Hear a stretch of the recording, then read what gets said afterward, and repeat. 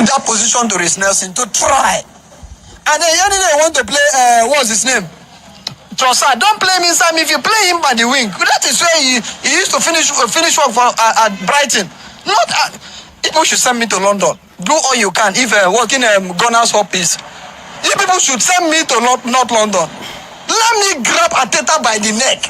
I will give me a dirty slap first, and then expect reasonable questions from him. So by the time I give him the next point, he will realize himself and know what to do. Yes. So that's all I'm asking for. Send me to North London. Let me mess him up so that he will sit up, because he needs someone to deal immensely with him. So you understand that he play with our emotions. My darling Arsenal that I love so much, and Arteta, you are lucky I'm not in North London. What I would have used the chemistry of upper job. Arteta, don't worry, I'll be there soon. Pray before I get there. You should not remain there. Another thing I'm asking for is, if he does not improve, I should be Arsenal coach. Let me take up that job. I know what to do. My days in Iwoyan, my days in Bender United and Bender Insurance. Welcome back, familiar to Northside LDN. And today we got my guy Dejispurs. Dej, what you saying, bro? Yeah, bro. I'm all right. I'm okay, bro. I've been better, bro. To be honest, I would say if it weren't just the two of us, I would actually say skip me. Do you get what I'm saying, bro? But yeah, I'm all right. Nah, I hear it. Listen, how are you, bro? How are you? Bro, outside of football, I'm good, man. With football, you already know it's a mad thing. We're going to get straight to it. We're going to touch on Arsenal first, because I hadn't heard your thoughts. And I know you got a lot to say, you know what I'm saying? And let's get straight to it. Arsenal bottling it against Man United. 3-2. At home as well. What's your thoughts, bro? Oh, bro, there's a lot of things, bro. First and foremost, I want to just thank you for using the right language. You know, the English language is very intentional in terms of the way that we frame things. And I think you're absolutely correct. I think you bottled it yesterday. And let me just explain why. I've been telling Mandem for weeks that this Arsenal team ain't nothing special. You had 6 games in a row where you, man, relied on Judge, ancestors, black magic, white magic. I don't give a damn. But you were relying on other things to get your result. The truth of the matter is, this season is rubbish. It's not that Arsenal's been so good. You, man, have been so dusty. And let's put things into perspective. City has had a terrible season this season. 4 weeks of dropping points. Arsenal, with their best squad in the league, we would argue that this has been Arsenal's best season under Arteta. And in your best season under Arteta and one of City's worst, you're only 4 points ahead. Hold that. Now, we have seen bigger margins where Arsenal have been caught. You're only 4 points ahead in a season where everyone, apart from you, has been dusty. Let's hold that for a sec. Then we want to chat about Zubimendi. People were arguing Zubimendi is better than Partey. Shut your mouth. This is why I was trying to help out. The Arsenal fans, Red Tottenham, Spicy Spurs, Scotsman FC, Red Hot Chili Peppers, that thought Zubimendi was better than Partey. I don't remember the whole time that Partey was at Arsenal, him do the level of foolishness that we saw from Zubimendi. Not once, but twice that waste man fumbled the bag. Then let's talk about your star boy, Ødegaard, Asgard, no guard, right guard. I don't give a damn if it's left guard. Do you get what I'm saying? The guy's been rubbish. We told you he's rubbish. He was more concerned, bro. I'm not gonna lie. My missus actually, she coined it correctly. She said Ødegaard is one of them brothers that is busy doing nothing. You see, what happens is a lot of the Arsenal fans, instead of following the ball, they're following the hair. So that little shiny blonde hair running around on the pitch, it looks like it's doing something. No, it's busy doing nothing. That's what's going on, bro. Busy doing nothing. Your star boy Saka, because he ain't doing it on the right, you had to try him on the left. Bro, you got Madueke. Bro, Eze, who was shaking his bum, it will all work out. Well, how's it working out for you now? You prayed, you got your hat trick, and then the well dried up. You better go back and pray again. You better go back to the chapel and do a confession. You get me? This is my confessions. You know what I mean? Usher Raymond. Do you get what I'm saying? Madueke moving like Medusa. This whole team is rubbish. Swedish Ollie Watkins, Gokares, people shaking their bum for him tightly. Bro, the truth of the matter is, this Arsenal team is average. Real talk. If you can't score a set piece, if Gabriel can't headbutt his way into a goal, you man are toothless. You talk about Tottenham being rubbish. You man, that's why we call you man the Spicy Spurs. Scots Bonnet FC, Red Hot Chili Peppers. You man are just like Tottenham. You fail, you just fail better. That's what you do. You just fail better than my club. Do you get what I'm saying? Bro, I was disappointed. And for me, the killer of killers, bro, I knew that your fan base wasn't serious when I was hearing the predictions before the game. Yeah, you keep walking, bro. Put the volume up. All the Arsenal man them were saying before kickoff that this is a dodgy game. How can one of the dustiest Man U teams that I've ever seen in my life, how can you be worried in your yard? But Dej, you know, the way they popped City last week, it could be a draw, it could be this, it could be that. And, bro, you didn't even get a draw. You got slapped, bro. Man United scored 2 world-class. I've never seen anything like it. They made David Raya look like Vicario in that back line. Bro, I can't lie. If I was an Arsenal fan, I'll be disappointed. For once, me and you are going to be on the same side of the fence. This Arsenal team has done it again. Have done it again. Do you get me? You had an opportunity to show us Wagwan. You had the opportunity to show us you ain't got the mental. And let me tell you what it is. Arteta has done a great job, but common sense ain't so common.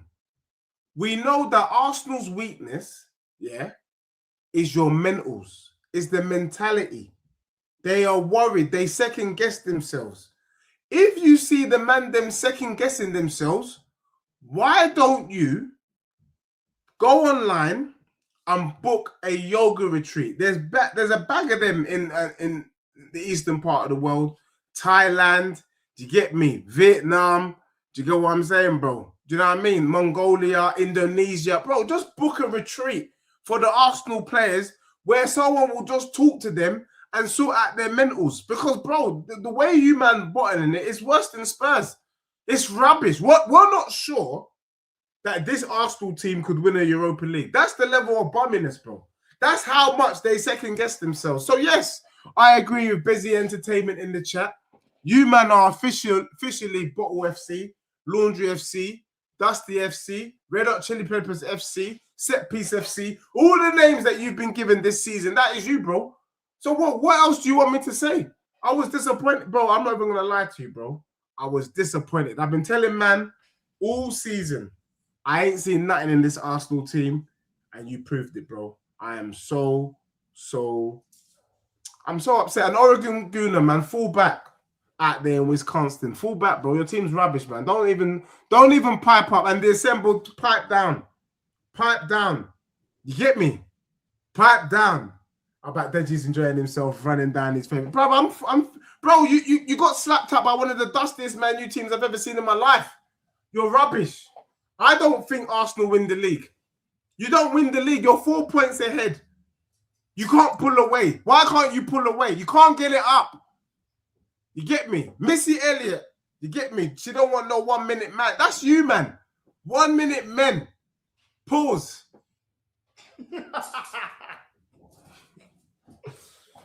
Bro, you get me?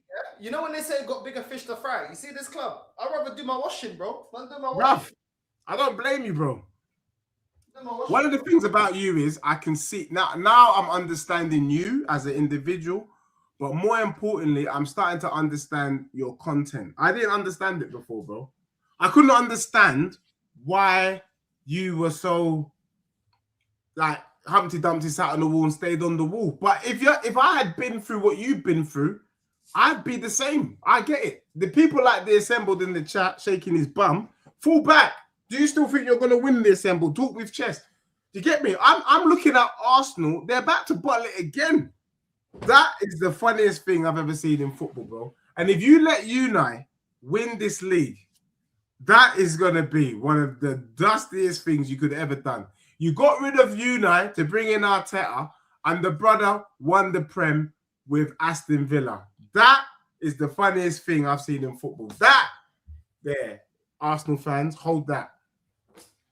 Yo, Dej, you don't forget my fan base said October champions, bro. You remember that one? Say it again. My fan base said that we were October champions. Yeah, well, bro. I mean, it's people shameless brother. Like, I mean, Oregon Guna, he does something called the American Idiot Show. And he's totally right. I mean, they're cussing themselves. Do you get me? But it's very idiotic to think you could be anything but bottlers. Do you get what I'm saying? Like bottlers, bro. Like the borrowers, bro.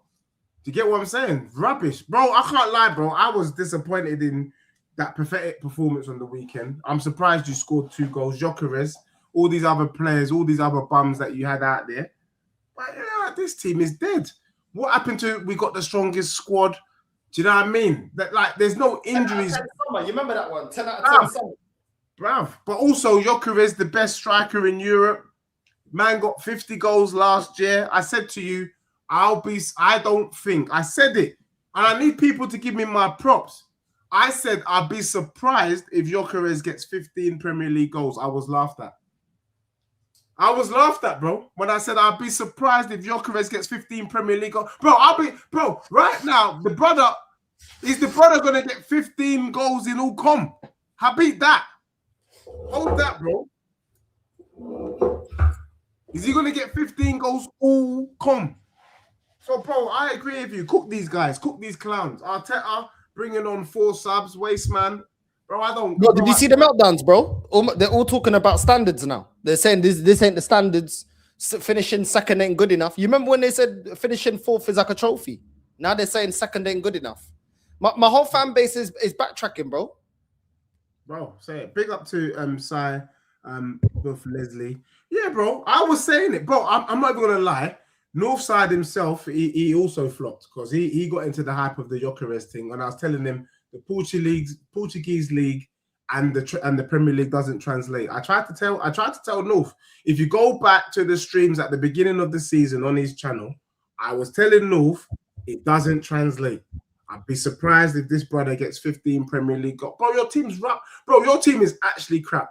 Like legit. That's the one thing I disagree with you. I don't think Gyökeres is crap. I think he's limited. So is Aubameyang. Give him the service. A lot of the times he's not seeing the ball. We ain't giving him the service. Yes, he has to step up as well. But when he was given the service against Inter by Martinelli, playing him in the transition, he scored a bad boy goal. Why are you getting the service in the Prem, bro? Why are you getting the manager, bro? We're crossing the ball to him, bro. Like he's a gunman with his header. He's not a great header of the ball. He wants to play in the transition. We don't feed him the passes that he wants, bro. When you do, you get goals out of him. Yeah. Is he limited? Yeah, he's not a Harry Kane. I've never said he was a Harry Kane. You know, so he's not that type of. It's what it is, man. You know what I mean? It is what it is. But he hasn't been doing enough. Do you know what I'm saying? He ain't been doing enough. And I got onto him because it goes both ways. As much as the manager's not also playing to your strengths, I need to see more. And I even said if Gyökeres doesn't step up, then I want him out. I don't care if I want you out of my club. If you don't start performing, you got to go because this ain't. He's not a player for the future. He's a player. We bought him to be a player for now.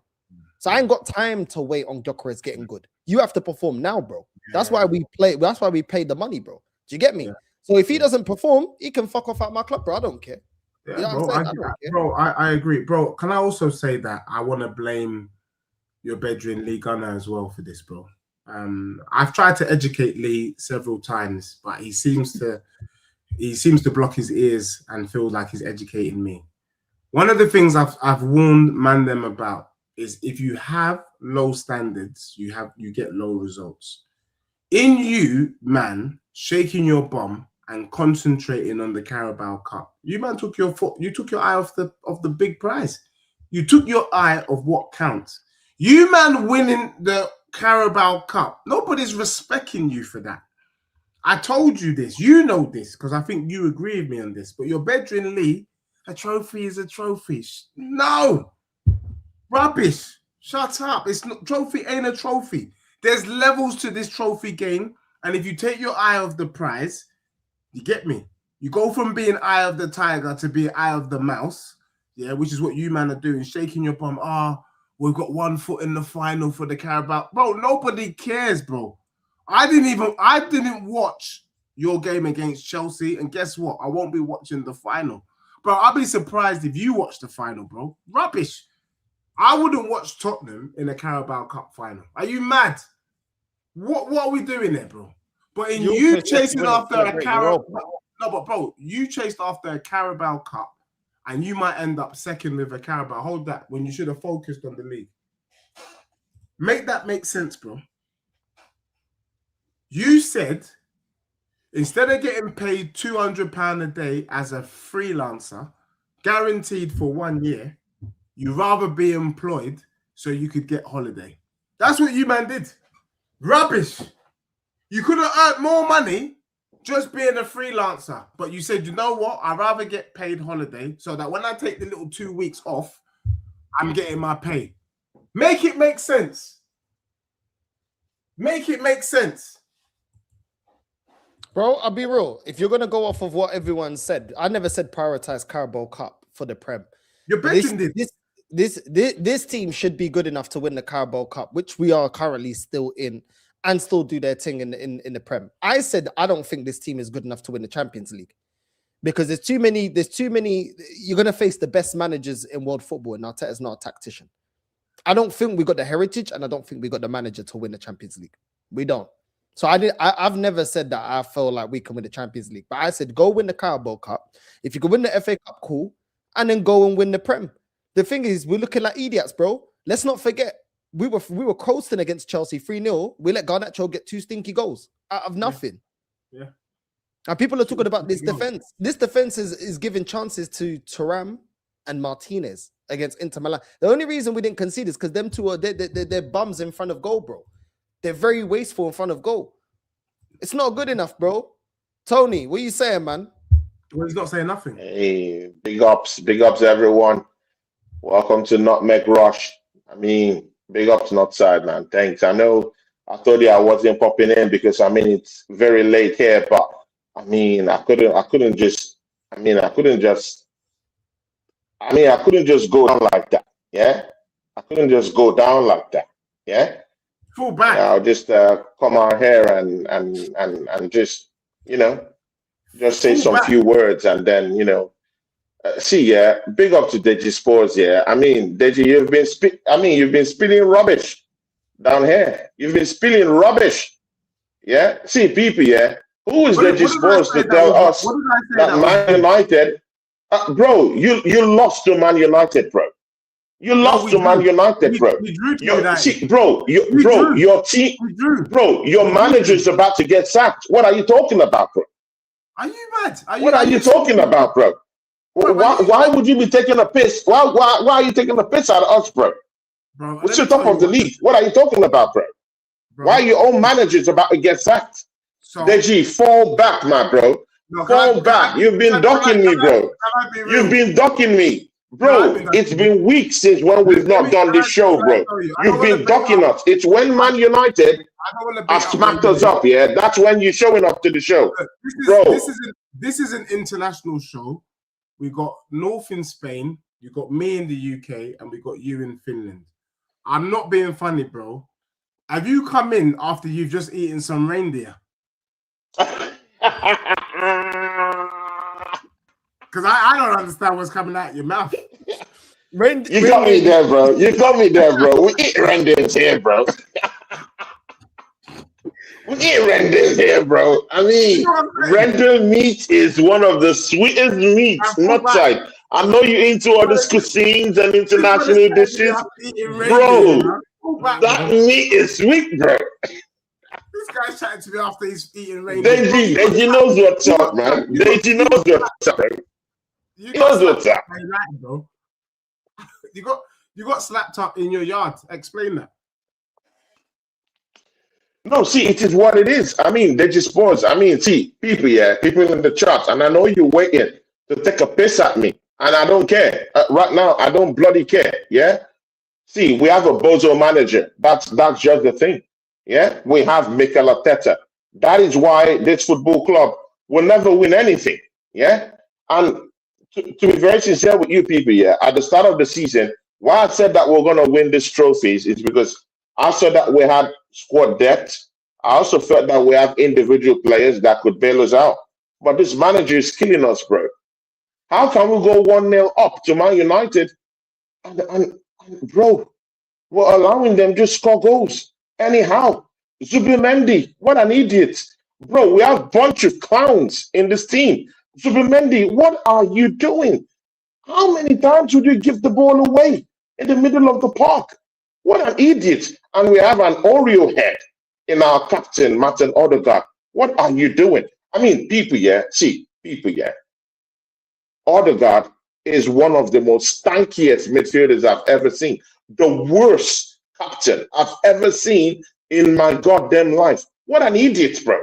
Yeah? It's until we get this complete bozo out of our team, bro. Just maybe, we can start balling once more, bro. What a complete fool, bro.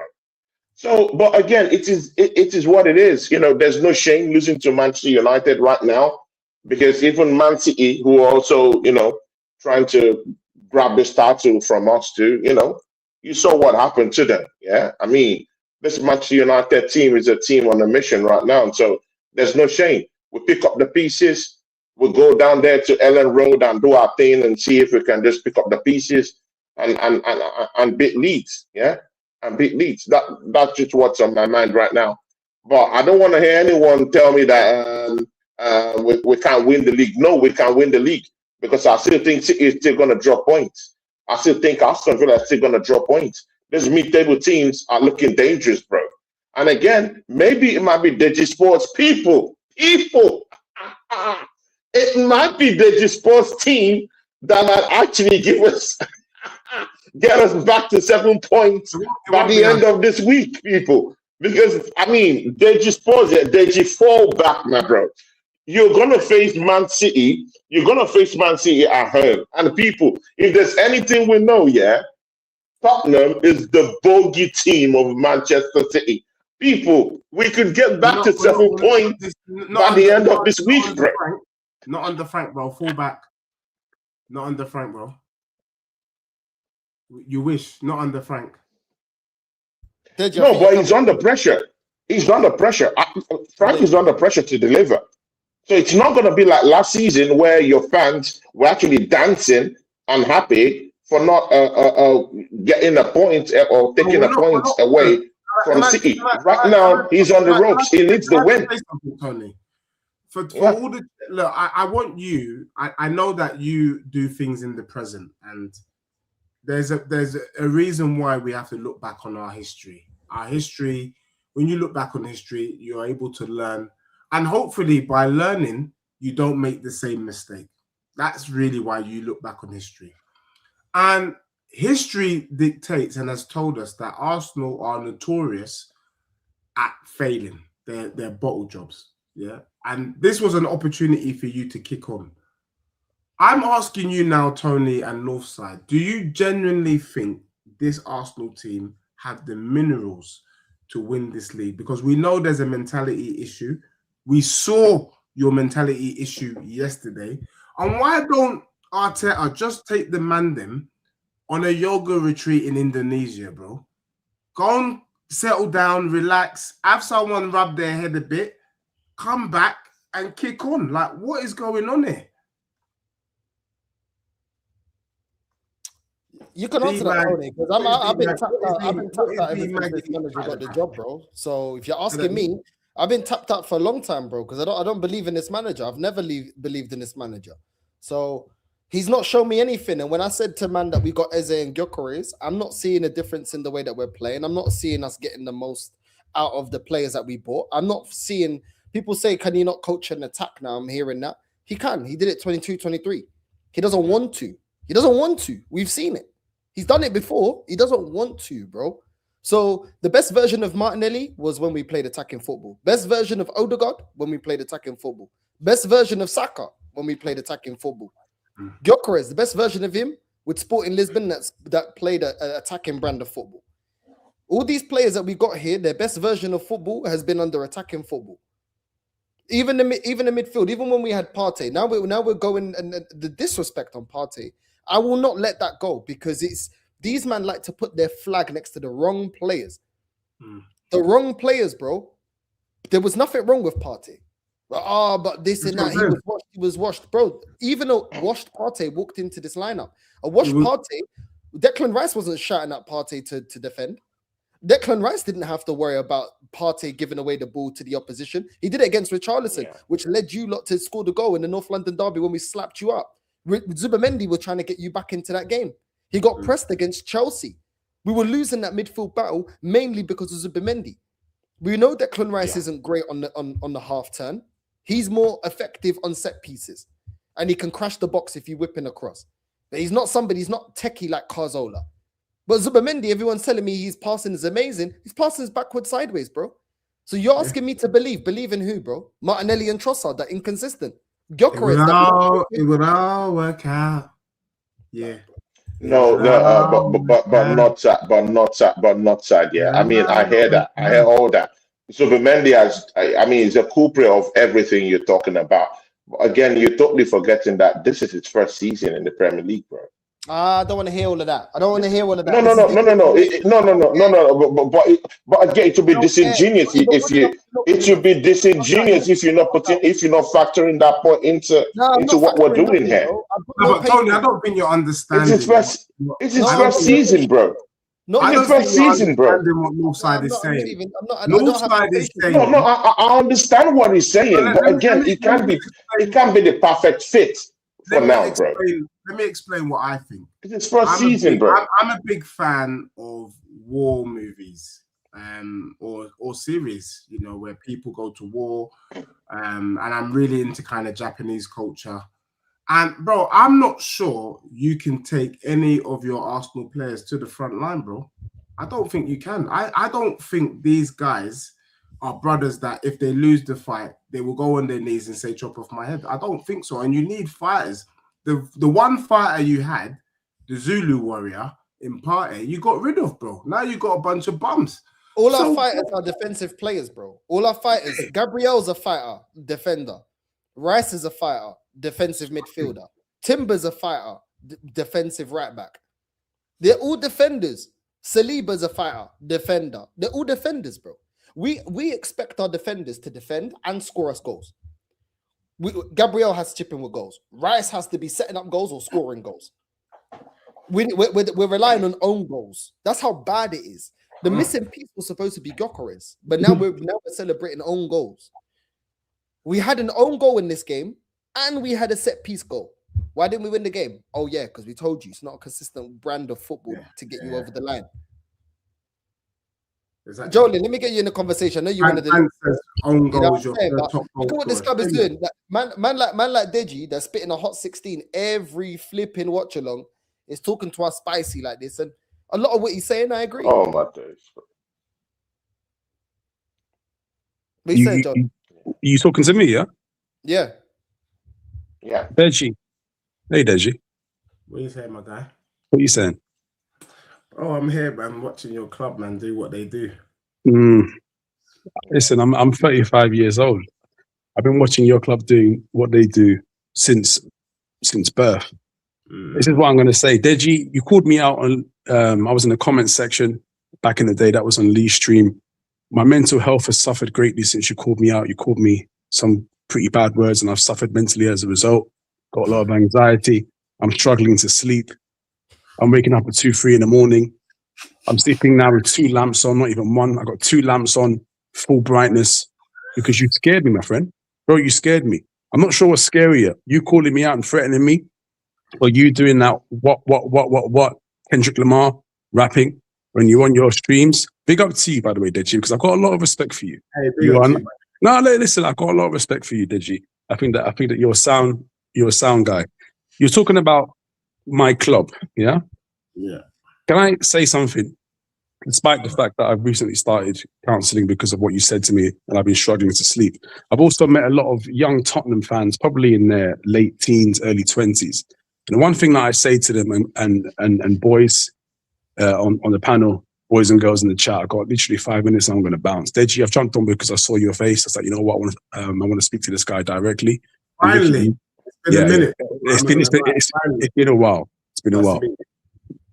Likewise, when I talk to these Tottenham lads and lasses, I say to them one thing, because they always say to me, why is my team so shit?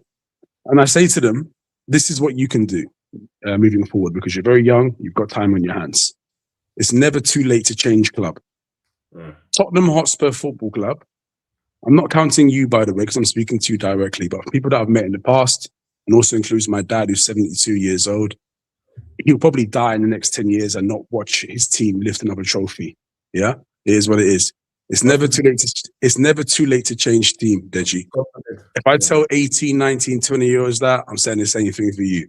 Your club, there's something that I cannot put my finger on when it comes to Tottenham Hotspur Football Club. I'm not sure if it's voodoo. I'm not sure if it's some sort of black magic hybrid voodoo. I don't know what's happening with your club. I've never seen a club operate in this way. You're talking about Arsenal. By the way, you're talking to Arsenal fans. I'm not sure who this gentleman is on the bottom right. He's another Arsenal fan. Yeah, I'm an Arsenal fan, bro, like you. Nice to meet you, and nice to meet you as well. Deji, Yeah, nice to meet you, the wrong Joe. crowd. Thank you. Deji, I think you're talking to the wrong crowd, and I think you're talking to the converted. We know where the problems lie with our club. Yeah, I've got a ranking system. I've told North the same thing. I've got a ranking system of with all due respect, the thickest fan bases walking this planet. Number one is Tottenham. I've got a lot of Tottenham friends. Most of my cousins are Tottenham fans. I'm not including, by the way, Deji, you in this, because I know that you have high standards and that's fine. Yeah. But I just look at your club and you know what? I'm going to say this respectfully and I'm going to say this honestly. I despair looking at your club because Spurs for me are not my rivals. I have no hatred towards Tottenham whatsoever. I actually want Tottenham to do well for my dad because he's got about 8 to 10 years left on this planet. And then he'll pass, guaranteed. I want Spurs to do well. You are not my rivals. You have never, ever been my rivals. When the fixture list comes out, the calendar year, in August time, I don't look for Tottenham in that fixture list home and away. I look for Manchester United and Liverpool, not Tottenham. And I don't mean that disrespect. Deji, I have no... I'm not taking it disrespectfully, bro. That's fine. I don't mind Tottenham at all. If I lose to Tottenham, it's like me losing to Brighton and Hove Albion. It's fine. Because I know that we're going to beat you guys home and away every single season. I forget when Arsenal play Tottenham, but I don't forget when Arsenal play Manchester United. No disrespect at all to your team. I know that you're tight with your bedroom, Lee Gunner Lee, Satin Gun. You get me? Smoking. I'm gonna call him Smoking Gun. You get me? Gunner Lee. You say Gunner Lee? No, I said Gunner Lee. You know, Lee Gunner. Oh, Lee Gunner. Yeah. Do not equivocate Gunner Lee and Lee Gunner. They are two different people. I can't stand that guy, by the way. Okay. I just wanted to say though, bro, with respect, like in the last 7 years, you know you haven't done nothing. What you man have done is that you man are like, is it a fair statement to say that you make failing look good? Yes.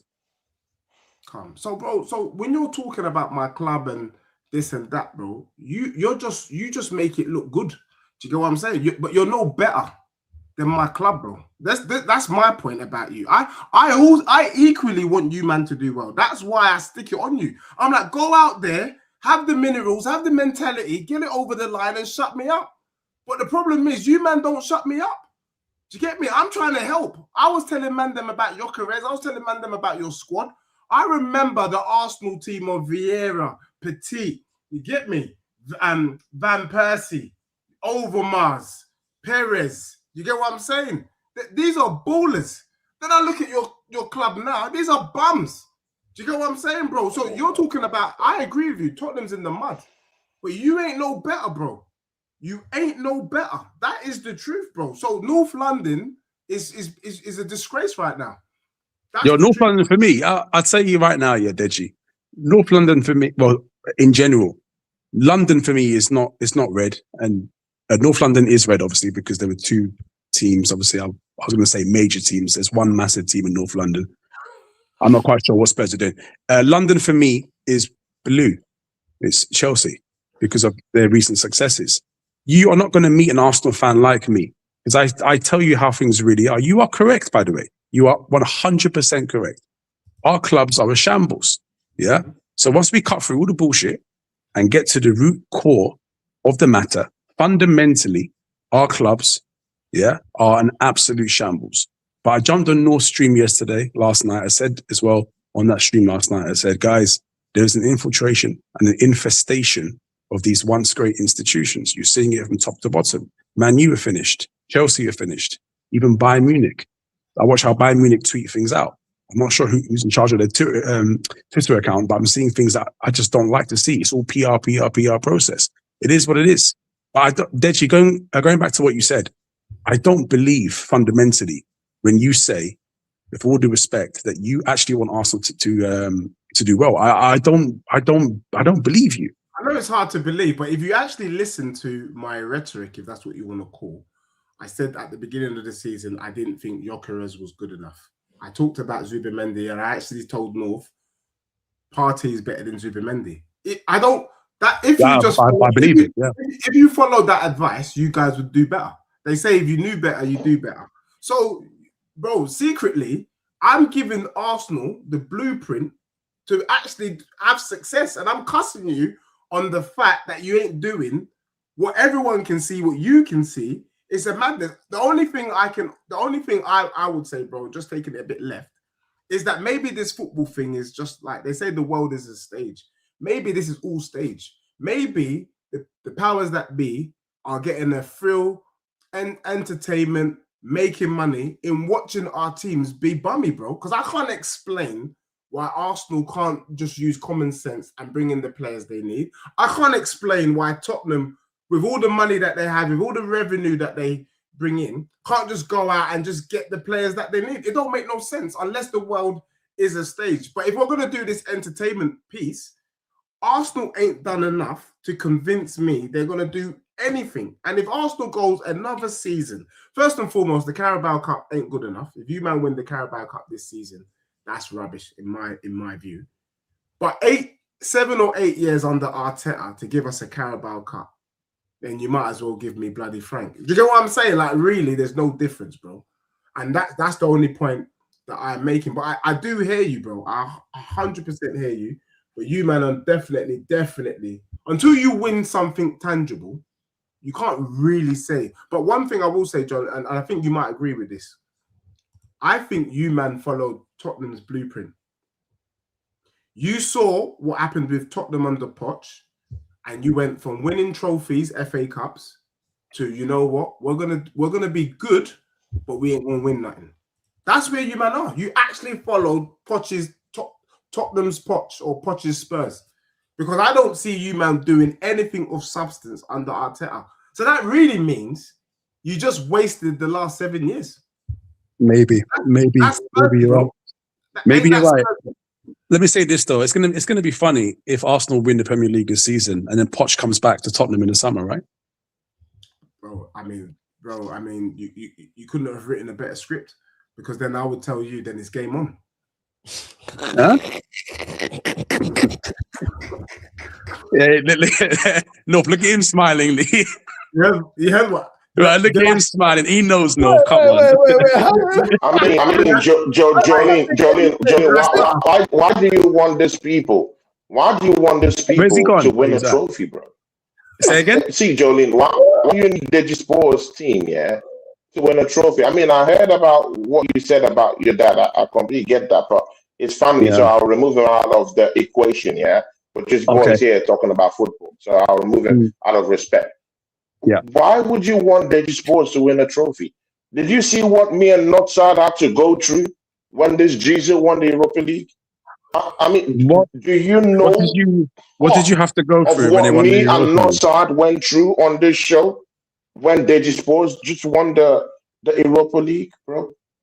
This man I was happy. I was traumatized us, happy bro. when they won the I'm Europa still League. Honestly, traumatized I by was that, happy. bro. No, but I listen, don't want to here's the see it. thing. I don't want to see it no more. I Here's the don't. thing. I don't want Here's to the see thing. it. So I understand what this you're is where saying. I'm at right now. Go on, Jolene, go on, this is where I'm at right now. go on. Tottenham are enemies. Enemy They're not. number one. I don't want to see them win any trophies, bro. And again, if you say they're not our enemies, good. Then why, since we're not really, winning trophies right now, why are we looking above Spurs right now, bro? We shouldn't be looking above them right now because technically we're on the same level. We're crap right now. We're not winning trophies. So why are we sniffing our nose where Tottenham is right now? But Because we're I don't complete sniff my garbage. All of nose. it. I don't sniff my nose at them We're in at the all. mud. They're not We're all relevant in to the me. mud, bro. They're not relevant to me at all. I don't mind what they do. I honestly, I feel, Tony, this is how I feel about Tottenham Hotspur. When they're top, you know that they have rented out a flat, but they can't continue to pay the rent, and they're going to drop and fall by the wayside eventually. They are not a serious club. They can't afford their €580 a month rent. Yeah, rent is due. A landlord's knocking on the door. It's time to move out. Yeah, you pack your boxes. If you've got no boxes, get your clothes in your arms and your hands, and just walk out. Yeah, take your coffee grinder as well whilst you're at it. That's what they are. They are a shambles of a club, and they always have been a shambles of a club. If they win a trophy, which is literally on average once every 15 years, that's once in a blue moon. They don't have any minerals. They have nothing. Hey, big up Lex. He's back in the building. Big up to you, Lex. Here's the thing: is that they Tottenham Hotspur Football Club are an utter shambles. You are literally looking, with all due respect, Deji, you're looking at two tramps that are fighting over a cardboard box of who's going to be able to sleep in the cardboard box that night. You, Tony, are going to walk past, respectfully, two homeless people fighting over a cardboard box because you're on your way to work. You jump in the whip, you go to work, you come home. They are an utter shambles. They are up and down, and they are down more than they are up. They will always be in our shadow. But for me, a true rivalry are teams that have won the same amount of trophies as we have as Arsenal Football Club, i.e. Liverpool, Manchester United overall, yeah? Or a team like Real Madrid, who I aspire to be like, i.e. sacking managers every season, yeah? If you do not get over the line, you get sacked. Tottenham Hotspur are shambles from top to bottom. And I think Deji knows that because Deji's spoken about it on streams multiple times. This guy is out here rapping every weekend because of the stress of his club, yeah? And that's fine, by the way. But I would never ever look at them as rivals. I'll interrupt you briefly, and then you can continue. Okay, go on. I used to run this lyric in primary school. Everything you said, back at you. But continue. Yeah, and that's absolutely fine. Deji, by the way, can I just say, I do think that Arsenal are going to win the league this season. You don't. Only because of one thing. Only because of one thing, Deji. Only because of one thing. Only because of one thing. I think for some reason the stars have aligned this season. Liverpool are they are nowhere near where they should be. I don't quite know what's going on. They're rubbish. Yeah. And Manchester City, cannot be. Yeah, and Man City cannot be trusted, and that is the only reason why we're going to get over the line this season.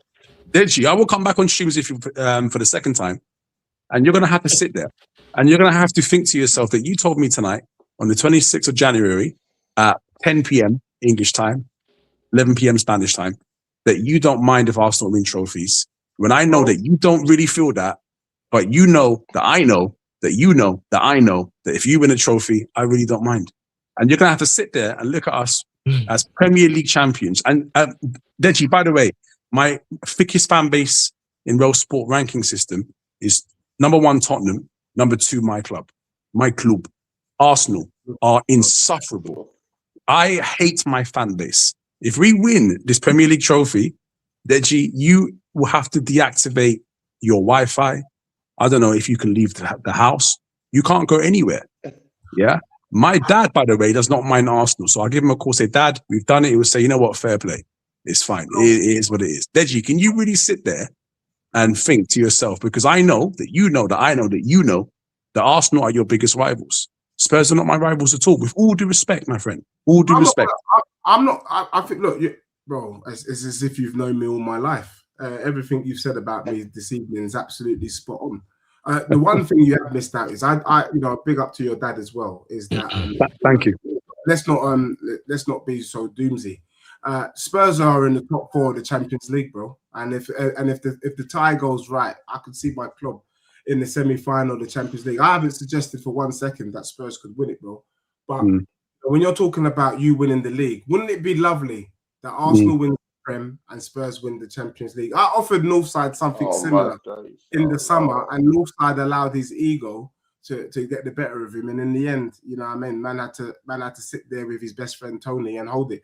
I offered Northside the opportunity to play me in Udinese and then for us to fly out there. Let's go Super Cup, toe-to-toe, Europa League champs, Champions League champs. He said, under no circumstance would I want to see Tottenham win a trophy. Yeah, bro? Well, I won and you lost, innit? So, bro, when you're talking about winning the league, just know that it would be my club to dampen the mood. Because let's be real. The only way to poo-poo Arsenal winning the Premier League is Spurs winning the champs. Deji, can I ask you a question, please? And I'm going to ask it from one brother to another brother. Yeah, Deji, you've just wasted 5 minutes of our lives. Do you honestly think, and I'm going to ask you, and I'm looking into your eyes, do you honestly think that Spurs have any chance of winning the Champions League as opposed to Arsenal having a chance of winning the Premier League? I think it's equal. Equal. Oh my God, man is deluded. Bro, let me just really? I think it's equal. Man is deluded, bro. First of all, Joe, you really are deluded, bro. You didn't think Tottenham was going to win the Europa League. Seriously, let's not lie. I can tell by your eyes, bro. You weren't expecting Tottenham. You were pleasantly I had no idea. I had no idea. Honestly, I had no idea. I could tell by your eyeballs you were pleasantly surprised. I'm telling you right now, yeah, bro. I'm telling you right now, yeah, that you have as much chance winning the Prem as Spurs have winning the champs. Because history has told us that when push comes to shove, you man bottle it. That's the truth, bro. Let's be real. We're all nervous. All sitting on the fence. League Hunter's nervous. Northside's nervous. Tony's nervous. Arsenal fans was afraid to play Man U on yesterday. You were afraid because of how they performed in one game. And instead of getting the point, you lost. That tells me that your mentals ain't there, and that me advising you, man, to go to Indonesia and go and sort out your mentals, you man do it. Because if you don't sort out this, you ain't winning nothing, my brother. You're just being a spicy Spurs. You look good. You look good doing nothing. In fact, let me characterize your club. You, man, are the living definition of Ødegaard. Busy bodies. Busy doing nothing on the pitch. That's you, man. You're busy. We're out here streaming, Northside streaming on a daily basis. He's shouting, lips is going dry. For what? Oh my God. Deji, I don't quite understand, bro. Deji, I don't quite understand what's happening here. Deji, I'm trying to understand. I've got a decent level of English. I do my best. So my grasp of the English language, which is my first language, is okay. I'm struggling to understand exactly what you are saying here. I'm not sure if you're speaking sincerely or if you're capping. And I'm trying to understand it because I think that you are a very kind gentleman.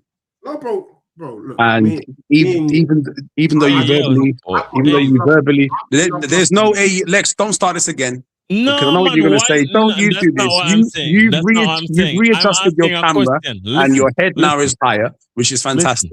And it's great to see you back on stream. Let me talk about... Go on. Why are you so passive-aggressive, blood? Passive-aggressive? Yeah, because you're dissing the man while complimenting him at the same time, blood. Deji, do you feel at any moment that I've come on here and disrespected you? Bro, look, at the end of the day, I could like the club, obviously, not him. You know what I mean? I'll tell you about your. Not personally. That one's lost. No, but Lex, how can I have any disdain towards a club that I have no respect for? I don't. There's nothing that I look at with this club and think that they're going to do anything. You have a big enough sample size.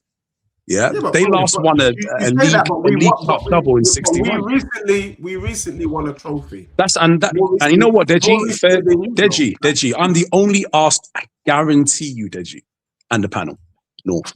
I'm the only Arsenal fan that was genuinely happy when Spurs won that trophy, because my dad was happy. My dad was happy, man. He was so happy. I said, Dad, listen, your bones are getting on. Your bones are getting old. You're 72 years old. You're slowing down. You're almost 73. I give you 10 years left until you kick the bucket.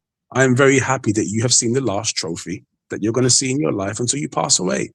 Yeah, and that's it. They average a trophy every 10 to 15 years. How can my rivals be so wasteful when it comes to doing anything? And given the mathematics, since you're so good at maths and not when was your last trophy? When was the, oh, yeah, it's true. Absolutely. Absolutely. No, here's the thing, Deji and Lex, I can jump on here and I'm the first to criticize my club. That's absolutely fine. I understand where I'm at with my club. I get it. I did not want this manager in the first place. Our last trophy was in 2020. Yeah. During the pandemic. That's fine. I'm not this typical Arsenal fan jump on and say my club this, my club that, or Bukayo Saka is better than your winger. That's not who I am. I think the best disinfectant is daylight.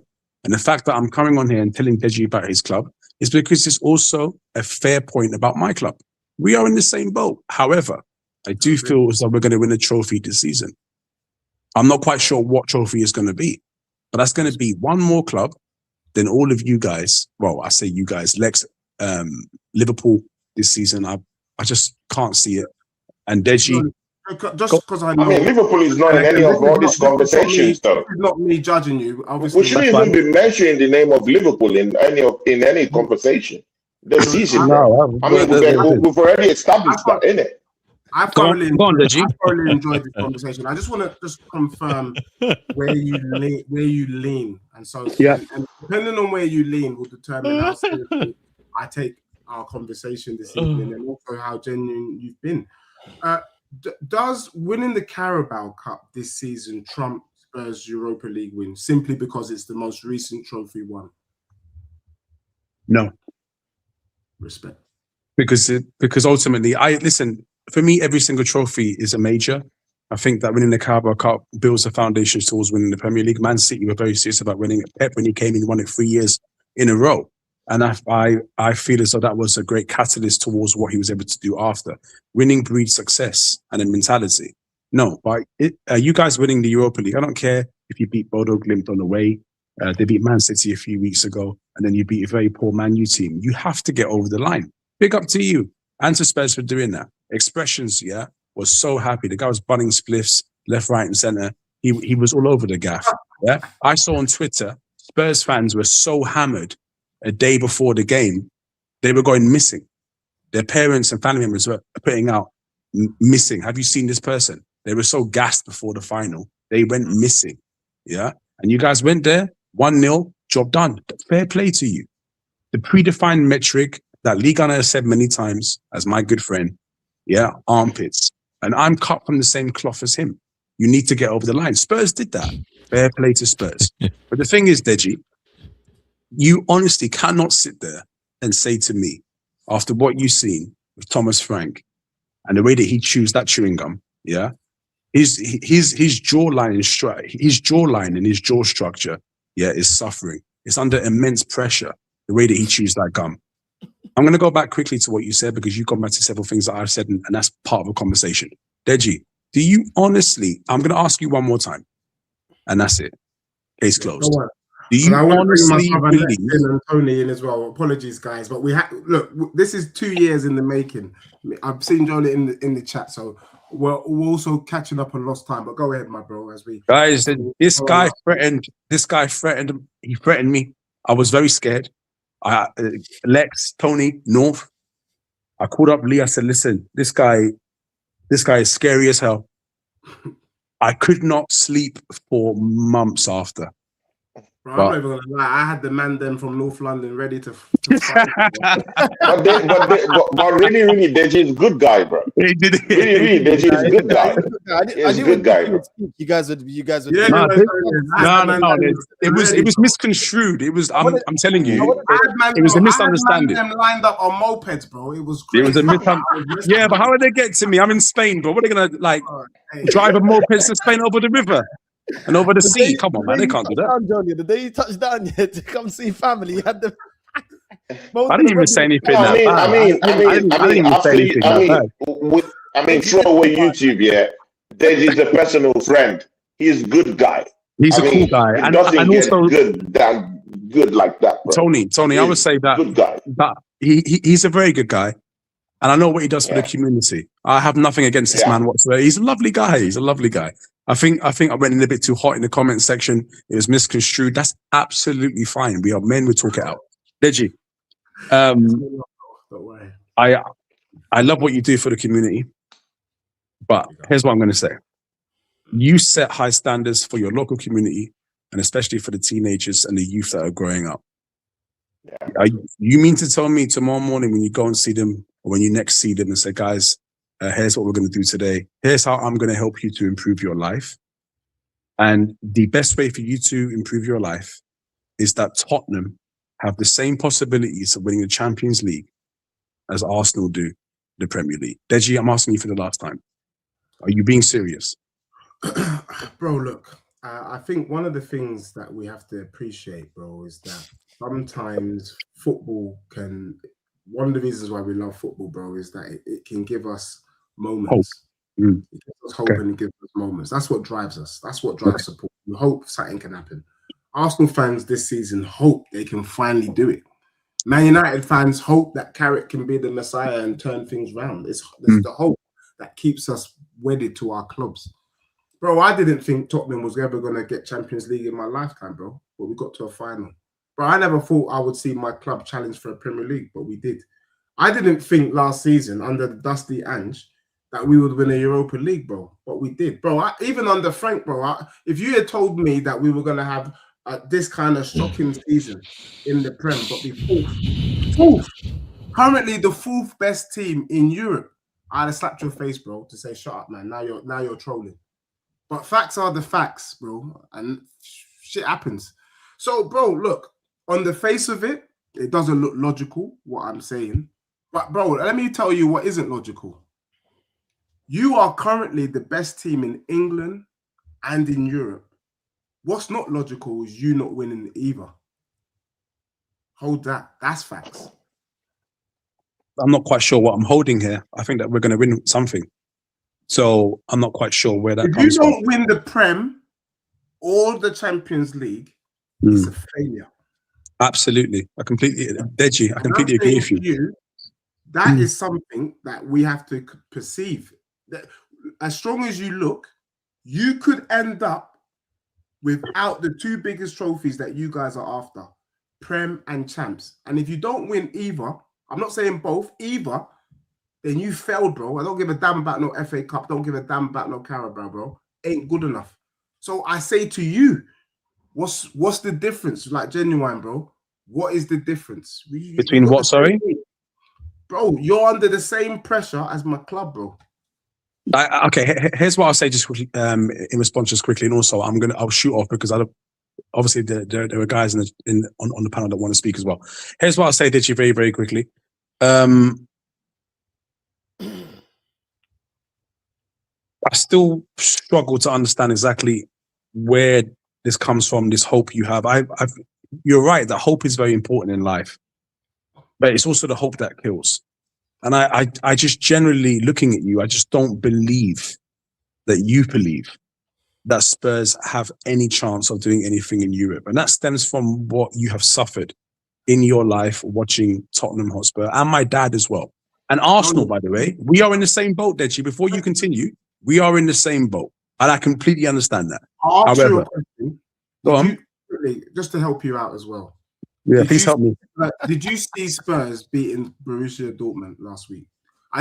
Did you see it or did it make sense? that Spurs could potentially beat Borussia Dortmund? Yes, for me it did, because Dortmund are the yellow Spurs. They bottle it every single season. And before you talk about bottling, so do Arsenal.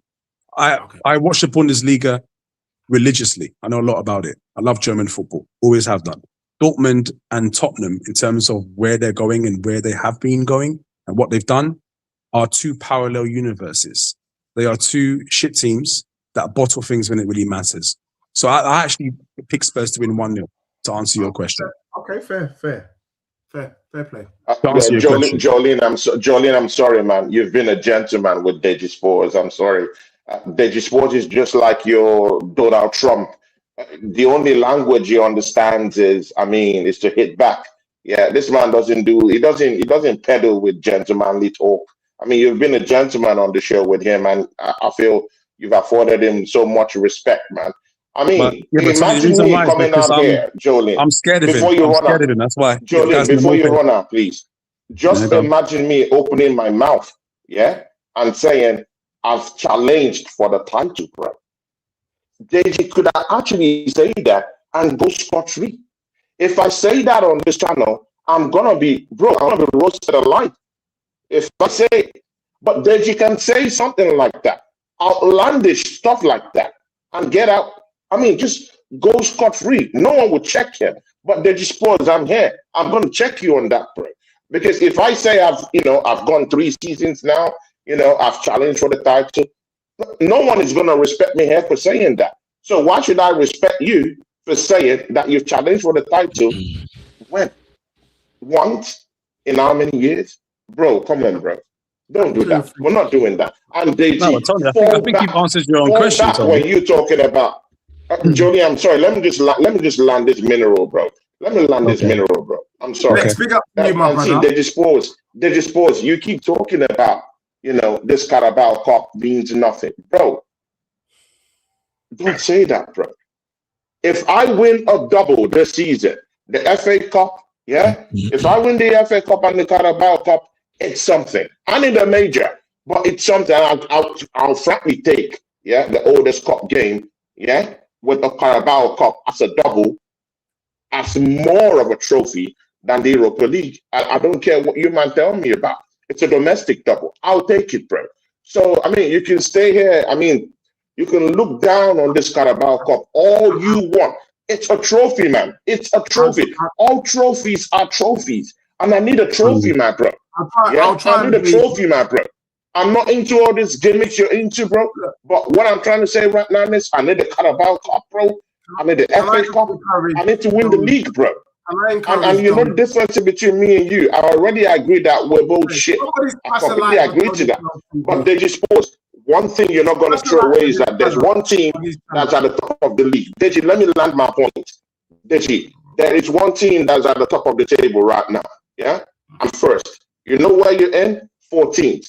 Deji, there's only one team that is in the EPL, that's in the Carabao Cup semi-final, that is in the FA Cup 4th round. Your own team is nowhere to be found in those competitions. You're completely out of them. Bro, there's no chance of you to win anything domestically. So why are you checking out here talking to me anyhow? Being in all the old videos, being in all the old conversations, Deji, fall back. And there's no way, Deji, you're off your rocker if you think you win the Champions League, bro. I thought you were on dopamine, but Dejispurs, you're on something more chronic than that, bro. You're on some no, but Tony, this is what I'm saying. Cocaine crack shit, bro. This is what I'm saying, though. Champions League? Can we use this platform to help out Tony? Is that all right? So, man, if you have Deji's off his rocker, bro. He's off his rocker. Can we? Also, if you don't mind us inviting people go to Tony Gunner TV. Make sure you subscribe.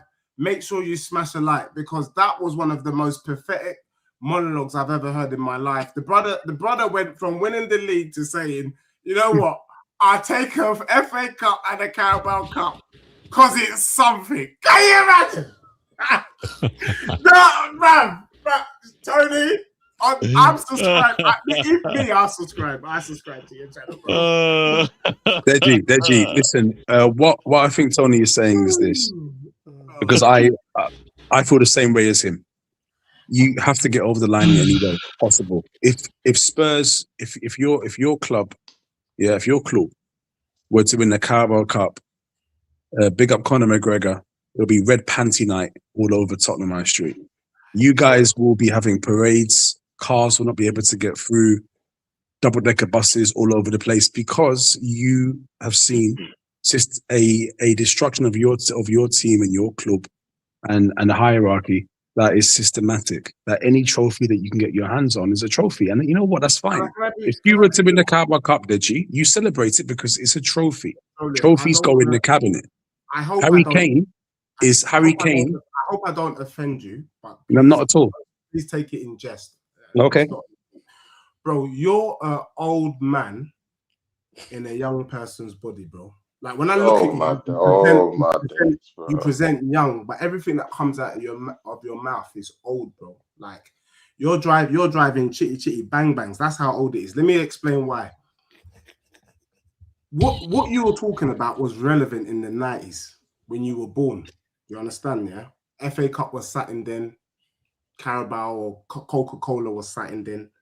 In 2026, nobody gives a damn about them trophies. Stop lying to yourself that a trophy is a trophy. You're lying to yourself. In this day and age, it's about the big boy trophies. That is probably the copium. That is why you keep the light on at night. You say you were running scared. You're running scared of your club, bro. The possibility that you might not see a major in a long while, bro. That's the truth, bro. Could you keep saying trophy, doesn't matter the trophy. We got to respect the trophy. Rubbish, bro. We respect 2 trophies in this game, FA, League, and Champs. And if you're not winning either of those 2, you're rubbish. Simple. Oh, Jesus. Deji, you said about the lights being on. Bro, I'm not going to lie, bro. You're moving. The way you talk, you sounded like you're 72, bro. I ain't going to lie to you, bro. Yeah, I mean, to be fair, I feel 72, to be fair. Deji, you mentioned the lights being on. Hold on. Sorry, Jolly. Hold on. Go on, Go for it. This is where he's hypocritical, because I remember you preaching to me and Tony, the only trophies you respect are the majors, and you specifically said Champs and Prem. We saw you last season shaking your bum for the Europa. Before you won that, you specifically did not include that trophy as a trophy that you celebrate, that you care about. And you specifically said, this day and age, big 2025, we only care about Prem and Champions League. So why were you parading and using it as a defense mechanism? Because I don't agree with this. Because you man, because of statements like Jolien said this evening, where he said any trophy is a trophy. So if you man really believe that rhetoric, then I'll shake my bum for a Europa League. Since any trophy is a trophy, but since man them know me very well, truthfully, and I said it, I think I even said, I said it's not a big deal. That competition is dusty anyway. The truth of the matter is there's only two competitions you should be shaking your bum for: Premier League or Champs. Anything lower than that, rubbish, bro. But for you that accept Carabao Cup, you should. I can shake my bum in front of you, bro. I can be shameless. You're telling me about Carabao. Man, I got Tony telling me he's involved in all competitions like he's gonna do something. Deji, before you won the Europa, what was the last trophy you won before the Europa at your club? The Carling Cup in 2008. Tell him. Talk to him. Talk to him. Can you please Northside, land the minerals, bro. Land the minerals. Talk to this guy. What was the trophy that you won before the Europa at your club? Please. With the greatest respect, bro, you're not Indiana Jones. Yeah, you're not some archaeologist that, dusting off the kind of pyramids. You get me? Old fossil fuels. So you're telling me that you never celebrate the Carabao? My days, fossil fuel. One of them hats out there to keep the sun out. One day, Ramos, you never celebrated the Carabao Cup, now? You never celebrated that, now? You're telling me that? Did you celebrate it? Yes or no? Be honest. Stop it, my brother. He did. Deji, I know you celebrated that Carabao Cup. Brothers. I know you celebrated that. I would never celebrate that, bro. Never. You never celebrated that? Nah, bro. I'll go to the final and I look forward to queuing up and getting my burger, bro. That's really? Before that trophy, you man are moving like Indiana Jones out here, bro. Before that Carabao Cup, what other trophy did you see in your lifetime at your club? I'm just telling you, bro. Like, stop it. So you didn't see no more trophies, yeah? But Northside, can I be? When did you? I thought when I listened to your streams and your bedroom here, Jolin as well. You Spanish brothers. I thought you man were more about the maths than the history, bro. I'm Bayesian. You get me. I thought you man were about the maths. The math ain't mathing, bro. I want to know what have you done recently. You man want to tell me about Indiana Jones? Stop it, bro. Deji, this ain't no lost state. You're not answering the question. Win the league. You get onto us when we don't win the league. Jolin asked me. No, let me tell you something. My bedroom here. He looked me in my eyepiece. You don't want to answer. He looked me in my eyepiece and he said to me, "I don't believe you know that I know that you know that I know." He did look in it. You did look him in his eyes. He looked me in my eyepiece, bro. It was awkward. I lie, Lex. It was awkward. We all saw it. I never wanted to say anything, blood. I know what you're gonna say, Lex, man. I'm not Please readjust that camera. Deji, listen carefully. When you speak to the kids in your community, and big up to you for doing that. I think it's a beautiful thing. I really do. I think that's amazing. What do you tell the kids in your community to help them improve their lives? Bro, you tell the kids, man, you got to think big. Yeah. You gotta be ambitious, bro. And if you don't think big, and you're not ambitious, then you're really setting yourself up for failure. And do you think that winning a Carabao Cup is ambition towards winning trophies, and in your mind are deemed to be bigger? No, it's not. Not at all. That's crazy. Let me ask you a question. Let me explain why, though. Because Deji, you won it and proceeded to and fuck all after that, innit? So, that's what I was about to say. So let's help Jolien out because he's made. But Lex, why are you laughing like that, though? Lex, why are you laughing like that, though? You lost out in the Carabao Cup. You wanted that cup too, bro. Why are you laughing, bro? Tony, don't get angry. You can't chat to us, bro. Don't chat to us. He's a nice guy. You're not in top 4, Lex. Don't chat to us, bro. Don't chat to us. You're not God over us, bro. Don't chat to us. You're laughing a little bit. I mean, you have a chip on your shoulder, bro. Yeah, remove that chip on your shoulder, bro. Zero chip. Yeah. Remove that chip on your shoulder, bro. Relax, bro. Hey, Tony, who's this? Relax, bro. Hey, Tony, who's this? Don't do that. Hey, Tony, who's this? I'm surfing, blood. I'm just chilling here. Don't do that, bro. Don't do that, bro. I'm surfing on your grave. You're not in top 4 this season, bro. How about that? I am the defending champion. Where's your Premier League medal? You're not in top 4 this season, bro. Brother, you should be shameless. You shouldn't even be talking in this conversation, bro. You should be asking for permission to speak. How? In what way? I've just won the Prem. I have a Premier League medal. You just won what? Where's yours? Look. Seriously? Really? Are we doing this? The current defending champions. Bro, you in 6th, bro. You in 6th, bro.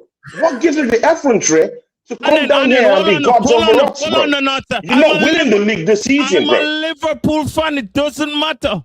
I'm hands above you, blood. Brother, you're the ground floor. You couldn't even beat Leeds at home, and you talk. Bro, you couldn't even beat Leeds at home, and you're chatting here, bro.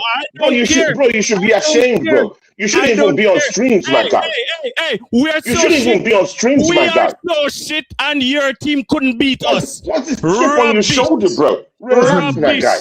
Relax, my guy. You cannot beat Liverpool. You haven't won against us. We 1-1 and draw. I want to ask you a question, Lex. Are you slow out now? Hey, brother. After twerking about last season. After twerking about last season, bro. About onslaught. That's the best thing since sliced bread. At the end of Lex, the season, answer my freaking question, Lex. Are you onslaught out? Yo, listen. Me not answer. Bro, I got you clipped up, bro. I know what you've been saying about slot. Are you onslaught out or in? Where are you in? Listen. At the end of the season, he can't answer that question. He can't answer that question, bro. At the end of the season, he can't answer that simple question, bro. Are you onslaught out now, bro? Because I have you twerking all over onslaught last season, bro. Yeah, because we win the league. You are twerk over Because you won Arteta what? and you don't win nothing. At the end of the season, when you lose the league within 4 points, there's too much bars on your who voice. took your 4 just points. quiet it down. When others are having a conversation You're telling me to about quiet football down. right now, bro. You shouldn't be having bars on your voice. There's too much bars on your voice, bro. Hey, Tony, what? Surf. Too much bars on your voice. Relax. Hey, me and Kunya, we're surf right now. Watch out. Surf. Hold that. Put your head top. And when you lose the league within 4 points, remember who you lost 4 points. Are you going to win any trophy this season, bro? Are you going to win any trophy this season, bro? No, you're not going to win. Are you going to win any trophy this season, bro? You're not going to win none either. You're not winning any. Sure? Are you sure? Are you sure? Funny? I'm winning a double this season, bro. You have a Bojo manager. I completely agree to that. I have a stupid manager. I completely agree to that. But I still feel we will win 2 trophies this season, bro. Oh no! I don't think you win nothing, bro. Listen, Cam, leave it alone. I don't care. I'm gonna win trophies this season, bro. Yo, listen. This is what you brought me on for, yeah? Guy Lex, bro. Don't worry yourself about all of this, man. Don't worry yourself. Listen, Tony. There's too much bars in your voice, and I don't like it, bro. You should be timid when we're talking, bro. You should be timid. You should be shy. You should be a shy person, bro. Since when did I care about what you think? I don't care about what you think. I don't give a fuck. You should be timid. Yeah. You understand? Too much bars in your voice. I don't like it. All the base. Always. Forever. Even if you win the league, still base. Can't get rid of my base. Impossible. Lex, can I just say quickly, Lex, I said to you last night that you're a good person. You're a good person. I stick by that. No, listen, no. You are a good person. When someone tells you who they are, believe. You understand? All right, cool. We're not do this good person gimmick. This positivity. Oh, you're a good guy, but you're shit. No, either you're gonna call me shit or you're gonna call me a good guy. I didn't call you shit. Don't do the two. I didn't call you shit. I've never called you shit. I actually said last night that I respect your club and your fan base. I've never called you shit. Yo, and also, Lex, can I say just quickly? You are my rivals. You are my rivals. Always being nice, blood. You don't know me personally because it's the second time that you've been on streaming for me. Yeah, North knows me. Here's the thing, Lex, just quickly. You are my rivals, and so are Manchester United. I'm going to go back quickly to Deji. Yeah. Deji, you work with the community. And you're doing a great job. I'm trying to no, but it's true, right? Because if not, then why are you doing it? Deji, can I ask you a question? Deji, can I ask you a question just quickly? Yeah, because you're doing a fine job. Lex, don't say pause. That fucking pause bullshit. Deji, you've been shitting on the Carabao Cup and the FA Cup, and you were trying to shit on Tony about winning a domestic double. If Spurs were to win a Carabao and FA Cup this season, which is not feasible. Let's say next season, if you could sort your lives out. If you were able to win an FA and Carabao Cup, how would you feel? I would feel numb. And let me explain why. I would feel numb. So you talked about what advice I would give a young person that I work in my private life. And my advice was to aim high, if you remember. Yeah? Aim high, have set high ambition. Now, like you, I like to think of myself as a connoisseur in the game. I'm trying to speak your language because you're so eloquent. The teams that I've seen win. Yeah, I give that to Johnny, man. Very eloquent, brother. Recently, what have they done? Man United won the Carabao. They won the FA Cup, and then last season they were bums. Newcastle won the Carabao Cup, and then was having tears. This season, they're bums. Crystal Palace won the FA Cup last season. This season, they are bums. When you aim low, you get low results. That's what I've seen, bro. So that's why I said you have an old spirit inside you. You look young, but your spirit old, my brother. Because in 2026, them thing not guan anymore. You said you're Bayesian, so I know you understand the lingo. Them things not one, my bro. Deji, Liverpool won the Premier League. And look at them this season. does not end up with you doing big things, bro. Because what I've seen is that teams have won them things and then they're flapped. You understand? Deji, Liverpool won the Premier League last season. Look at them now. So you can still win a major honour and still fall by the wayside. Deji, Rubbish. The reason why your club are where they are, with all due respect, because you called me eloquent, even though I think that you've been slightly sarcastic, and that's fine. Deji, bro, hold on. Yeah. Come with me with the same energy. I've treated every statement that you've said with genuine sincerity. Every comment I've said to you is sincere. There's no sarcasm there, bro. You are very eloquent. Just like I said, you look young, but you present your spirit old. It's how you present. That's not an offense. It's just how I see you. So please don't take anything the wrong way. Not at all. Deji, there's no offense taken. Listen, when you called me out and you threatened me, like I've told you, I bought 2 lamps from IKEA. They've been on every single night. I've been scared. If you remember the stream, I had the man them lining up on the mopeds, bro. Deji, you scared the life out of me. I called my parents to get back up. Real talk, and I can say it to Lee in his face. I was gonna put him in the back of a van. Who me? No, your bedroom. Oh, okay.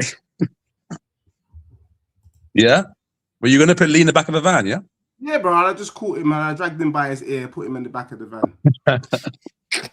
Deji, listen to me. Hey, bro. What? Yeah, what going?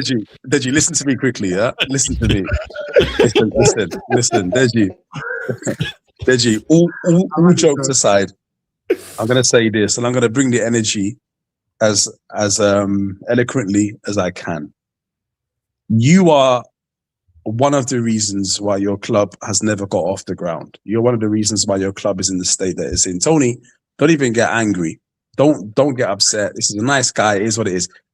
When you multiply the mentality of Deji by millions of Tottenham fans with that cockerel, that chicken balancing on a basketball on their jersey, you have the club that you have.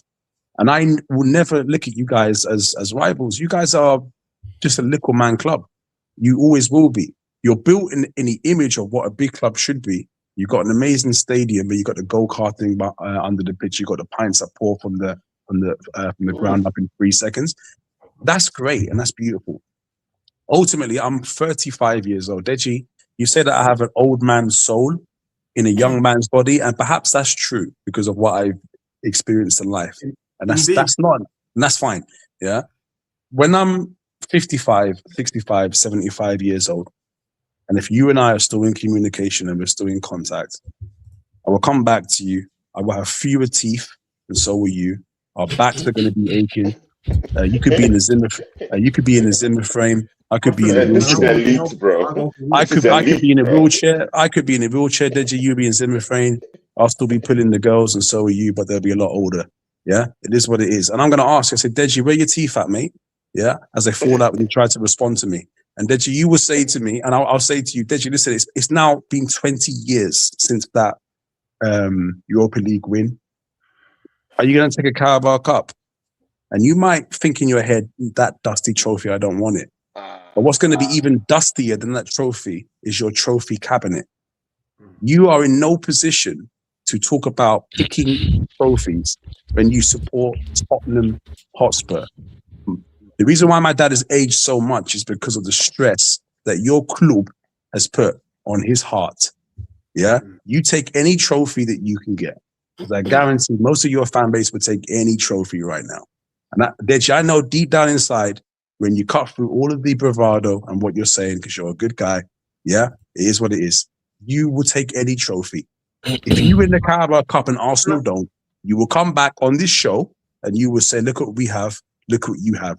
We have the Carabao Cup, you have fuck all. The fundamental difference between you and I, Deji, is if you win a trophy, I would generally be happy for you and for my dad. If you win a trophy, you will not. So, Jolin, can I just do something if you don't mind? Ladies and gentlemen, that's how you cook That's how you cook at Tottenham's No, stadium. there's no Without cooking. There's no raising your cooking. voice. It's just a That's how conversation. you cook. An Arsenal fan.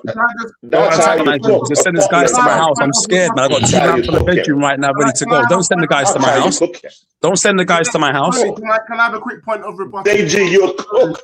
I have to speak with Please you. don't threaten me. I'm But scared. one of the things that I've learned this evening speaking to you is that I have to speak with facts. And Lex, you know where I'm going with this.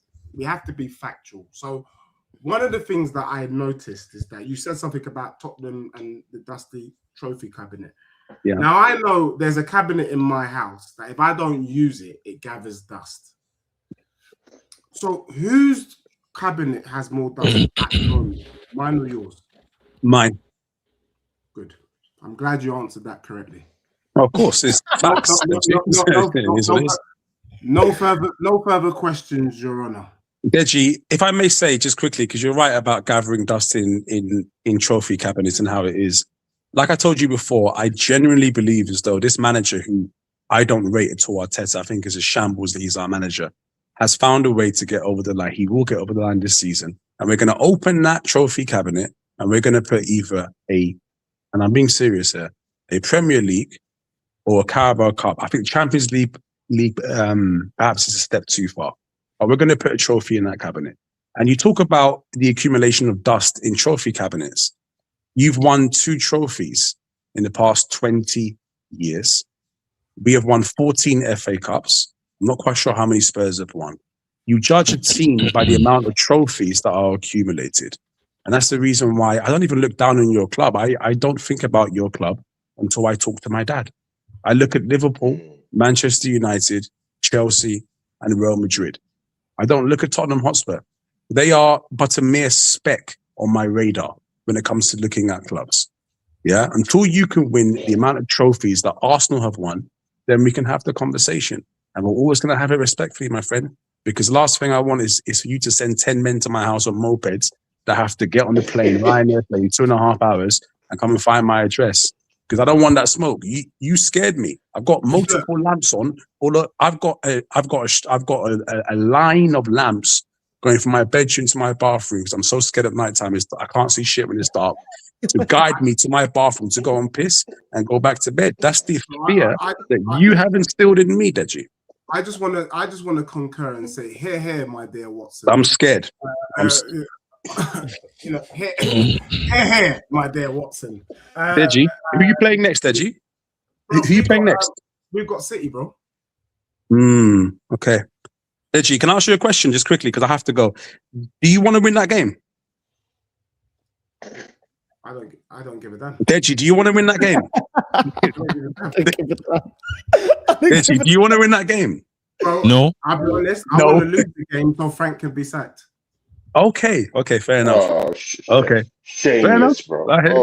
Oh, my days, bro. Deji, it's been an absolute pleasure actually speaking to you. Bro, it was Deji, I understand why you want Frank sacked, but can I just ask you as well? I'm sorry that I'm asking you all the time for one more question, but this is the last question, legitimately the last question. Is it also the fact that you want to lose this game because you're scared that we're going to win the league if you beat Manchester City? I'm not scared that you're going to win the league, bro. I don't think you're winning the league. I've never been scared. I've been consistent from day dot.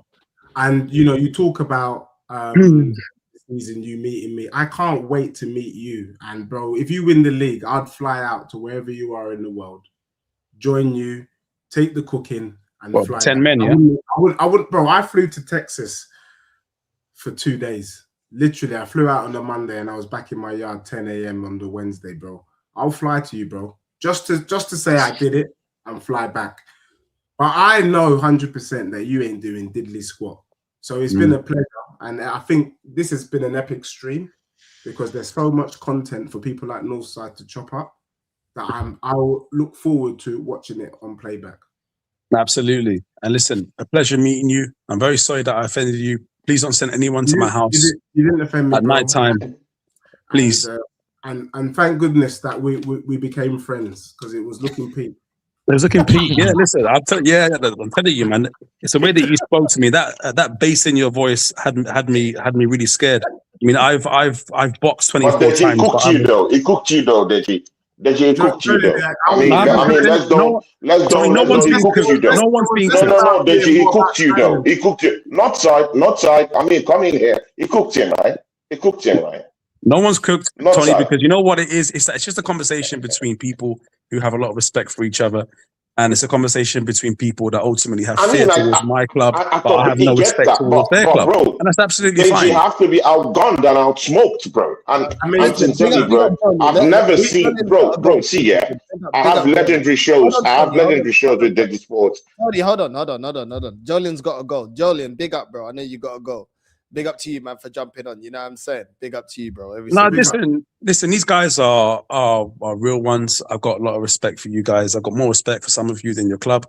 And I feel as though, listen, ultimately, I will come back on stream with Deji at the end of the season. And I'm not even going to say anything because the young guns these days, they say things like you're in the mud or you've been cooked. I'm just going to sit on stream. I'm not going to say a word. Silence is fucking deafening. Silence is deafening. And facts are facts. We'll come back on the stream, don't worry. At the end of the season, when it's all said and done, I will come back and let's see how much. Can I just say, just before Jolene, can I just say something? Big up, Jolene. Yeah. So that you can sleep Big well. up. Lex, sort your camera out. What's that, Deji? I just want to say this so that you can sleep well, my bro. I hope for your sake. Nothing's wrong with my camera, blood. It's all good. Yeah, fade away. Deji, sorry, go on. Go on, Deji. Go on. That's it. No, I just said I hope for your sake you're right, bro. It's all love. That's how much I care about you. That I hope for your sake at the end of the season that you're right. Yo, come on, guys. What happened? What do you mean, come on, guys? When Tony was getting on to you, you man were going at him. You man want to go at it, bro. Do you know what I mean? This is not make rush, bro. Man want to be on smoke. Man can have smoke in it. No, listen, I'm gonna jump off and you guys carry on. You do your things. Yeah, this was to Big up, Jolene. Nice to meet you, brother.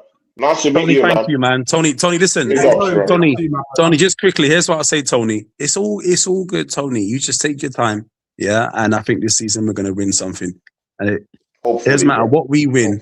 Yeah, Harry Kane is one of the most prolific strikers I've ever seen in my fucking life. The guy's technique is insane. Yet he only has 2 or 3 trophies in that dusty cabinet, and that is by large part because of his lack of mentality, but also because he was playing for such a pathetic club for so long that he wasted the prime years of his life. His grandchildren will say to him, Harry, how many trophies do you have? He will say X amount of trophies. Where'd you win them? After I left Tottenham Hotspur. And that is the story of Tottenham Hotspur. Round and round the thickest fan base in world sport go on a hiding to nothing. And it is what it is. But it's all love. I want my dad to watch Tottenham win more trophies because they are genuinely not my rivals. By proximity, they are, but I don't look at them as a danger or a threat to what I'm doing. Deji, there's still time for you to change club. You've called me old on stream several times. I respect that. You seem to also show some traits of somebody who is much wiser than his years. It's never too late to change club, my bro. You can always change club. Past is new, Deji. Past is new. Jump ship, Deji. Get off that ship. It is sinking like the Titanic. You can jump up. Can you swim? I can swim, bro. Excellent. Yeah. Perfect. Jump and swim. Man can't swim. That's a lie. Man can swim, man. I can do the backstroke, bro. That's more than me. Jump off. Honest, bro. If I'm being brutally honest, my days, bro. Messy, yo. You so messy. The man them just compliment each other the whole stream while they diss them clubs, and no man talk about backstroke. I can backstroke. I'm telling you, hey, Deji, can you jump? Can you jump and backstroke? Can you jump and backstroke at the same time? Can you jump and backstroke at the same time? Get off that ship. It is. I'm telling you, it's sinking. Hey, brother. Your club is not even finished because it's never started. It's never ever got going, and that's how I leave it. Let's see who has what in that dusty trophy cabinet at the end of the season. I will come back to you. Don't worry. Yeah. I'll come back to you, my friend. Hey, a pleasure meeting you. Tony, Lex, respect, man. Lex, love as well. Lex, sort your camera out, Lex, please. And Northside, I'll speak to you soon, man. Venga, chicos, hablamos, Buenas noches. Venga, campeones, hablamos. Adiós, adiós. Arrivederci. Nah, bro. I respect that dude, bro. Bro, I respect him, man. It's a little bit mad, but we're here. We're here. Listen, Tony, get your grudges out, bro, because you seem to be trying to beef Tony. You're beefing, then you're beefing Lex. Then you go from Lex to beef. What are you saying, bro? Because I can't lie. The reason that Lex can talk, let's just be real now. The reason Lex can talk, as much as his club is pathetic this season, and they are pathetic, and anything else that Lex says will be a deflection, because we have to just keep it 100. We talk about Arsenal, we talk about Arsenal. We talk about Liverpool, we talk about Liverpool. Liverpool have been pathetic this season. I had them to win the league this season. By that standard, they've been pathetic. I actually thought they were going to win the league this season. Yeah, I didn't expect them to win the league last season. I expected them to win the league this season. Do you know what I mean? I was praising them for what they did last season. This season, it's been shambolic. So that is what it is. But at the same time, we can't use that as a deflection. And what aboutism? Because at the end of the day, that's one situation. The next situation is Arsenal. And if they're pathetic, my club is beyond pathetic.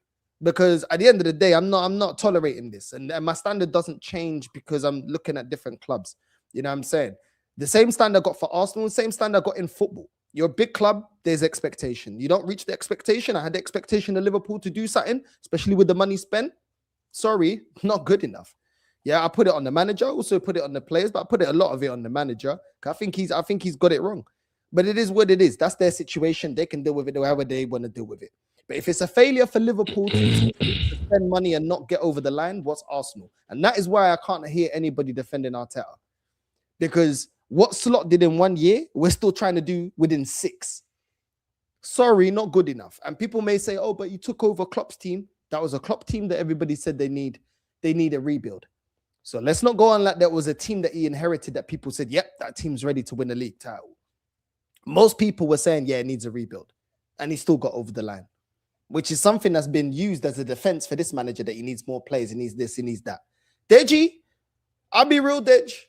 Your club is beyond pathetic. I can't lie. It's actually beyond pathetic when I look at your club, bro. And now you understand why I said to you, you should have kept Ange. And a lot of people told you to keep Ange. But you didn't want to hear that talk. Now you can understand why we said that. Your club does not move like a club that actually invests the money to win major trophies. So you man are just as pathetic. I know, but guess what, Deji? You're the same brother that is been celebrating a manager that never won. You fuck all, bro. You celebrate Poch and talk about Poch, yeah? But really and truly, Poch is just another version of Arteta. Somebody that is good to compete, doesn't get over the line, is a bottler. So when you want to go at Arteta, yeah, the guy that you idolize at your club won you fuck all. Let's be real. Yeah? So when you want to talk about standards, why do you rate Poch, but then you want to cuss Arteta? Because both of them didn't do nothing. Well, look, I didn't want Frank. Big up to A1 Sav 19. He knows I didn't want Frank, bro. We were going to get rid of Frank. I wanted a proper manager. We didn't get one. So, but in your eyes, a proper manager is a manager that just competes and doesn't get over the line. You were shaking your bum talking about your club competing for a Prem. Oh, I spent most of my. You got to understand the context. I spent most of. Let me just say this. I'll let you land. No, let me say this and I'll let you land. You made a statement that I agree with. You said that Arsenal, you guys are in the title race, but you've bottled title races. Well, so did Poch. So why is Poch so amazing, but then Arteta's not? Because by the same standard, neither one of them got over the line, bro. See, this is it. So your bedroom Jolien, this is why you can't. They say it's a classic British term. They say you can't have your cake and eat it. You have to decide whether you have to decide whether you're looking at Tottenham or that Tottenham aren't relevant. You understand? If you're saying Tottenham aren't relevant, then that argument is washed. If you're saying Tottenham is relevant, then I can answer that. And I can answer it very simply. You've come from a background where you were winning leagues. You've won the Prem. You've won it 3 times. So for you to be, I can understand Arsenal feeling a certain way. But you got to understand that Tottenham, we were finishing 8th, 9th, 10th. And then we found ourselves finishing 2nd, 3rd in the Prem. It's a different trajectory. That's why we big up Poch. But because you guys have won the Prem, had we had a manager that won the Prem, we wouldn't be bigging up Poch. But we've come from mid-table to basically top 4. That is a tremendous leap for Spurs. Whereas Arsenal, You've gone from winning leagues to dropping to top 4. That's rubbish. No, but that makes no sense because you're talking about winning the Champions League. When have you ever won a Champions League? So just because we've been closer recently to winning the champs than you. Huh? We've been closer to winning the champs more recently than you. My apologies. Deji, I was in the semi-finals last season. Deji, if I make the kind of statements you're making, bro, don't escape with this kind of statements, bro. Don't waste me in the charts, bro. How did you come close? I came more closer than you, bro. In the past 3 seasons, bro. In the past 4 seasons, bro. In the past 5 seasons, bro. And win the Champions League. What is man chatting about? And did you wait, please? Did you wait? Let me land, bro. And Northside. Did you please just wait for this one, yeah. And Northside, yeah. You too, yeah. You're also part of this problem, bro. You're really gassing up this Lex guy. You're gassing him up, bro. And I have to call. I have to call you out for that one, bro. You know how I do my own thing. I say my own live and direct. How can you compare? Yeah, what Klopp left for this guy? Yeah, this guy's sitting down there, Lex. Yeah, and Slot, who he was trekking for last season, bro. Yeah, how can you compare the team they left for that guy and the team they left for Arteta, bro? In what way can you do this, bro? We were left with complete bunch of clowns, yeah, losers, bunch of losers in that club, bro. We were left with, bro. The losers won you your only trophy. Yeah. Rob Holding. Yes. People make that make sense. Rob Holding, people. Really, is this what we're doing? Is this what we're doing, people? They're the ones that won you your last trophy, by the way. Rob Holding, Bellerin, all these clowns and losers. That's what we're left with. Tony, you're chatting rubbish. But Klopp left this Lex guy, yeah. You're chatting rubbish. He left them Salah. He left them, bro. Come on, bro. What are we talking about, bro? Winners, complete winners. Why wouldn't they win the league? Why wouldn't they win the league with that, bro? Complete team. Oh, that's what they left for Anslot, bro. Brother, we were left with bombs and clowns. We both did a show. We were left with bombs and clowns. The season before we won the league, we both did a show where you definitively said that your Arsenal team and your players were better than ours. And as soon as we won the league, you changed your tone. So don't bother with this tone. Because the season before, when we finished third and you finished second, Saka is better than Salah, and Van Dijk is no longer world class, and Saliba and Gabriel are both better than him. We had this exact conversation. I'm repeating it word for word. These words came out of your mouth. So don't talk about the world class squad that Klopp left when you never thought they were world class when he left. You never thought they were world class. You thought they were shit. You thought you were next up. Only to find out the next season that you were the shit and we were next up. Bro, when we had that conversation, yeah, it was a question of our defense, yeah, who was better. I still do think that Saliba is better than Van Dijk. I still think so right now. And this season clarifies it. I still do think that Gabriel Magalhaes is still a better defender than, Jay Boogie. I'm not going to call him by his name. I'm going to call him by the clown he is, Jay Boogie. Just try and read meaning into who I'm talking about, yeah? In your defense, yeah? He's Jay Boogie, bro. Because, man is actually defending with his ass. See, people, yeah, I'm not here to do all this clown shit, yeah, with Lex, yeah, see? What clown shit? I'm in the Carabao Cup. How am I doing? I'm in the Carabao Cup. I'm in the FA Cup. Bro, even despite that beating yesterday, I'm still top of the league, bro. So what do you have to say? What do you have to say? What do you have to say to that, bro? You know what to be found. You're not in the Carabao Cup. You know you're not going to win the Champions League, definitely. You're not winning the Champions League. I'm the team to fear in the Champions League, bro. Yes. Agree. Yeah. I am, yeah. I'm the one. Yeah. Yeah, the best you're not team. going to take it away The from best me. team in the world. The best team in the world. Hey, you know what I want, Tony? I want them to draw Liverpool versus Arsenal in the champs. I'd love that. Man, them, I have to go, bro. Thank you, man. Them, I have to go. Let's catch up. Big up Dejispurs, man. Big up. Big up Dejispurs. One love, bro. Big up Deji every time, man. I eat you up soon, bro. It would be a dream come true. Liverpool, Arsenal in the champs. Dream come true. I mean, I'll take my chances, though. Even if I'm not beating you this season, I still think if we get everything under control and make Arteta just do the basics, bro. Because I mean, Liverpool was there for the taking. It's not like you weren't there for the taking when you came to our home. You were there. It's just that I have a complete bozo manager. You're a completely beatable And that team, is bro. why, I mean, you confuse me so much, Tony. You confuse me so much because in one breath you call your manager shit, but then you have so much chest. I just cannot understand it. I have chest in the players I have, not chest in the manager. That's why you need to listen to me more to get to understand my perspective. Yes, but I'm not coming from the perspective that Mikel Arteta is a genius. I'm coming from the perspective that I now have squad depth, that I have players in the team that can bail me out of certain situations. We might not win. See, even in the unbeaten season that we had, bro, we had nearly about 14 draws. Yeah, points will be dropped, whether we like it or not.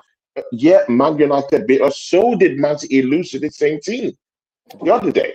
So let's don't act as if the top teams are not going to drop points. Aston Villa is still going to drop more points. They drop points against Everton. Arsenal drop points against Man United. Bro, should I die because of that, bro? No, we're still top in the league. We'll regroup, we'll go for the next one, bro. And we're still in all these other competitions that I think that we could still win. The FA Cup is there for the taking, bro. Sincerely. And the Carabao Cup is still there for the taking. And again, I've not seen any team in Europe that's gonna fight me off the season, bro. I mean, the best teams, I've played them. Inter Milan have been in two finals in 3 seasons. And look at what I did to them, at their so-called fortress at San Siro. So even in Europe, I challenge them. I mean, anyone who's going to challenge my gangster in Europe, I really want to see it. I don't want to be picked with any English opposition. I just want European teams because I think they're a bunch of clowns. We're going to beat them this season, bro. Any one of them that we face, seriously, provided it's not English opposition, then I'm all good. So Lex, all these things you're talking about, bro, I'm fighting on all cylinders, bro, this season, bro. So there's a big chance that I get a trophy, bro. I don't know. Tony, you called me out, which is fine, but you're still the same person that said the stars are aligning. You're still the same person. But look, that we got weapons of mass destruction. Northside. You cannot tell me that let's say you're going to see a play, right? And you have a puppet and the puppet master, yeah? You cannot look at me and tell me that you believe in the puppets, but you don't believe in the puppet master. You think the show will be great because you believe in the puppet, but the puppet master is trash. It makes no sense. So the guy who gives the players instructions, tells them what to do, sets up the system, is in charge of the entire composition and how you play.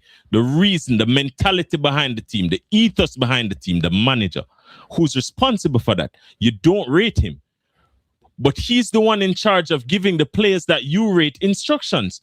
So he will never be able to unlock them or put them in a mold where they can be successful. And this is the reason I have a problem with your line of reasoning, because I won't go as far as to say it makes no sense, because I understand that from an emotional perspective, you're attached to your team and you really want them to win. But bro, he gives them the instructions. Obviously, I know you don't rate Arteta. So in a situation where you had a different manager, I'd have to shut up. The only reason I can talk shit on streams, is because of your manager. And by part, like some of your players, because realistically, I think a lot of your players are overrated. But hey, you get me? Like, because at the end of the day, it's like when we look at the situation and we say, yo, this player is better than that player and what have you, or we have a better defense. What's the result? At the end of the day, what's the result? There is no result. There is no end product. So the reason I started the season saying that Arsenal will win nothing, and the reason I still say Arsenal will win nothing, is primarily because of the manager. I do also think that you, man, could have made better recruitments. I think you should sell some of the players that you have. There's no way you still have Gabriel Jesus and these men starting for your team. What is this? You get me? Like all of these men should have went with Zinchenko. But again, how would we have known? How would we have known that Gyökeres wasn't going to fire on all cylinders, bro? Because a guy that has scored nearly up to 100 goals in about a season and a half. There's no way we would have known that. I advocated for us to sign him. I didn't know that he was not going to score those kind of goals in the Premier League. Tony, listen, just let me interject real quick. If you for 1 second just respected my opinion, you would know that I've been saying this the entire time. I explained it exactly how it would have went. I explained that I even told Northside, you're going to sign Gyökeres and Arteta is going to find an excuse. He's not going to build a system that benefits Gyökeres. He's going to put him in his own system, and when Gyökeres fails, he'll bench him. Hello. Marino and them and start over Gyökeres. It's not Gyökeres' fault. You could have seen it. Why? Because you've watched your team and you understand the mentality of your manager. And you understand that he will not drop his system for any player. Not even if it will give him success. Because some managers just think that their idea is more important than whatever success the fans deserve. And Arteta is that guy. I agree. Absolute facts. I slightly agree with him. I can agree. I can take responsibility and accountability and agree to some of the things you're saying that, hey, yeah, it's true. A pure fact. But again, bro, what I'm talking about is that this season, bro, you know where to be found. And all spaces fighting for trophies. The hunt, yeah, everywhere. In Europe, in the Carabao Cup, in the FA Cup, and I won them all. I won them all. I won them all. And I still think, despite what happened yesterday, yeah, I'm still in the forefront. I'm still the team to beat in the Premier League. Yeah. City will still drop points. People don't act that City is not still gonna drop points, bro. Come on, bro. They're still gonna drop points. Northside. Don't tell me City is not gonna still stink up the place, bro. They still have to go away to Liverpool. Bro, Lex, are you gonna allow Man City shit in your own? Are you gonna be? Are you gonna get shamed like Dejispurs? No. Would you take responsibility right now and say, "Hey, come on, bro. There's no way Man City is gonna come and shit in our home." Come on, Tony. Can you say that? Tony, listen, Tony. You know I'm shameless. Or do you want to be shameless like Dejispurs? 100%. I'd lose 5 love to City to see you lose the league. 100%. 1000%.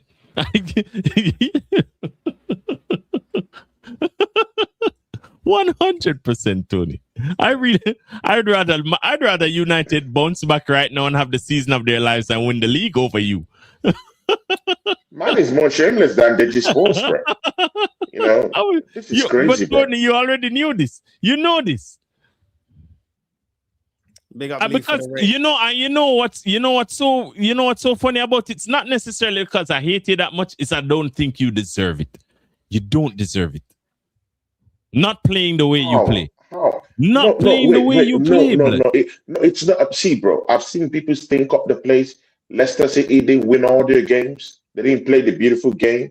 They still won the league, bro. Hey, they were exciting. They slapped us. They were exciting, but they didn't blow it out the water, bro. They didn't blow it out the water, bro. They didn't knock teams out the park, bro.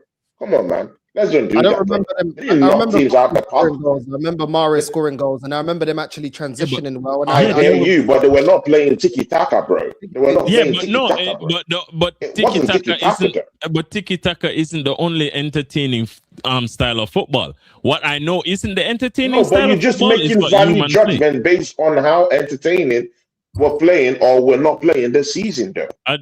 Because I appreciate the art form of football. And I just think you guys are insulting it. That's what I'm saying. So why are you attaching? Why are you attaching? Why are you attaching that same reasoning to Leicester? And I'm telling you, you're trying to win the league by playing like Stoke City, blood. It is stick. Bro, what do you mean by Stoke City? Is it because I'm scoring? Northside, bro, is it because I'm scoring? No. Is it because I'm scoring set piece goals, bro? In the month of November, Arsenal had the most open play goals in the month of November. What are you talking about? Yeah, but that's just 1 month. See, bro, I can do all this. I can go back and forth with you, with all this crafty stuff people could web on could just sew up to and just web up, bro. I can do that with you. But I'm not here to do that with you, I'm just here to tell you that, bro, see, we are top of the league right now, bro. That's the fact, bro. So there's nothing anyone can do about it. You're out there in 6. You're not going to near me. You're not going to near me. Just think about that top 4 battle. That's all I would say to you. But you know what, You know what, From a way better I see this Manchester United game as a blip. As a blip in the road, Manchester City were picking by the same team. So let's don't act as if we're not in the same. We're not in the same toolbox. Tony, we're in the same. Tony, when you saw Liverpool win 5 out of 5 games at the start of the season, what is your opinion on our performances? Were Liverpool performances sustainable? Was it sustainable?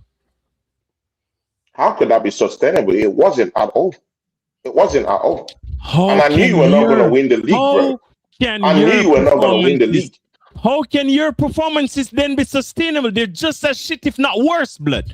And the only thing bailing you out is own goals and corners, blood. Like, just stop this. It doesn't matter. It doesn't matter. It's the game, bro. It's a game, bro. Like I said, in the month of November, Arsenal had the highest amount of open play goals, bro. So what are we talking about, bro? So if we add set piece goals, it doesn't matter, bro. It's just the game. Tony, it's just the game. Arsenal is not the first team. Arsenal is not the first team to use set pieces to score and win league titles, bro. Your team last season scored. You scored a handful, bro. You scored a handful of set piece goals, bro. So what are we talking about? You scored free kicks. Yes, you scored corner kicks, bro. So what are we talking about, bro? We scored them, but we never depended on them as much. You get me? The tally isn't the problem. You can score as much corner goals as you want. It doesn't matter. What matters is to win. It's to win games, bro. Do you think if I scored 3 goals from set pieces yesterday night, I'll be here being angry and pissed off at my team? At all? Tony, it's 3 points. Tony, that's what I care about. Tony, it is about the probability and the sustainability of depending on corners solely. Because when you analyze your attackers, your attackers have like 0 goal contributions from open play. In Saka, I think it's 13 games, and Martinelli, I think it's 11. And there's a statistic going around about all your attackers. Yockers, it's like double digits. It's all of them.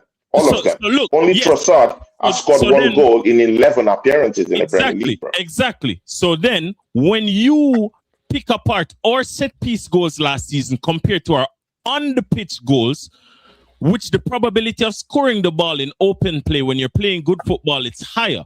So if you depend on the quality and the technicality of your players and a good style of play, you will achieve more success in the league and win the league. You know why? Because that's what league winners do. They don't play like Stoke City to win the league, blood. They don't just depend on long balls and corners and just playing like shit to win the league. They actually go for, like, for instance, even I want Slot out. But, bro, every game that we're losing and we're playing shit, we have 8 to 9 attackers on the pitch trying to win the game, blood. You get me? It's still a mentality. There's still an ethos. There's still an understanding. Yes, there's avenues as to how Slot plays that I don't like. But at the end of the day, he won us a league by just getting it done. It wasn't as beautiful. With Klopp's team though.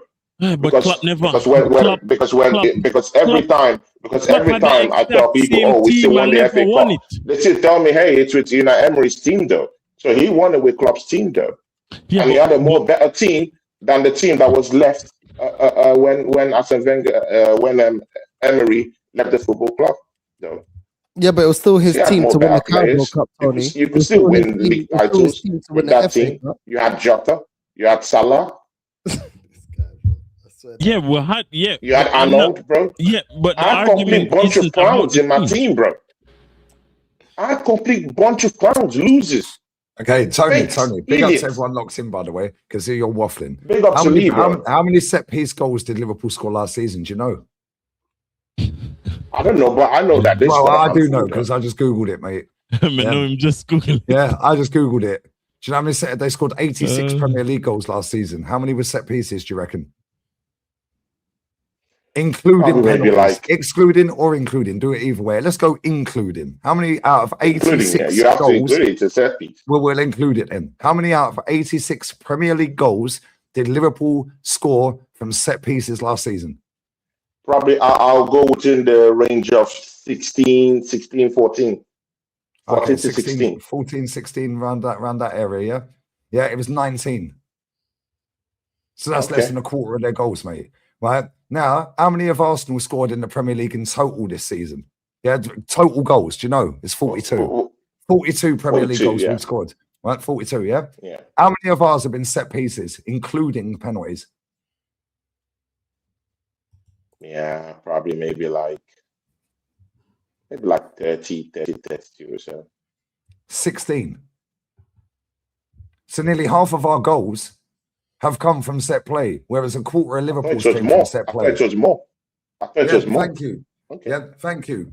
We have scored 42 goals and 16 of them have been penalties and corners, set pieces. Yeah. Yeah. Liverpool scored 86. Liverpool scored 86. Yeah, and only 19 of them were penalties and set pieces. So which one's more sustainable? The one that didn't need to rely on set pieces to score nearly 40% of their goals, yeah, or the one that's relying on nearly 40% of their goals coming from that? Let's not forget last season, Tony, yeah? We went from January to March without scoring a set piece. Do you remember that? Yeah, we still had Gabby in the team. We still had Saliba in the team. Yeah. Madueke's gone 365 days, a whole year, without scoring a Premier League goal. and the fans are excited. But don't worry, North, let's chat. So, but he's played well. No, he ain't. He's done fuck all. The idiot tripped over the ball the other day. 2 seconds later, Man United scored their winning goal off of it. If that guy could trap a ball, they wouldn't have scored that third goal. Yeah, let's just be real with it. The guy is trash. And I've been telling everyone for a minute. Yeah, what do you think of the captain? Yeah, because I'll tell you something about the captain. That guy has scored 2 goals since March 25. Yeah, what did I tell you lot about the captain? But I had an agenda. I told you from day one, that guy is not good enough to win us nothing. Yeah, he is shit. He has scored 2 goals since March 2025. We're nearly in March 26, mate. Yeah, he scored on the last day of the season last year. Yeah, and he scored against Brighton or Burnley, or whoever it was this year. I mean, but Lee, I have to ask you, Lee, jump straight forward with me. Do you still think that City will still drop points? Because I also think teams are still going to drop points, bro. Do you still think it's a question of if Arsenal would win the league? That's why I'm on right now. That's why I'm switched on right now. Do you think City is going to drop points? Lee, I'm asking you. No, Lee, answer the question. Do you think City is still going to drop points from now to the end of the season? Everyone's dropping points. The league's shit. They're going to drop points, right? Okay. I just want to know that, bro. Because the way people are sounding, they're sounding as if, of course, Arsenal is just going to be the ones to drop points. I still think City drop points, bro. I think Arsenal going to drop points. They drop points against Everton. Would be Everton, bro. What about Villa? Why are you not mentioning Villa? Hey, don't mention Villa. We'll keep that one a secret. No. Genuinely, I still think that Villa. Unai Emery is a credible coach. I think he's a winner. I like what Emery. What are you going to do if he fucks around and wins this league, mate? What are you saying then? I like what are you going to do if he fucks around and wins the league, Tony? What are you going to do if Emery wins the league? Then what? I mean, I'll be pissed off. What can I do? I'm an Arsenal fan. Would you still want Arteta in? Would you still want him to be the manager, Arteta? Lee, you're mistaking me, bro. I'm Arteta out. I've been Arteta out for like about 2 seasons. Since when? Because every time I do a show with you, you're sitting there like a top Like gooner, mate. Yeah, he sounds like a top Yeah, gooner, no, but he that's what does I'm not saying. believe in Arteta. Ask my big friend, Northside. I've been 2 seasons Arteta out. So why are you sitting there It's that trying I to just make out think everything's that- rosy in the garden when it's shit? I We've got just crap think all that year, the mate. players are gonna bail us out. Yo, I why just think that we have squad depth. wait? That's number one. I think we Why have am I squad not a depth good friend? better than any other team this season. I think we have squad depth better than any other team this season. And I Okay. think that we have players that can bail us out at the end of the day. So basically, we're relying on Than a couple any of other players to team in bail the us league out. this Is that season. what we're saying? Name the players that can bail us out. None. Declan Rice can bail us out. No. Okay, Declan He's Rice good can and bail us out. okay. Did you He's see how good and shit he was okay. against Man United? He was rubbish. He looks worn out. I mean, mate. I Now, let me hear say you. something I right hear now. you, Let me Lee. say But something right now. Lee, but there's a reason why. There's a reason why. There's a reason why. There's a reason why we're at the top right now, Lee, bro. There's a reason we're at the top because everyone's shit, mate. We're the most consistent of a bad bunch. The league is trash. Yeah, and we've been scamming it for years. I share that with you. So why are you sitting and gassing everything up and worrying? No, I'm not gassing anything, Lee. Just look at where I'm going to. Everyone is shit right now. Why can't we be the best among the I'll tell you bunch why. Because the of the mentality of the shittiest fan base, teams the manager, win the the league? players. That's what I'm saying. Cool. Last year, Tony, yeah, the league was shit. It was equally as shit, if not worse. Yeah. Well, it's worse now. Yeah, but it was equally as shit. It's worse this year, definitely. Yeah. But the league was shit last season. Let's just all agree on that, yeah? We can all agree the league was shit last year. Guess what Liverpool did? Guess what Liverpool did? But Liverpool have more individual players that could build them out. Hold on. Liverpool have got serial winners. Mohamed Salah has won multiple trophies at that football club. Alisson, Van Dijk, Robbo, Trent. Where's our serial winners that have got us over the line? That is the difference. Liverpool had that league wrapped up by January. We're sitting there, could have gone 8 points clear if we beat them at home. What does this manager do? Park the bus second half, didn't even try and attack or press. Yeah, then we play Forest. We've just seen Man City lose again. Yeah, and we go, yeah, we're not interested today, mate. We could go 9 points clear. Fuck around and watch you and I win this league. Yeah, and then at Man United at the weekend, against Man United at home at the weekend, that was absolutely disgusting. And you see, when you're saying we've got players that could bail us out, yeah, I told everyone about Bukayo Saka this season. Everyone was gassing it when he bailed us out against Fulham off the bench on his return after his long injury. Oh, he scored against Madrid. Yeah, and I said, yeah, cool. Watch next season. What has that guy done since that injury? I'll tell you what he's done. He's played 30 games of Premier League football and scored a whopping 5 goals, mate. 300 grand a week for that trash. He's rubbish. He's done. He's finished. I've been telling everyone for years, he's done by 25. He's 25 in September. Yeah, almost like I watched football for 40 years. Yeah, now check this. Yeah, there's a World Cup coming up in the summer, mate. Why do you think Martin Ødegaard's ducking out of tackles every week? Yeah, last time his country, his nation qualified, mate, the fucker weren't even born. Yeah, so he's going to the World Cup by hook or by crook. He's getting there, mate. Yeah, captain of his football club scored 2 goals in a year. Are you taking the piss? Yeah, real talk. Yeah, are you taking the piss? I just think it's real garbage, though. I don't think it's ducking. I don't think it's because he's ducking anything. I just think is rubbish. I think Ødegaard is rubbish. He's the worst captain. He's the worst captain ever. I think he's the most he's the worst captain ever in the Premier League. Gallas was a better captain than him. At least Gallas didn't duck tackles. He might have cried and sat on the floor on his bum. Yeah, this guy is rubbish. And I told everyone from day one. Yeah. Oh, Tierney's always injury prone. Well, where's Calafiori, mate? How many injuries has that guy had since he's been here? Yeah, but Tierney injured. Told everyone about Zubamendi. Yeah, the guy can't defend. I told everyone this. I watch La Liga every week and I've done for 40 years. It's not just that. He also has a very timid presence, isn't it? Yeah. And he's the modern day Arteta, innit? That's why he gave away that goal. Because man just think about playing sideways, blood. Man could have just take a touch and he just could have let it roll across his body and pass it straight down the wing to Timber. Yeah, he weren't even getting pressed hard. He had but again, Harry Simi said that. Lee, I'm not knocking you off in anything, bro, Lee, because I know you do specials in the Spanish La Liga, bro. But I mean, I used to watch, and I'm an ardent watcher of the Spanish football too.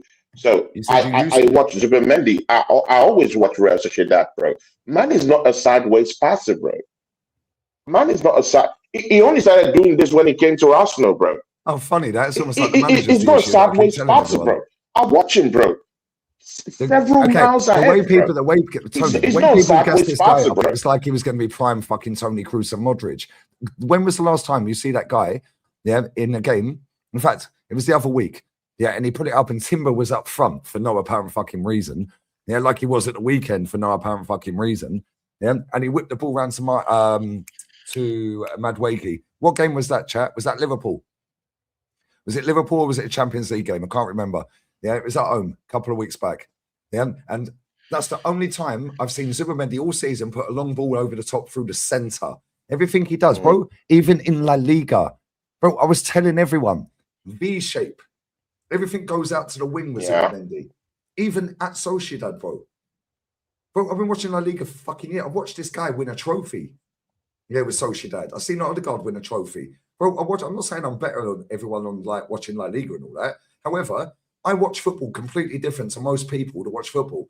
I sat there at the weekend with Matty and Ola on the watch along. I said, cool, forget where the ball is. Let's watch our fucking DM. Let's watch him for 5 minutes. Don't worry about where the ball is. Let's watch him. Yeah, I did the same with Ødegaard, yeah, for the Real Madrid second leg. Hooks was cussing me out, big up Hooks, yeah, saying, you got an agenda against our captain. Yeah, then when we won the first leg, he's begging for the link. I gave him the link. I said, yeah, you can come on. Yeah, he came on the watch along. We sat there, 7 minutes of stoppage time in the first half because Mbappe went down for a penalty it weren't given. Yeah, I remember that, yeah. 4 minutes had elapsed. There was 3 minutes left. I said, watch our captain until half time. 3 minutes it took for Hooks to go, yeah, you got a point, mate. I see what you're saying now. Yeah, that is how I watch football. What was Saka doing at the weekend? Because we watched him for 5 minutes. Yeah, this is how me, Matty, and Ola watch football. Don't worry about what they're doing when they get the ball. What the fuck are they doing without it? Yeah, because with the ball, they're crap. Without the ball, they're even worse. Yeah, that Zubimendi, yeah, is not it, mate. Yeah, he'd be better off playing in number 10. Yeah, but we don't play with a proper number 10 because we go 4-3-3. Yeah, which is another thing this idiot can't fucking figure out. Why are you playing a guy that's a number 8 as a number 10 when he's not really either? Yeah, why are you playing Zubimendi?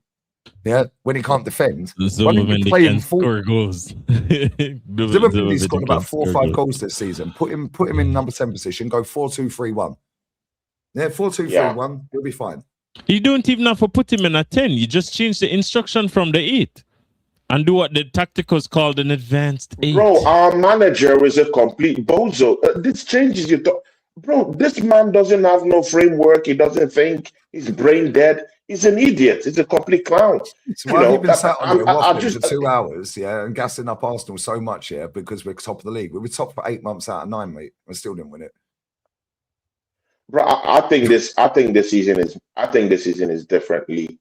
This is me. Lee. I don't conform to any of all these things. I'm a man of my own. Yeah, I say things the way I think. I don't allow people to think for me. You know, I'm an independent thinker. Yeah. Do I think that Mikel Arteta is going to win us this trophy? Complete garbage. Man is not a genius. Yeah. Far from that. It's a complete bozo. I want everyone out right now. I want that manager out right now, bro. So look, but I still do think that we can win this league. I think they will turn it up in the second half of the season, bro. We're in the second half of the season. We just need 12 wins. Lee, we just need 12 wins. Cool. We just need 12 wins. Can you tell us our longest winning streak this season? Win these trophies, bro. Can you tell us our longest winning trophy, Tony, what is our longest winning streak? And again, points are going to be dropped, bro. Lee, that's why I asked you. That's why I asked you. Stop talking 1 second, please. Tony, let me land this point there. We just need 12 wins. We've only got 15 all season, mate. What are you talking about? We've got 15 games left. We won 15 out of 23, and you now think that we're going to go 12 and 15. Yeah. Well, no, it's good. It's good, bro. It's good and okay. But Lee, do you know what? Yeah, Lee, come on, man. Lee got me there, bro. But see, Lee. At the end of the day, I still think that he will drop points. I still think that Aston Villa will drop points. Everyone is going to drop points. Yeah, it's a shitty time in the league, bro. But I think we're the best in the bunch. I think we're the best in the bunch. You know who And I think we'll win the league. That's what I think, bro. And City play each other last day of the season. Don't fuck around and let that be a title decider for them two, innit? Yeah, that's it, bro. Because But I'll be counting on one of them to drop points there, bro. The last day of the season, mate. Yeah, bro. City go away to Liverpool, bro. They still have to face Tottenham, that bogey team, by the end of this week. They've won 2 games at home all season. You think they ain't beating fucking Tottenham? Are you mad? No, that's their bogey team, bro. That's their bogey team. That's their bogey team. And Frank needs to keep his job. Fantastic. So, I mean, well, Frank don't care about his job, so he'll get the payoff. So none of these managers care about their job. Guess what? We got to go Leeds United, mate. They boxed Everton to pieces in the first half tonight. Yeah, I saw that shit. We've still got to go Brentford away. We've still got to go Tottenham away. Still got to play Chelsea at home, Brighton away. Yeah, still got to play Man City away. Still got to play Newcastle at home. Still got to play Bournemouth at home. Yeah, and we've got Palace on the last day of the season, Glasner's last game. Yeah, we still got to play Wolves away. Well, they've sorted their form out now. Yeah, and we were lucky to beat them anyway. Name me a game this season where we played great for 90 minutes. There ain't one. I don't know. There ain't one. I get it. But again, it's not about winning great. It's about winning ugly too. So, I mean, it is what it is. I'm okay to stink up the place and win games. I just want to win the league. Irrelevant wins, yeah, that lead to nothing are irrelevant. Hence why we're 22 years deep. And I had a better forehead, yeah, 22 years ago. I'm 44 in June. Half of my lifetime ago was the last time we won a league. Yeah, I was 11 the last time we won the League Cup. Don't think that we can't lose to Chelsea either in that second leg. Yeah, because I swear, if he loses that game to Chelsea, yeah, bin his ass right there. Yeah, he better get to that final and fucking win it. Yeah, he better win that final, mate. He better get to that final. We fuck around against Chelsea and we get knocked out at home, mate. Yeah, bye-bye. Lee, you bottled it against Manchester United, yeah? Thank you. I like, seriously, at home against United, brother, it's not looking good, bro. It's jarring.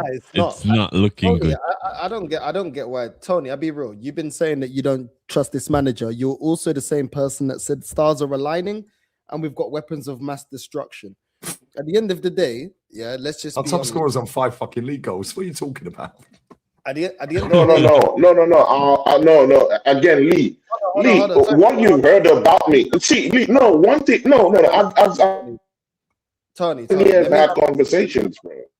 Let me land my point, because every time someone talks, you cut in, please, respectfully. You said we've got weapons of mass destruction, and you said the stars are aligning. No one told you to say that. You said that. The whole chat remembers anyway. We've had these kind of discussions. Now, you said you don't trust the manager, but you like the players. Bro, don't talk to us about what City are going to play. We needed 2 own goals to beat Wolves. Yeah, we got slapped up against Aston Villa in the first game. We've been pressed. I've been saying it the whole season. Our Achilles heel is getting pressed, and when teams go direct, we suffered that against Sunderland. We suffered that against Chelsea. Zubimendi got pressed the F out of against Chelsea. We wasn't convincing against Fulham. We wasn't convincing against West Ham. We were trash against Everton.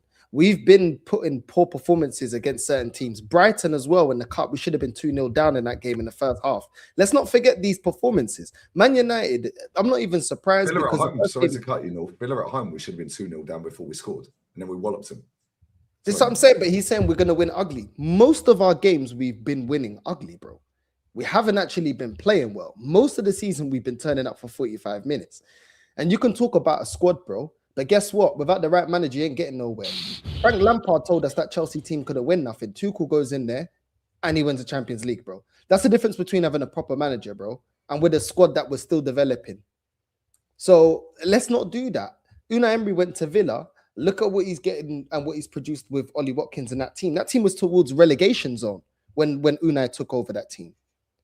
Look at what Glasner's doing with Crystal Palace. When you're talking to us about teams and but Slot had the Klopp team. What Arteta's had his own team, has failed every attempt in Europa and hasn't been able to win the cups. You're telling us that what? Newcastle got a better squad than us? Palace have got a better squad than us? So almost like it comes down to the manager, bro. Ange absolutely exposed this manager. Guy didn't have support from the fan base. They all wanted him out. He didn't have his players. He didn't get given money and time this manager got, and he wins Europa. There's no excuses here. There's no excuses here. You can't tell me a manager that is 15th, 16th in the table and he don't have his players is able to produce in a final in Europe. And this manager's never got us to a European final. So I don't really want to hear it. You don't believe the manager, which you said. You're trusting these players.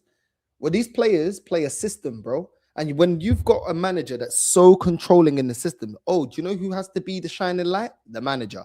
Pep is the shining light for Man City because he will tinker, and he's the one that tries to overthink. When he got exposed against, I think it was Lyon in the Champions League, he came back and he figured it out because he wants his team to play robotic. We've got a group of robotic players that can't play to their strengths. Then you're looking at the manager. Tony, tell me one tactical thing you learned from the Man United game that we can take into the next game, or we can take into the Champions League. If we face PSG right now, tell me what we've learned within a year tactically, and we've got different personnel. Tell me what this manager is going to implement from what you've seen all season and the last Man United game. Because best believe he's going up against better tacticians, squads that are better than ours, and they are better because they've actually won shit. Tell me what you've learned from this manager that we can implement in the next game, apart from getting a throwing coach.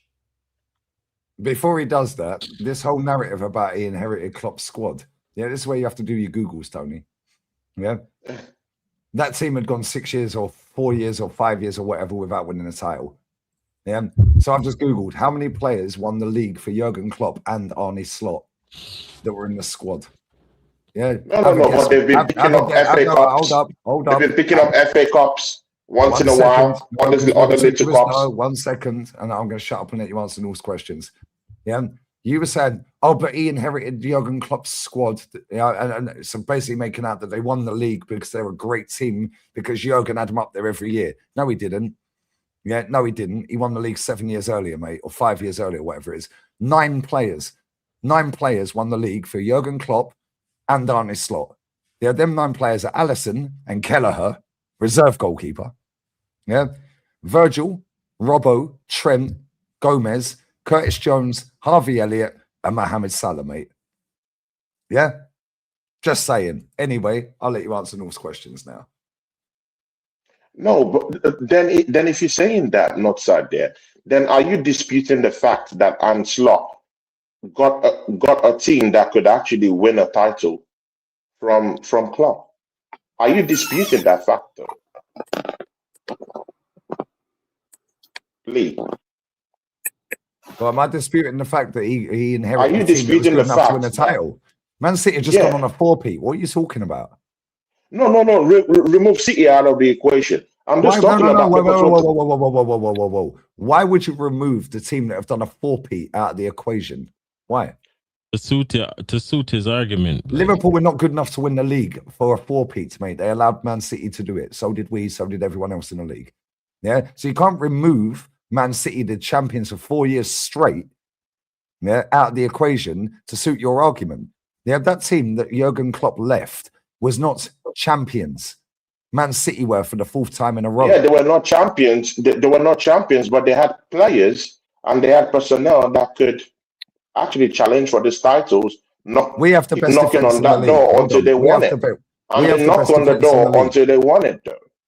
Yeah, cool. They knocked on the door until they won it, though. Yeah, we're knocking on the door and we ain't won it. That's the difference. Why? Just maybe Liverpool have more characters. Then again, maybe Liverpool had more characters that could actually, win the league than Arsenal does. Maybe they got more weapons of mass destruction. Maybe that's what it is. And again, Lee, these weapons of mass destruction. Lee, you have a completely different idea of me, and me and you have done. You're sounding like a top gooner. You're arguing against everything that you know is true. I'm not a top gooner. He doesn't understand weapons of mass destruction. I'm everything different from a top gooner, bro. Yeah, the only thing anyone would say, maybe I'm a top gooner of some kind, is that I support my team. That's it. I'm not. I don't support the manager. I want the manager out since 2 seasons ago, bro. I critique the team every time on my channel, bro. I think on my own. I'm a free thinker. Okay, cool. You do realize. I don't follow anyone's opinions, bro. I follow mine. And I respect other people's opinions. That's me. Tony, you do realise, yeah, the last season of Jurgen Klopp, we finished above him, right? Yeah. Cool. 7 points clear of him, by the way. Yeah. Yeah, Man City were 9 points clear of him, won the league. Yeah. So if Liverpool had a squad and had weapons that could go and they had some good players and characters, your word was characters, that could go on and win the league with Arne Slot, how comes we couldn't win it last year then? Because we had a good squad, right? We finished above Liverpool. They're all singing, all dancing Jurgen Klopp team that Slot inherited, right? So how comes we got dog walked all year and they walked the league by January? Please tell me that. Lee, the base is true, which I'm saying that. Lee, the base is true, which I'm saying that we're going to win the league this season. It's quite different. We're talking about Jurgen Klopp from what you're talking about right now. Above, Jurgen Klopp's all singing, all dancing team that he inherited from Slot inherited. We finished above them, by 7 points. Then how comes Liverpool dog walked the league with a brand new manager that signed one player? Yeah, we signed Calafiori, we signed all these other players. Yeah? One player, but had Diaz, but had Salah. Cool. Well, we got Saka, we got the best defense in the league. Yeah, we got David Raya. You'd consider one of the best. He's got the golden. Bro, we don't have that kind of ammunition, though. We don't have that kind of ammunition up front, though. Yes, we do. We had 29 up front. How? Okay, how? I'll tell you how. You're telling me Star Boy. You're telling me Star Boy is no good, no? I think exactly. You're telling you. Wow, racist. That's what I get told when I say it. Yeah. Okay, cool. So is that racist to call? No, that's a skill. How is that racist, bro? No, that's why I get told every time I say something about Saka, I'm racist. You're trolling me now, right? Are you trolling me, bro? Hold on. Tony, we got the best defense in the league at this point. Arne Slot's just come in, signs Chiesa. We're Man City. We still think are a bit of a problem. Find out that they fell off a cliff, right? But we've got the best defense in the league, the Golden Glove goalkeeper with the most clean sheets, the best defense in front. We've got Declan Rice. Yeah. Declan Rice. We've got Star Boy. Yeah. And we've got Trossard, Martinelli, 29, Jesus, Ødegaard, the captain. So how comes Liverpool, who finished 7 points behind us the year before, signed one player that they barely used anyway, and won the league then? How? Why didn't we win it? Every title-winning team have got at least a striker or someone who would score at least 20, 25 goals a season, bro. That's factually Man City had Haaland. He would give you confidently 30 goals in a season, at least, bro. Salah could score you 20, 25 goals. He scored more than that, bro, last season. The whole of last season. This is factually incorrect. So we didn't have that, bro. We don't have that, bro. When Arsenal won the league, Jez, you're in the chat. Jez, when Arsenal won the league in Anfield at 89, Jez, bro. Yeah, in 1989, who was our top scorer in 1989 in the league, Jez? And how many did he score? Because I guarantee he didn't score 25, 30 goals. What are you talking about?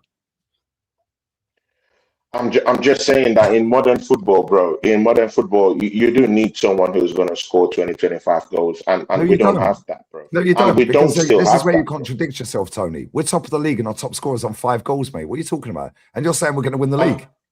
So we don't need a 25-goal score a season then, do we, mate? Because we're top now with 15 to play. Bro, even you have admitted that this is a shitty season, bro. But seriously, you've already admitted that this is a shitty season. And since this is a shitty season, we could still be the best among the bunch of the shittiest teams that could still win it. I think we're still better. I think we still have more squad depth, bro.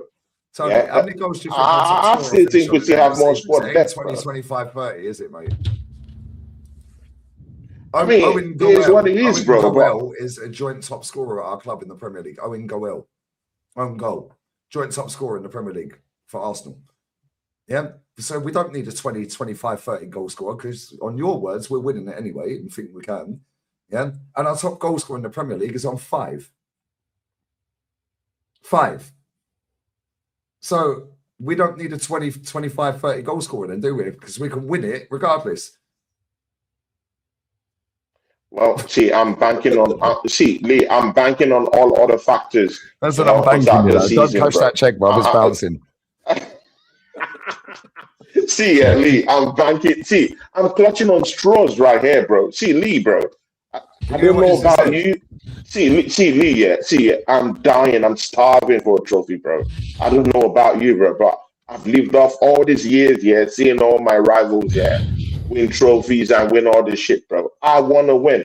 I mean, I don't know if it resonates with you, but I want to win, bro. So I'm really ready to do anything to win these trophies, bro. You sound like a top I know, bro. Bro, Tony, I need this trophy, bro. Tony, can I need say this trophy, bro. I need the trophy, bro. By all means necessary, bro. One sec, Tony, yeah? And correct me if I'm wrong. I feel like what you're trying to say, but the way you're saying is getting misconstrued. I think what you're trying to say is we're all starving for a trophy. So are you, obviously, as an Arsenal fan. You think the squad is good enough. Based on the circumstance that we're in, we should be winning the league. I think all of us can agree to that. But at the same time, you don't trust the manager. Ultimately, we've seen that when we rely on this squad to get us over the line without the manager's instructions, which he did against Man United, making 4 subs, none of these players have been coached to have that individualism that you're talking about. I'm talking about Thierry Henry taking on the squad, slapping it top bins. I'm talking about Dennis Bergkamp taking the game by the scruff of the neck. Perez, Ljungberg, Alexis Sanchez. We don't promote that individualism. So when you were talking and saying that the squad is good enough, I understand you. But you've seen Eze regress in a very short period of time. You've seen Gyökeres regress. And you know what? Do you know what's the damning indictment of this manager? Is I've seen strikers like Jackson bag goals and I don't rate him. I've seen Darwin Núñez bag goals and I don't rate him. I've seen a lot of strikers I do not rate still bag goals, bro. I've seen Rashford bag goals. I don't rate Rashford. Do you know what I'm saying? A lot of Liverpool fans don't rate Gakpo. I've seen Gakpo bag goals.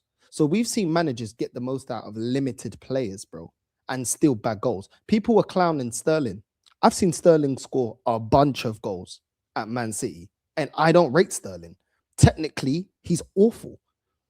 So when you're talking about, we have individuals, we do have individuals, but that's not the style of play that we promote here at Arsenal. We don't let them play. And then when we have certain individuals, we get rid of them like Ethan. Players that do want to be direct, that do actually want to take on players and take their shots. Ethan is a way better finisher than Madueke. It's not even a debate. Last season, when he was getting dribble up, better everything, dribble up, finisher, everything.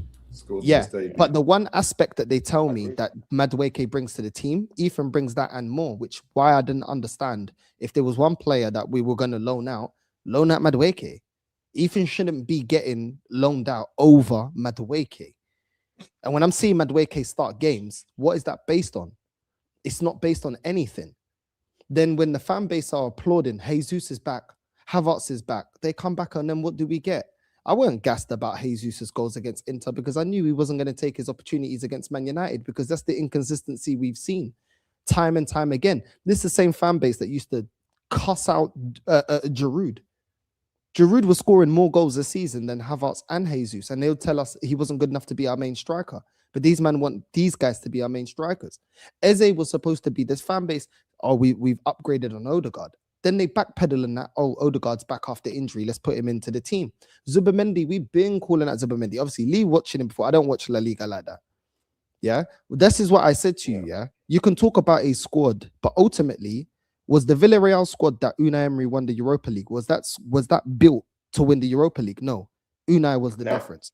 Who was the difference with Porto winning the Champions League? Jose. This is what I'm talking about. We've seen numerous examples of that. Glasner at City. Even Villa right now. This is what I'm saying. Again, even Eddie Howe. Again, I've seen players turn up in Barcelona all those years. Messi, Piqué, Xavi, win the league, bro. They don't need any coach, bro. They just turn up. I've seen Juventus win league titles like that, bro. The players, they just need to turn up and they win league titles, bro. Actually, that is very inaccurate. That is very inaccurate. See where I'm going to, yeah. There was an argument. Lee's throwing me under the bus, but no problem, bro. Lee, couple of months ago. No, Lee, we're all in this bus together, bro. We're all in this bus together. You're on a different bus to school, bro. I'm definitely not on that bus. You know what, yeah? I'm definitely not on that bus, bro. Months ago, about 2 months ago, yeah, Lee was of course, in a big argument with a loud-mouthed Chelsea fan, yeah? They call him Spliff, yeah? And Spliff asked him a direct question. I mean, Lee was forced to admit that he believes that this team could actually win a league title. I was forced to admit. I've said all season we've got the best squad in the league. Yeah. The best manager. Yeah, he admitted it. What is different from what I'm saying, bro? On my channel, but right now you're throwing me under the bus. Yeah, no, it's different. It's different, bro. Tony. I got the clips, bro. Tony, No, Lee, I got the clips, bro. I mean, don't allow me to clip it up, bro. Because you admitted it, bro. Tony, and you know what? Yeah, you know what? Yeah, the king of the dark side is actually admitting that he believes that, hey, this team is, the team could actually win something, bro. Then who am I to argue with these people that we don't have a team that could actually build something out from nothing, bro? That's all I'm saying. The difference is you think that the team can win without a good manager, and Lee thinks that you need the good manager to make the most out of the team. That's the difference. Because when the real shit kicks in, look at the way we bottled it against Man United. In fact, this started from Sunderland, by the way. Yeah, Sunderland, we bottled it. Wolves, we fucking got well away with that. Chelsea. Yeah. Chelsea, 10 men. Liverpool home and away. In fact, actually, I'll tell you when this started. Man United away. Because Man United away, first game of the season, yeah, they played exactly how they played yesterday, and we got lucky. They're gone Nacho in that team, mate. Now they ain't. Yeah. No, he scored against us in the Carabao Cup. Yeah, remember? twice off the bench. Twice. Yeah. This great defense, and this great defense was also giving Thuram opportunities and Martinez. And the only reason this fan base didn't talk about it is because they didn't put us to the sword, because those guys are bimbos in front of goal. Yeah, and the striker they don't like put one top bins and killed the game off. That's why. Where's Northside? Has anyone seen Northside? Because he's played 31 Premier League minutes this season. Sensible signing, North. Yeah. Now, when Declan gets injured, which he will, between now and the end of the season, he's getting injured, mate. Yeah, it's lucky he ain't injured now. I said by the end of February, he's done. Yeah, that guy looks fucking worn out. Yeah, Immo Zubimendi get injured, then what? Where's Northside? Oh, he'll be back in. How comes 29 went in the squad at the weekend time? I'll tell you why, because we rushed the dickhead back. Yeah, because this manager don't rate the striker we brought that he didn't want. Yeah, so we rushed 29 back, played him for 2 little appearances. Oh, he had a nice little cameo off the bench. He done nothing. Now, guess what? He's injured again. Yeah, that's why he went in the squad, mate. Yeah, Miles Lewis-Skelly playing at left back. Oh, yeah, look at him. Scores on his debut for England. He's cloud 9. This manager, don't rate him. I got told Kieran Tierney's injury prone. What's Calafiori then? Yeah, because this manager's total tactical change at the weekend was make 4 subs, which he's never ever done before when we're in a big game, early in the second half. Never done it. So he rushed everyone into the team, which basically admits that he fucked his starting 11 up. Yeah. Then what he did is he totally lost control because he threw 4 players onto the pitch. Yeah, they should have probably started, or some of them should have started. Then what he did, his total tactical change was, I know, I'll play Timber, the best right back in the league, at left back, because that's always works, hasn't it? Of course it has. It's never fucking worked. And I'll bring Ben White on, who shouldn't be on the pitch because he's fucked anyway. Yeah. Now he's going up against Dorgu. Yeah. Who can outrun him, outmuscle him. Yeah. Out-dribble him. Yeah. Outthink him. Yeah. I'll play him in, and I'll take off the left back that we got in Capia, who's playing well, by the way. And we'll put Timber at left back. Then what I'll do, I know, I'll put Star Boy on the left wing. 7 years nearly and £1 billion, and that is all you've got as tactics, mate. Yeah, the guy is shit. That is why we will not win the league. Yeah, Man City will win this league, and if we fuck around and let Aston Villa win it, I don't want to hear nothing from any top gooner, mate. Yeah, because after 4 games, they haven't scored a single goal. Only team in 7 leagues in England, top 7 leagues. Aston Villa were bottom of the league, or near bottom of the league, on 0 goals scored. Now they're 4 points behind us, mate. Guess who they got the weekend, Tony? Brentford at Aston Villa, at their ground at Villa Park. Yeah, we got Leeds away, mate. Good luck. Yeah, because I swear that's one of the most intimidating stadiums they're going to go to all season. Yeah, been to Ellen Road many times. Mate. Brentford are calm. They're staying up. Yeah, Leeds are in a relegation battle because they're struggling to hang on. Yeah, that's how we drop points to Forest. Yeah, because they tactically. You get a corner and an own goal from. No, but this one, I said this to Rance the other day. I said, Rance, for 20 minutes, we're all out attack. Attack. We suffocate you, yeah, for 20 minutes straight. Yeah. Then what happens is, yeah, we don't score. Then we go, oh, fuck it. We just slow everyone down then. Pass. That's what we do as well. Yeah. And how many times? Saka had Cucurella on a yellow card the other week. Yeah, early in that game. Not once did he try to take him on after that. You know what's funny? Yeah, he didn't take him on. That's a big point, Lee. That's a very big point, yeah. You get Cucurella, yeah, who we know is a very clumsy guy, yeah. The clumsy kind of guy. And you've gotten him on a yellow card already. Why not keep taking him on the run? How about why not take him for a dog walk, who can get past him? Because Saka can't get past anyone, mate. Saka is rubbish. Yeah. Sorry to break your achy hearts, yeah. Saka is finished. Crazy, bro. Is finished. That guy, yeah, is dusted. And the reason he's dusted is because this manager relied on him so much, he refused to sub the guy for 5 years straight. Yeah, that's done. He's finished. Martinelli, finished. Ben White, finished. Jesus, finished. They're 29, finished. Yeah, Declan. Yeah, Ødegaard's trash anyway. Declan, I swear, that guy's going to get a big injury very soon. Yeah, that guy can't keep playing at the intensity he's playing at. One-man midfield at the weekend, by the way, him. Yeah. Then he's going to go to the World Cup, so he ain't getting a break. He'll have 2 weeks off. He'll go to New York. He'll go and play some golf, and he'll come back. Yeah, then we've got to go again. Telling you now, he might not get injured, a big injury this season. You best believe next season, that guy's fucked. Yeah, and I told everyone about Saka this season. Yeah, while you're all sitting out here, we fucking, he scored against Fulham on his return. I said, the guy should be on holiday until fucking pre-season, mate. Yeah? Till pre-season, he should be on holiday. Don't want to see him until this year. Now what's happened? Star boy, we put him on 300 grand a week. The guy's rubbish, bruv. Yeah? Why is he rubbish? Because of this manager. He's a forward killer, bruv. Yeah, Eze slapping them top bins everywhere at Palace. Running rings around everyone. Quarter-final, semi-final, final goals. Yeah, comes here, shit scared to pass the ball. Yeah, a diag. When do we pass the ball like Van Dijk? Lex, you watch Liverpool every day. Yeah. Van Dijk gets the ball, he'll spread that 70-yard diag straight to all the time. It's annoying now, actually. It is annoying. But when do we do that? They're scared to do it. Zubimendi made that cock up at the weekend. Yeah, because he's petrified that if he don't do what the manager is telling him to do, he's sitting on the bench, mate. Yeah, this manager has been winging it since he got it. Yeah, he's been winging it. And I don't care if I'm the only one that called it out at the time. Maybe I weren't. Yeah, and I've been calling it out every day. Win, lose, or fucking draw, I call this manager out. Yeah, when he does well, Bayern Munich, yeah, I predicted a win in that. We won. Yeah. We play Bayern Munich now. You best believe over 2 legs, we're getting weighed in, mate. Yeah, they got Musiala back. Lee, I don't think so, bro. How many Bayern Munich games you watch this season, Tony? How many Bayern Munich games you watch this season, Tony? We've already beaten them this season, bro. We beat PSG last season, mate. Yeah, it's all these teams in Europe. No. I don't buy it. All these teams in Europe, no. I'm not selling it, so you ain't buying it. Last season, yeah, we beat PSG in the group stage. As soon as it comes to the knockout stage, mate, we got fucking hammered.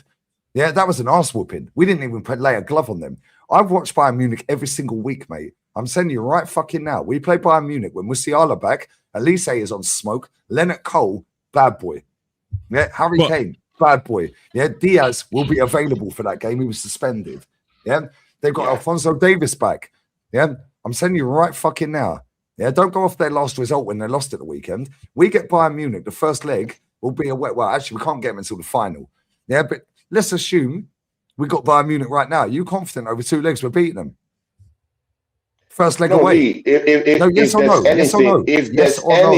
there's anything we know about these European teams, there's a bit of inconsistency with all of them.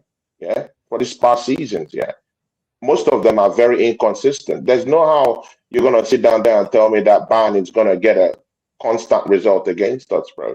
Because they're gonna come out, and any team that decides to come out against us, I mean, it is what it is in Europe, bro. In the Premier League, of course, you know we have our problems down there, but in Europe, bro, I don't buy it, bro. I don't buy it, bro.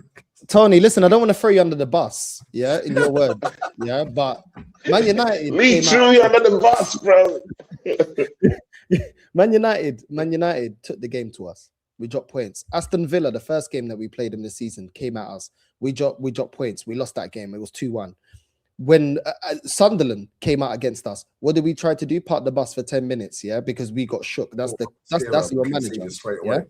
And we conceded. Crosses in the box. No, they didn't come out against us. They were just physical. Bro, we were balked under the pressure. That's it. They didn't come out against us. We were getting shifted, Sunday. Did you watch the game in the blind? No, they didn't come out buck wild against us. Come on, guys. Tony, we got absolutely cooked in the first half. They were just physical against us, bro, and they won us. And we drew against them, bro. What team? Tony, Sunderland, bro. You want to win this? They were just physical against us, bro. Tony, I get that you're frustrated. Yeah, I get that you're frustrated, and I get that this is an opportunity for us. This does feel like the Leicester season where we have an opportunity, golden opportunity, and we drop points against Forest and we drop points against Liverpool. Two disgraceful performances from us when the pressure's on. The ultimate thing with this manager, not just the tactics, it's the pressure. This guy gets shook. And the thing is, he doesn't go for the kill. This guy doesn't want to go for the kill. It was cowardice. The second half against Man United, cowardice, bro. We didn't even try, bro. We didn't even try. We made substitutions to bring Madueke on that's supposed to be direct and Gyökeres that wants to be direct that can actually finish. What did we learn from the Inter Milan game? What did we learn? Everybody was looking at Gyökeres. Gyökeres could have at least got a brace when we brought Martinelli on and Gyökeres on and the way we were feeding him. What did we learn from that? This is what I mean about this manager doesn't change. You should be building on that. As a manager, you build on those good things. What do? We continue doing the wrong things, bro. And this is the thing, yeah. We're not even defending. We're not defending well, bro. We're not defending well. Yeah, that's a big problem too. Look at every single time. I'm scared away from home. We've been conceding goals left, right, and center, bro. Tony, look how many opportunities Dogu had. One through ball, he's through on goal, bro. Man had to end up pulling his hamstring or something. Man looked like he was injured. Every single time he was through. And Buemo, every single time he's through. And if we're not doing that, we're making stupid mistakes. We're getting caught out on the high line, bro. High line. We're supposed to be a very good defensive team. Do you know what it is? We need the defense to have a 9 or 10 out of 10 every single game. It's not sustainable. But then you have an attack that can't bail you out because our attack is inconsistent. Come on, like this is not sustainable, bro. Like one bad game from Gabriel and Saliba, and look at us, we drop points. Why? Because we expect them to have 10 out of 10 games. It's not sustainable, bro. They're going to have a bad game, and I did crash it on them, yeah. But at the end of the day, they are one of our most consistent performers. But at the end of the day, when they have a bad game, what's the answer? No answer, bro. Why are we not changing the formation? You remember when this manager said he wanted to play Gyökeres and he wanted to play Havertz together 4-4-2? Yeah. Why not do that? Why not? I think Gyökeres would benefit the way that Inter Milan always play Martinez and Thuram. They had Martinez and Lukaku. I think Gyökeres would benefit, but he ain't gonna do that because, like Lex says, he's not going to cater to this guy. The only person that gets catered to is Saka. That's it. And then look at it. We have a prime example for all the people defending Arteta. We have prime examples of it everywhere. Just simple manager changes does a lot, especially for the players, because people have to understand that from a psychological perspective, the players adapt the mentality of the manager. You get me? The decisions the manager makes week in, week out, it affects the players. It tells the players. Sometimes the manager doesn't have to say anything to the players, but when you're seeing like-for-like substitutions, it means that they want to stay the same. When you see attacking substitutions for like a midfielder or a defender, then they're like, oh, we get it now. It's time to go for the jugular, innit? So it's like a lot of the communication usually just comes from just simple actions, innit? And based on Arteta's actions, are just irrespective of how good you think the players are, it won't make a difference, innit? Give me a sec. Well, let's see how that works. Northside. I mean, I have to go crash out and wake up for work early in the morning tomorrow, bro. Yeah. I just wanted to make sure that I pop in here. Yeah, see, Lex, man. I mean, big up to you. I mean, anytime I see you, it's always big energy. Yeah, we hate each other, bro. I mean, I'm not gonna do this as if I'm like Dejispurs and the other guy and Jolene that way. Saying niceties to each other. We hate each other. We don't like each other, bro. So I mean, it is what it is. But big respect to you, my guy, man. Yeah, big up to you. Nice to see you down here too, bro. Nice to see you on our show together because, of course, the show has been run by me, Northside, and Dejispurs. But it's nice to have these big wigs come and bless it up. And big up to you, Lex. Big up to you, Lee Gunner. Where you going? Big up to you, Lee Gunner. It's nice to catch you up here, bro. You threw him under the bus. Yeah, I threw him under the bus. So Lee, you threw me under the bus, bro. No, I don't throw anyone under the bus here. Do you know what it is? I deal with fact-based. That's a joke, my bro. No, I deal with facts.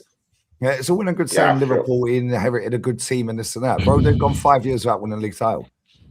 We had 9 players from the Klopp team that won the league title. We're in the slot team that won the league title. One of them's a reserve goalkeeper.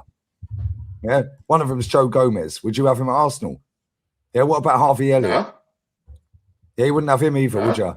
He's a baller, by the way, Harvey Elliott. But anyway, here's what it is. Would you have Curtis Jones? Because there's 3 of them out of the 9, mate. That's 1/3 of the team that he inherited. At the time, I would have Curtis Jones in my team, though. Three of the players I've just mentioned, there's 9 players that won the league with Jurgen Klopp that were still there that won the league with Slot. Yeah, 9 out of a 25-man squad. So it's all in good going, he won the league with Slot's team. Well, Klopp's team, sorry. Yeah, only 9 of them had won the league, mate. Yeah, and how many minutes did Curtis Jones, Harvey Elliott, and Joe Gomez play in that title-winning season under Klopp? Yeah, how much did Kelleher play? Yeah, so there's half the fucking 9. Yeah, so it's a myth. Stop listening to these idiots online, mate. Trust me, they're weirdos. They're weirdos, bro. Because you sound like a top gooner right now. No, you do. Bro, I'm a man of my own. I'm a man of my own words, of my own opinion. I don't allow other people to think for me. Because you look too much into what they're saying online. No, I don't look into all these things, bro. Bro, did you lose your glasses? I don't. Where's his glasses? Northside. Where's his glasses gone? He needs to get his glasses back. My glasses down, bro. I swear down. You ran him over when you ran it over. He ran them over with the bus, bro. When he threw me under the bus, he ran them over. See, Lee, it's very simple. I think maybe you've had misconstrued my personality in any way. I've had a couple of shows with you. You know I pop into your Lee. You know I pop into your channel most times. Yeah, come on, man. You shout me out every time. We've probably done about 30 or 40 streams over the years together, yeah? Probably more than that. Streams together, bro. Yeah, we've done and it's all and it's nothing but respect for you, my guy. And thank you. And see, Lee. I'm not the kind of guy to pander to people. I don't pander to people. I respect people I think deserve respect. And Lee, you deserve respect in my own eyes because you do your thing and I like how you do your thing. Yeah. Thank you. So we don't have to agree on everything. We don't have to. Especially when you're waffling. We don't have to. But I like you for what you do in terms of that. You're a craftsman. You do everything the way you believe it's best and you do it well. That's why I come to watch your shows. I've given my own money in your own shows. Sorry, I put my own money in your own shows. If I don't like your shows, I won't do that. Yeah. I respect you highly, my bro. I keep telling you, don't donate to me. I told you how many times I told you that. Yeah, but I respect you. I'll keep donating because I like your craftsmanship. I love it. Yeah, but bro, I love the channel. Turn up and like the channel. That's it. Yeah. I love the channel. Honestly, I'm genuine. I like your person. Let me say this before it is what it is.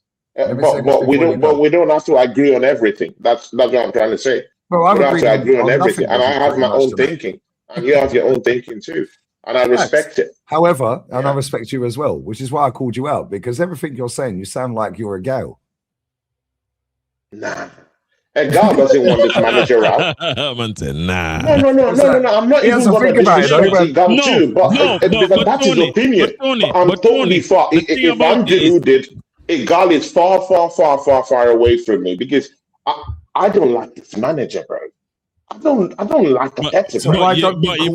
But you make the same talking points as the guys that like him. You get it. Thank you. And this is why he's saying he's got his own brain. That's why I called him out. Because he sounds like every top gooner on the internet. He's saying everything tonight that I've heard, and I was live before this. Yeah, but I heard a little bit, maybe 5-10 minutes. Yeah, and I was like, you literally sound like these top gooners that are reading Twitter and TikTok. Yeah, because everything you're saying is a defense mechanism for the manager, but you don't like the manager. So why are you doing this? Why aren't you calling it out more? You got a platform. You can say what you want. Yeah, call it out. Hey, you know that you said that. You know, some of these guys, I don't think they like the manager. Again, you have to completely get the whole context. You have to watch me some way, maybe watch something about me, and then you might get the full context. I critique this team heavily at Northside. I critique this team. Ask Brian Northside. Tony, what's the context going to be? Tony, before you go, yeah? What's the context going to be this season if you don't win the league? Then what? Because we've got finishers off the bench. Yeah, we've got people, that weapons of mass destruction. Right? Yeah, not only that, but what was the word he said? He said game changers. Game changers. We've got more game changers. Yeah, cool. So what's the narrative if we don't win it then? Big up to Big Jezza. I know the first people to give me a chance on YouTube space. Big up to Big Jezza. See, Lee, to answer your question, you've misconstrued what I meant by weapons of mass destruction.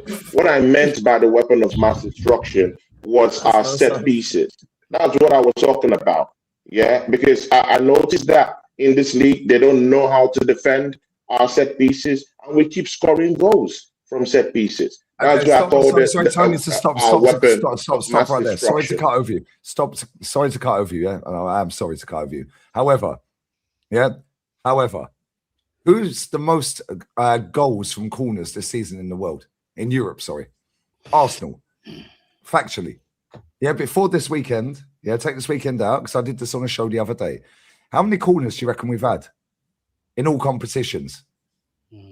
Before the weekend, 160 corners. We've scored 19 goals off of corners in all comps. Yeah, so we ain't got a weapon of mass destruction off a corner because that's a shit ratio. Notice we didn't see the set piece coach get zoomed in on at the weekend. Yeah, because they fucking love doing that bullshit. Yeah, Yova's standing there and they're like that. Yeah, didn't see him at the weekend, did we, mate? Do you know why? Because we're crap. Right, now check this. Who's second in Europe for the most corner goals? Tell me. I literally don't have this. Leeds United, mate. Stoke City blood. I didn't know that. Leeds United have scored 13. Yeah, and they're not in Europe, by the way. They're not in Europe. Yeah, they're not in Europe. Guess who's third? Guess who's third? Yo, you man are getting slapped, blood. Guess what it is. It is what it is. This is third, Tony. Hey, guys, I have to go to work. early tomorrow. Tony, before you go to work, I'll tell you this, third. Man United, Chelsea, then Inter Milan. Inter Milan. So 4 of the Premier League teams dominate Europe for set piece corners. Yeah, we playing Leeds United at the weekend. Fuck around, we concede off a corner, mate, real quick. Yeah, and let's see what's going to happen against Leeds, innit? And they got a striker that's scoring more goals than ours. Yeah, and all of our forwards. And I know they drew tonight. Yeah, and they pass 1-2 quick touches. They're quick on transition. We're going to fuck around and find out. Yeah, we drop points to them, mate. It's game over. If Man City, and Aston Villa win, it's done. Nah, big up Northside, bro. Big up Northside. Big up Lex. Lee, big up to you, man. Enough respect to you, my brother, man. Big ups to you. And Big Jezza. See people, Big Jezza. Big Jezza. I say everywhere, When I first started YouTube, Big Jezza was one of those I spoke to. I told him, brother, please give me a chance. This man brought me to his own channel and gave me a chance, people. So big, massive respect to Jezza. Yeah. I mean, I don't care how anyone looks at anything. When Jezza's topic comes up, I say that man has helped me. And that's how I live it. Big up to you, Jezza, man. You deserve all the respect that you get, my brother, man. One love to you, people. Peace, everyone. Peace. Catch you guys soon. Big up, man. That's why I like Tony. He's a good guy, man. He's a good guy. Weapons of mass destruction and bedtime. This he's got out from under the bus. Yeah, but yeah, same thing. Lee used to say Eagle is a good guy, man. I'm gonna ask him why. Don't talk to me about that guy. You see? Huh? This guy. You see? May they tell you? You never want to listen to me. You never want to listen to me. May they tell you? Why have you got a picture of a Man United player behind you, but I've just Hey, don't worry about that. Don't worry about that. Listen. We're surfing, Lee. Today's about the beach and the waves. It's not about rivalry. Well, it's about rivals. It's just not the Liverpool and Man United one, innit? Okay. It's about my personal vendetta against Arsenal. Why do you hate us? Huh? Because you're fans, blood. That's exactly why I hate us as well, mate. Because the fans are weirdos. Yeah. Jez, I've never been to Ellen Road. My uncle and my cousin both support Leeds, by the way. Yeah, and where I live, where I live, there's 3 coach loads of Leeds United fans that turn up into a bar around the corner every single Leeds game. 150 Leeds fans rock up in this bar every game. Yeah, they're massive. They're a fucking big club, Jez. And we might mess around, didn't it, mate? Well, I think people. This is my point, Lee. Don't disrespect Leeds United. Yeah, I mean, I've been there 32 times for league cups, and you know, it's a very, very awkward place to go, right? Just getting there is a nightmare back in the day. But the thing is, right now where we are, we're in a sloppy position. I would not be at all surprised if we got taken down by Leeds United. Right? They played great tonight. Right? They did. Yeah, they did. And the fact is, they've got an amazing, amazing home crew of fans. And that stadium, Ellen Road, it's an old school stadium, very much like Highbury, very much like how you want to call it, with Goodison Park, all those sort of old great stadiums. It's loud, it's tight, it's noisy. And right now, where Arsenal are, with this manager doing what he's doing, I would not be at all surprised if we walk out there with a loss or a draw. I'm being honest. I'm being fucking honest with you. Right? At the end of the day, Arsenal right now in a shit position. The manager was panicking at home against Man United. What's he going to do away at Leeds United if it all goes tits up? What's he going to do? Right? Because I'm fed up. I'm fed up with listening to people that are gassing it up how good Arsenal are. We're not that good. Not good. Right? We've got away with it. Right? We've done it, and it's on a wing and a bloody prayer. And now we're getting caught out. Like we normally do, January, February, all goes fucking south. Yeah? And people are thinking, well, it's only Leeds United. Oh, really? Okay. Did you watch the game tonight? I did. Yeah? Going to Ellen Road, I swear down, is a pretty tricky place to go. It's a naughty place and it's loud. It's a bit like going, Crystal Palace. Yeah. Nearer to our home territory. Always, especially under the lights, Jez. No. Yeah, it's Lee. It's a naughty place to go, and getting access to the ground has never improved. Luckily, we play at 3:00, so it'll still be light.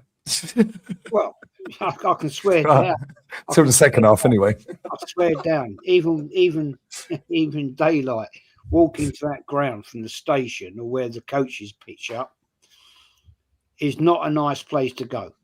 I swear down. And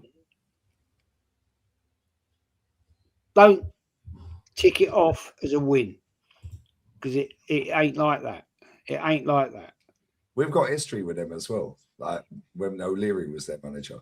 Yeah, they fucked us back in the like late 90s, early noughties. 70s, fucked us Yeah, over. 70, yeah, facts. But this I is why was- people I was don't a know, little like, kid. I was a little kid. I was at the 72 League Cup final, right? And we got done over. I was there with my granddad. We got done over. I was at the semi-final with my granddad when they did us out of the FA Cup. Yeah, I tell you what, that was a long time ago. And then they went through shit and for years and years and years and years. And then they came back out, total disruption with their owner and bankrupt and all that bullshit. This lot are not a load of mugs. They're not a load of mugs. And they're here to do some damage. And right now, where we are vulnerable. So hey, come on, let's not put it like we're walking it down the street. Oh yeah, oh fuck, it's Leeds United. Don't worry about it. Bollocks. It's a difficult game. It's tricky. And it's going to all depend on what this manager does on Wednesday night. Because I guarantee you, Lee, Northside, I don't know the gentleman up at top of me. Lex, big up to you. yeah, big up, Uncle Jess. If I tell you what, that's an ideal opportunity on Wednesday night for him to put all the kids out. We're done. The Carabao game. Yeah. We've qualified. Just put the kids out. Let them have a go. If we get beaten 4-0, who gives a fuck? Yeah. Rest Rice, rest Saka, rest all the players. In the meantime, sell Ødegaard. He's a pile of shit, right? And come the weekend when we play Leeds United, we need the best of the best out there. I'll tell you now, it won't be an easy day out, boys. No, Jez, we've seen them fuck us out of 2 titles. Yeah, under Wenger. Yeah, we should have won the league twice more, but Leeds fucked us up. They always had a say. They had a good team back then. They had a good team back in the 70s. Yeah, they're fucking hard work, mate, and they're a massive football club. Yeah, and if you think you're going to Ellen Road and you're just going to stroll up thinking like, yeah, cool, what's Zubimendi going to do? Yeah, the way they play on the counter, yeah, it's crazy. They're so quick in transition from back to front. It is mad. Yeah, but if we don't get an early goal, the longer that goes 0-0, mate, yeah, we better win that game. Yeah, because if we don't win that game and Tottenham lose to Man City and Aston Villa beat Brentford, game over, mate. It's game over. To draw. Nah, we have to win. We've got to win. Jez, we got ourselves in this position now. Lads, we got ourselves in this position. Yeah, where we drop one more game, we have to play Man City at the Etihad. Yeah, you can't afford to drop one more game. We have to win. Yeah, whereas when we played Liverpool, Lex, we could have gone 8 points clear. You know what's funny? And he parked the bus.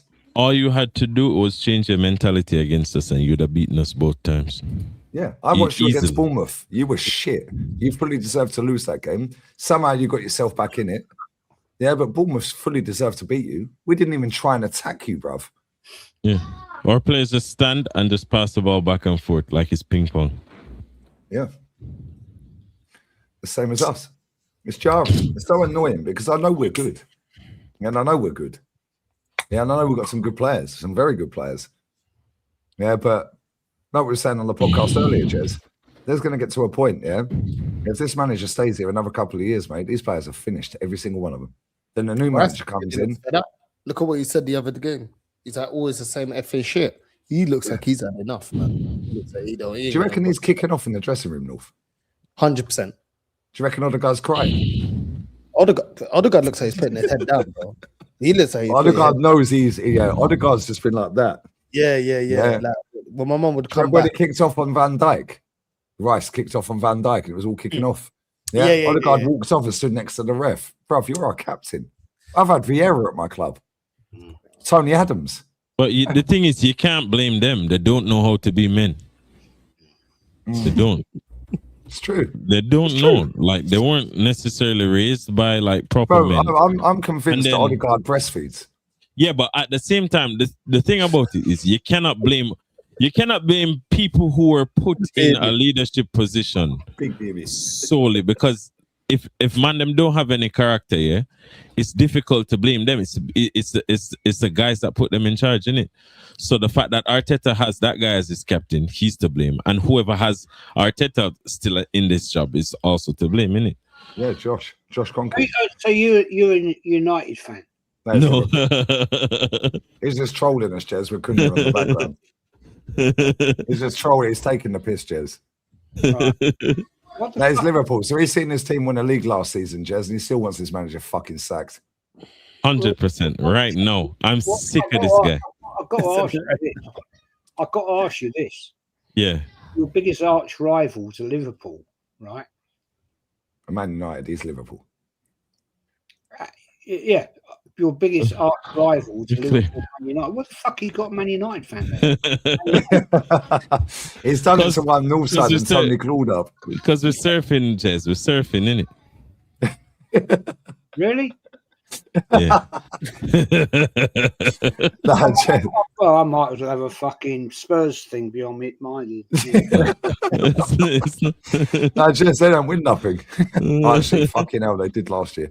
Everyone's won everything. Since our manager's been our manager, it's been an absolute disgrace. Every single top 6 club has won a trophy since we last won a trophy. Even Tottenham. Yeah, how? And people are backing this. Oh, but just be happy we're top. No, we're top for 9 months, mate. We didn't win the league. That's what Tony was just doing. We're on top. We're on top. I'm like, come on, bro. None of them. I clipped them all up today. They would. None of them were clear. One of them said, I nearly crashed the whip on the way back from Malaga. Yeah, I swear that. Yeah, I was hearing you absolutely shank Bav, bro. Oh yeah. When you started singing, yeah, I swear I nearly crashed the car. Yeah. Hopefully one day you can make another appearance on the channel and tell us what it's like being a content creator. It's part of his job to chat shit.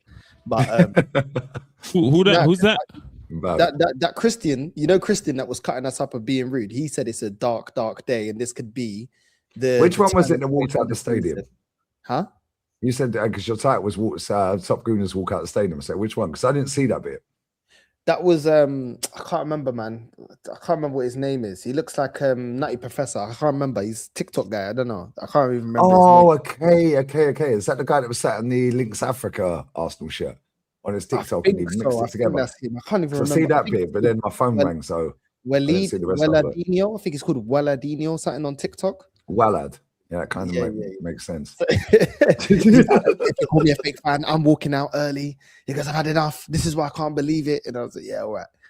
But yeah, Christian, he was saying that this is the turning point where the season could be over. He's not saying it's over, but it could be over. How it's a dark day. How we can't overlook the performance. Performance wasn't good enough. Well, we've been analysing the performance since the start of the season. Since the first game against Man United away. They kept saying standards, all of them kept talking standards. And you know what, yeah? I don't like Robbie, yeah, but his daughter, she always says it as it is, man. She actually says things as it is. I actually rate her. But she's like, I can't get fired. That's my dad, isn't it? Yeah. She's like, fuck it. You notice how Robbie never interviews her. It's always his brother.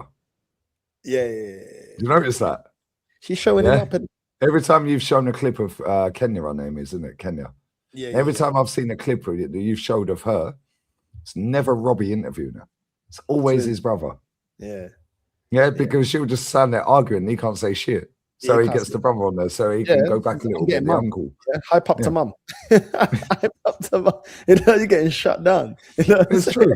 People had enough. Yeah, we see it. Lex, you watched the game. Jez, you watched the game. We both watched the game. Everyone in the chat watched the fucking game. Everyone was watching that game yesterday. Let's be real with it, yeah? You see the faces in the crowd. Yeah, you see the faces. I've got the faces. Watch this, North. Watch this, bro. Watch this. These people know exactly what time it is with this football club. They've been lying through their teeth for fucking ages, mate. They've been lying through their teeth for time. Yeah, they know, that this club is not as good as they think it is. Yeah, but their match day experience is just better now. Yeah, that's it. Their match day experience just feels better now. Yeah, no, share this if you can, please. Where is it? These men were talking about standards, you know. Couldn't believe it. Yeah, watch this. Watch the next one. Right, look at them. Yeah. Look at the way he's rolling his eyes back. Yeah. Not again. That's what I'm saying. Yeah, you got Arsene Wenger, big Papa Wengs there, going in on this club. Yeah, but when you concede hear 3 it? goals at home, Yeah. it's difficult to win, you know. And When you concede 3 goals at home, it's difficult to win. No fucking shit, Wenger. I would say Captain the Obvious. goals scored on both sides illustrated a little bit the way the two teams played.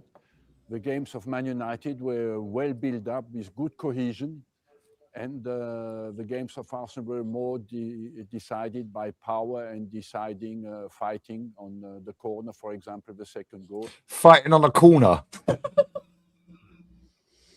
He's not lying. He's The not goals for lying. Arsenal were more decided on fighting on a corner. He's not lying. Isn't it? Bro, I wanted this guy out the club like that. Yeah, I was protesting to get him out. Careful what Yeah. you wish for, mate. Hey, listen. Nah, Rance told you, I man. fucking blame you, Lee. I fucking blame you. I'll tell you why. I said when I was in that stadium, right, in the North Bank, right, I was saying to people, be careful what you wish for. I wish for Ancelotti, Jez. I've been proven right because when we got Emery, and I was like still in the North Bank, right, as my last season before I'd given up my season ticket in 2016. Was you still going? What, back when Emery was there? No, I'd given up my season ticket in 2016, but I still went with friends, right? And when Emery came in, yeah, I said to people, this guy will do us some decent. He will do us decent. Yeah, you liked Emery. Nah. You know, I said, well, prove me wrong. And I've been proven right. Jez, they see you. What block was you in the North Bank, Jez, when Emery was there? I was in the North Bank 04. Fucking hell, so you were near the corner flag. You were right near Kenny. He's in block 1. Not far away. Not far So away. yeah, so it's just on the curve, isn't it? Just like Yeah. So I was in block 10. So you weren't far away from me. Yeah, I was right behind the goal. No, It's fucking crazy. I'll probably give you a load of shit and say you're fucking. Probably. Listen to what Wenger says here, yeah? Watch the rest of this. And the first goal as well was not clean play, but Not they clean gave play. everything, Arsenal, but they lacked a bit, like I said in the first half, patience and technical cohesion. What Man United had, I think there is something going on in this Man United team between the way they. Why is it cut back? United team, between the way they beat Man City and they beat Arsenal today, and the way they played was very convincing. And as well, when Arsenal come back to 2-2, usually it's the home team who wins the game. And they found again the resources to score the third goal and to win 3-2 away from home in a top-level game. So I must congratulate Carrick. He has created something. Cool. So basically you're saying we scam corners. Yeah, and there's no creativity at all. Yeah, and there was no urgency. Cohesion. No cohesion. So basically he's cussing out Arteta and our captain. Somebody said to me earlier, Petit I haven't seen it yet. Somebody said to me, Petit was cussing on TalkSport today. Yeah, I haven't seen Patrick Vieira. I've seen the quotes. I haven't seen the video footage. He was slagging Arsenal off at half-time. At half-time. Yeah, we all know what time it is. Jez, you see Thierry Henry in the crowd yesterday.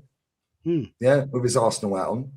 You see Ian Wright's face. Did you see him right in the crowd, Jez? He was like that.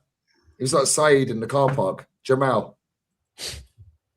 Yeah, Jamal was having a blast, man. I saw his match reaction. I have a fucking deal with Rants tomorrow, man. Fucking long day, bro. Yeah, How much of a mug am I? Right, after my excitement, right, of my first away game at Pompey since 2004, 2002, right, when we won 5-1. 5-1, yeah. On your stream, I said to you, Lee, I fancy going for another season ticket. Yep, Right. you were looking at the prices. Yep. I said to the wife, I really fancy getting back. And she said to me, would you make the most of it? I said, well, I don't know. And I thought, after seeing the shit show yesterday, I'm like, why would I bother? That season ticket, right, is 3,325. 3,000 quid for a season ticket. Shitload of money, right? Plus the travel, Jez, from where you are. Yeah, I've got to travel there and everything like that. You're doing 10 grand a year. Sorry? You're doing 10 bags a year, 10 grand a year just to get there and back. You're going to have to leave a game a little bit early, otherwise you ain't getting back. I've never, ever, only once in my life have I left a game early. And you know the reason why, Lee. Yeah. At Man United.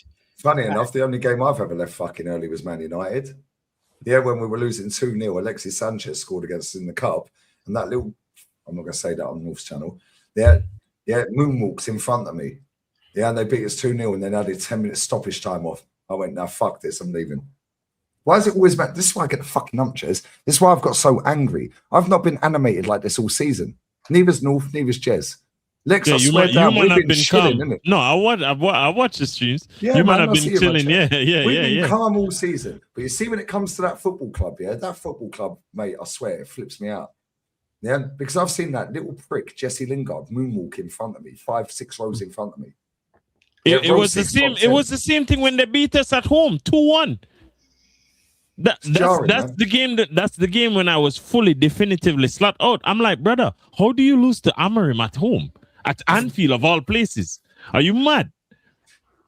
It's jarring. That club, there's something about that club, right? You see, Tottenham are cursed. Yeah, somebody put juju on that football club, mate. I swear down, that club will always be shit. But you see Man United, you see Chelsea, from Abramovich era of Chelsea. Even before that with Ken Bates, they were always a good cup team, weren't they, Jez? Yeah, they were a good cup team, but they never really won anything of they never were really entitled. But 99, when Man U done the treble, that was a three-way title race with us and Chelsea. Yeah. Dennis Bergkamp gets the penalty saved. I don't know why he took the fucking penalty. Fucking hell, he goes the same way every time. Yeah, Schmeichel saved it, and then Giggsy run around everyone. Yeah. Then they go and win the league. Yeah, and then they're scoring fucking Bayern against Bayern in their own ground twice in stoppage time. It's like, fuck off. You're the luckiest team in the world. Right? But fair play. You've got to rate it. I wish my club could do that. See, Liverpool, I think Liverpool are the classiest team in the Premier League. People laugh at me when I say that. But you see Tottenham, they're shit. They've always been shit my entire life. I don't respect them one bit. Yeah, they're just like the noisy neighbours. Yeah, they're that brother that wins once against you on FIFA 100 times. Then your wedding is your best man. Yeah, and he goes, oh yeah, Drill, and he tries mugging you off on your wedding day. Yeah, I beat you on FIFA once. Spaz. Right? See Chelsea though under Abramovich. Bro, that is everything Arsenal was supposed to be when we smashed this fucking stadium down. Yeah, that's what we were supposed to be going to do. Yeah, Man City, that's what we're supposed to be going and doing. We're supposed to be competing for Champions Leagues, 4-peats. That's what we were supposed to do, Jez. Yeah, you go to that lifeless bowl, that soulless bowl. Tell me. Yeah, it's jarring, Jez. So when people see us, Lex, this season, we've all been calm, haven't we? Yeah. It's the first time I've had a meltdown. Why? Because it's fucking Man United, mate. Yeah, all the way to be honest, bro, we stopped them doing a 9-peat, Lex. Let's put it right here. Let's put it just right here. Right. Yeah, all the years I've supported Arsenal Football Club since my first ever game, the two most respected clubs, apart from Arsenal, is Liverpool, Man United. Yeah, they've always been the nemesis. Right, as a little kid, I remember when we nearly got relegated, 1974, and we managed to get a draw, and Man City beat Man United.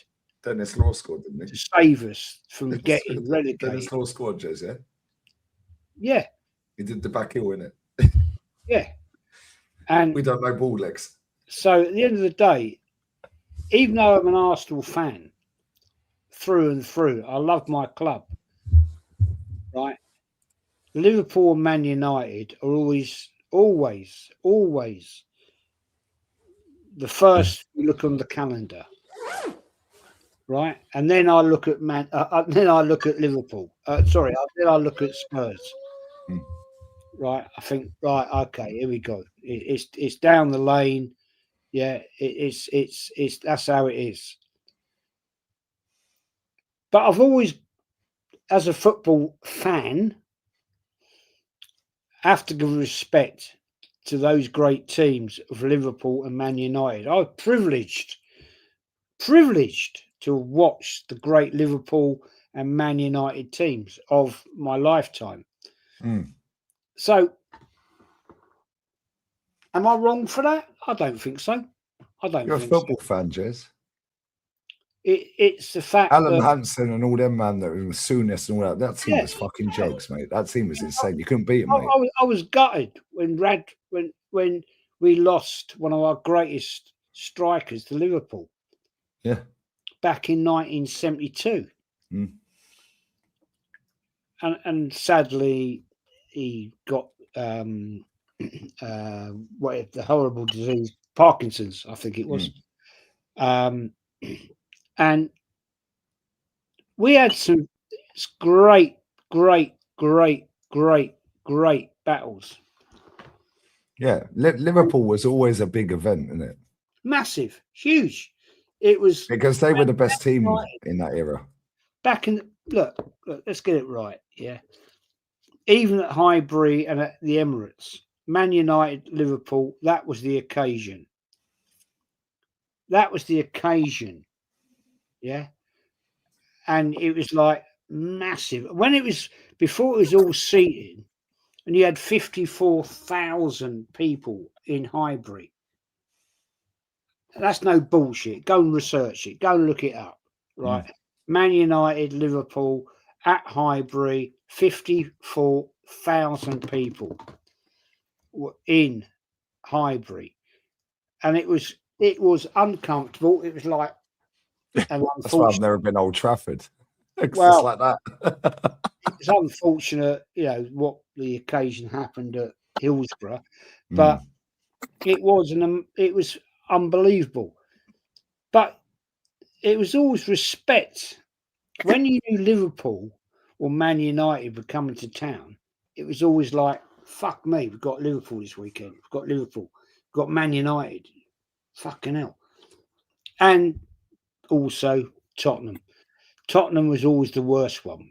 Yeah, Tottenham was more. Jez, let me ask you this here, because I hate the way that people chat shit about you on this app, yeah, or just in general with the internet, yeah, because they should be extracting information out of you left, right, and centre, yeah, because you've lived it, you've been there, you grew up right opposite the fucking stadium, Jez. You open your door, he stands right in front of you. Yeah, so it's like when I see, I'm not going to mention names, when I see these little people, yeah, chatting shit, they should be going, Jez, what was it like at Anfield in '89? What was it like, Jez, when you were going White Hart Lane? Like, what was it like when you were going Old Trafford? What was it like when you're going fucking Cardiff or Wigan or fucking whoever? Yeah, Jez, tell us this. They should be asking you question after question after question. Yeah, that's why I get the ump. Because that Liverpool team, Jez, I wasn't lucky enough to have seen that Liverpool team, but my dad said to me, I seen the back end of a Liverpool team, but I was a kid, mate. I was tiny. Yeah, they had fucking Alan Hansen. Yeah, Stevie Nicol, yeah, Graham Souness. They had some fucking ballers in that team, yeah. You could not score against them. Yeah, that was when you could pick the ball up when you pass it back to the goalkeeper. That was when it was 2 points for a win. Yeah, instead of 3. Yeah, they were the best team. They were Real Madrid. Lex, you know this, you're a Liverpool fan. They were the Real Madrid of England. They were. But then Man United got Fergie, then they became the Real Madrid of England. Yeah, and now look at the state of Man United. Yeah, look at the state of Arsenal. Arsenal have always been the nearly good team. All the way through our history, Jez, we've been nearly good, nearly great. Never dominated any era, apart from the 30s, really. Yeah, never really dominated, have we, Jez? Yeah, whereas Liverpool fucking dominated. And now imagine, yeah, Jez, that's what I want to ask you. That's why I've come to this point. When you had Andy Gray playing for Everton, yeah, back in the day, yeah, and it was Liverpool-Everton, and they were challenging for titles. What was that like when you're going up to Everton away? Because I've been Everton away, I've been Anfield away. Yeah, What was it like, in the city? Because Liverpool's not a massive city in comparison to London or Manchester. Yeah, I think Liverpool's, maybe it's overtaken it now, but what was it like when you were going to Liverpool as a city when it's Liverpool, Everton battling for a title and you're going there as an Arsenal fan away? What was that like? Because I never lived it. Well, be honest, I never really, as an Arsenal fan, went into the Liverpool city centre, because it was always like you're guided to where the game was. Now, the fact where you had Everton, Anfield, they're very close together, a bit like Arsenal, Tottenham, really. Going to Liverpool was not as bad as going to Everton, because Everton, you had that long walk down County Road, and it was a bit of an adventure. Let me put it that way.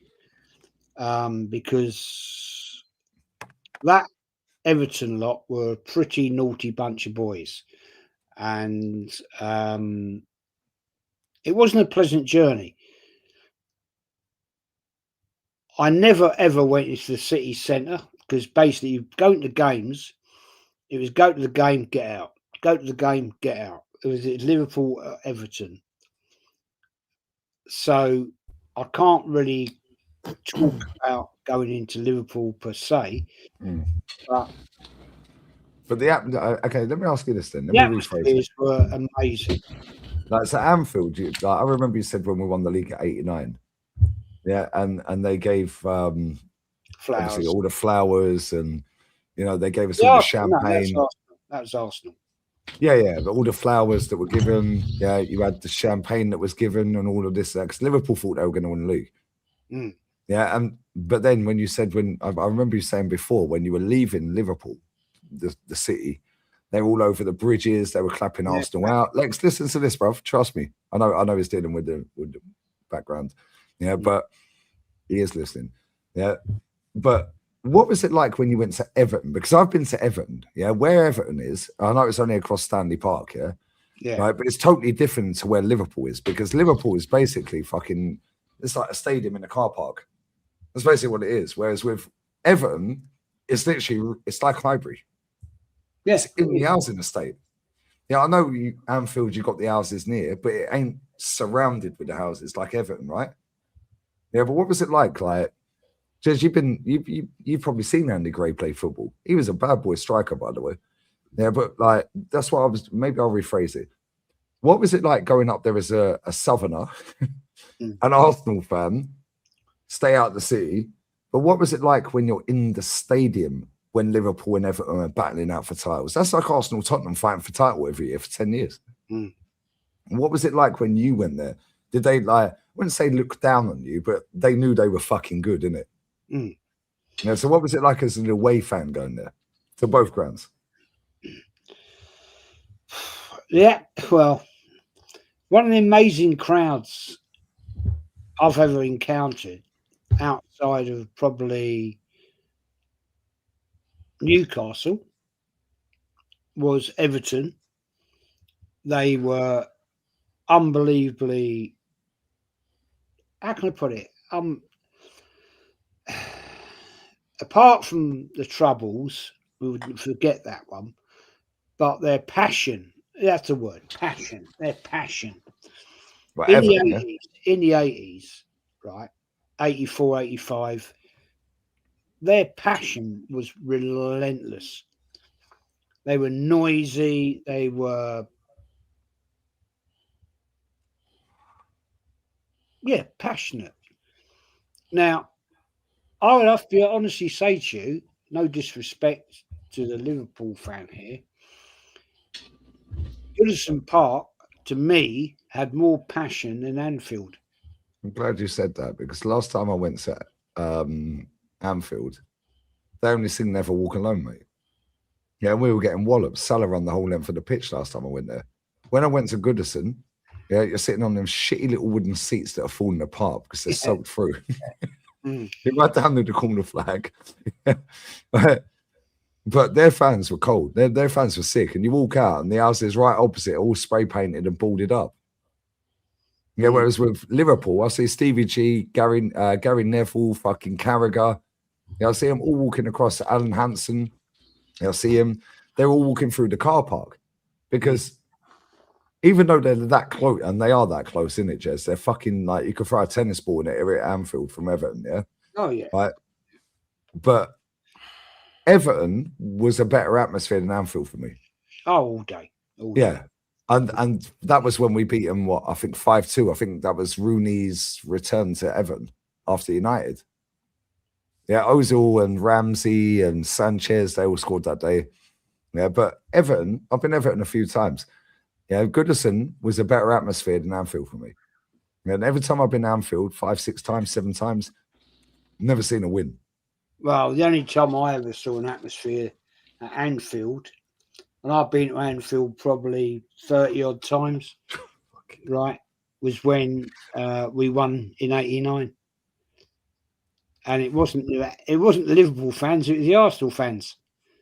Because that's probably one of the most amazing nights in football I've ever been experienced in. Sammy in the chat said Gary Neville in Liverpool. Yeah, because he was doing Sky Sports that day. That's why he was there. I will never ever experience a night like that in my life ever again. Jez, what was it like though? Because like I remember watching on telly, innit? Right, as a little kid, like 6, 7 years old, and I didn't realize what an achievement that was. It's only when you get older you realize, yeah, and you like look back at history and you read and you educate yourself in it, which most fans in this era can't be asked to do. What was it actually like though, Jez? Like, because I always say Liverpool are the classiest club in the league. Yeah, and people always laugh at me for saying that and chat shit about it, yeah. Right. But what was it like going there? Because like we had to win by 2 goals. They were the best team in the world. Comfortably the best team in the world. You could not fucking you could not beat them, mate. Yeah, and you could not score at their ground. We had to score twice to win the league. Yeah, or to buy 2 goals to win the league. We had to win by 2, yeah? Right? But what was it like actually being there, Jez? Well, it's hard to describe because we went by private coach. There's 14 of us. We didn't go on the chartered coaches from Highbury that a certain person I know what you're going to say after this. makes out that he left a A-level exam to be there, which is a load of bullshit. There you go. Anyway, we'll move by that one. On the journey up there, which was like 5 hours ish, we were a bit, I wouldn't say we were up. It's all a bit flat. We're drinking beer and all that, but it wasn't like. How can I put it to you? It was like excitement, but we expected the worst. You didn't expect to win. We didn't expect to win. And when we got in the Anfield Road end, there was so many fans, so many artists. In the ground, there was about 7,000 in the Anfield Road end. And we had the whole quadrant and the corner. And there was loads of fans outside who didn't have a ticket, but a fair play had pitched up to try and get a ticket off touts and all that. But the police was so on it that night. It was police everywhere. And I had my ticket, got in. And the atmosphere was electric. It's the only thing I can say. You had the Anfield and you had, the Cop down there, the Cop. And they were giving it massive. I don't know if you've ever been to Anfield. It's different when it was terrace, but it was massive. And all the banners were out, all the flags waving, all this. It was an amazing atmosphere. It was electric. And we were, be honest, I won't lie, we were like, oh, fucking hell, you know, we got to win by 2 goals. We're never going to win here tonight 2-0. No, not a chance. That's the atmosphere. And there with hope rather than, yeah, we're doing this. A wish. It was a wish. But to be at Anfield and the atmosphere was like looking to the terraces and the seated areas over there. And it was like, fuck me. We ain't going to happen here. And then game came. Game came on. It was started, and everything happened. And Alan Smudger scored, and it was like right in front of us. And we were like, "Fucking hell!" You know what I mean? Yeah. The place was like erupting. I went down. I won't lie. I went down about 6 terrible steps, crashed into these 2 girls. Right, and I'm like, love you, and this girl, she was quite a large girl. She just grabbed me round the neck and she's kissing me and all that. And I'm like, wow, fucking, this is like, wow, well, smudger, right? And I'm like down there, and I make my way up to where my mates are, right? And I'm like, fucking hell, we've just scored. And then it all went a bit quiet and everything like that. And then what was their end saying at that point? Were they silent? Because obviously we had to win by 2. Yeah, we had to win by 2, so we scored. Cop had gone flat as fuck. It's gone quiet. It gone quiet, right? And the game went on and all that, and then I remember my mate Johnny. He was a proper guy, and he was anyway. The game went on, and then we know what happened. Mickey Thomas topped it in there, and the place erupted, absolutely erupted. And I'm like, I always remember seeing Danny Dalglish. He was like Kenny Dalglish, head down, like that. And George Graham came out, and he was like clapping and everything like that. And the whole of the Anfield Road end went mental. And again, right, not being the biggest guy in the world, I went down another 4 or 5 steps. I met into these 2 girls again, and the other girl just grabbed me, and she went, "We've done it. And I said, no, we got a couple of minutes to play. It's not over yet. And this girl was just like, and she was smaller than me, right? But she had arms like a fucking, I don't know. Like Kenny Ken. And she wouldn't let me go. And she was like, come on, you've got to stay. You've got to stay and celebrate. And I was like, yeah, right. And anyway, the final whistle went, and it was meltdown. It was fucking meltdown. And did anyone leave in the Liverpool end, Jez? No. No? I'm not like today when everyone leaves 10 minutes before the end of the game, then, no? No. I'll tell you what, I swear down, the Cop end, right, stood there. They stood there and applauded. Class, isn't it? That's why I say they're the classiest team in the league, mate. They are classy. Liverpool fans are classy.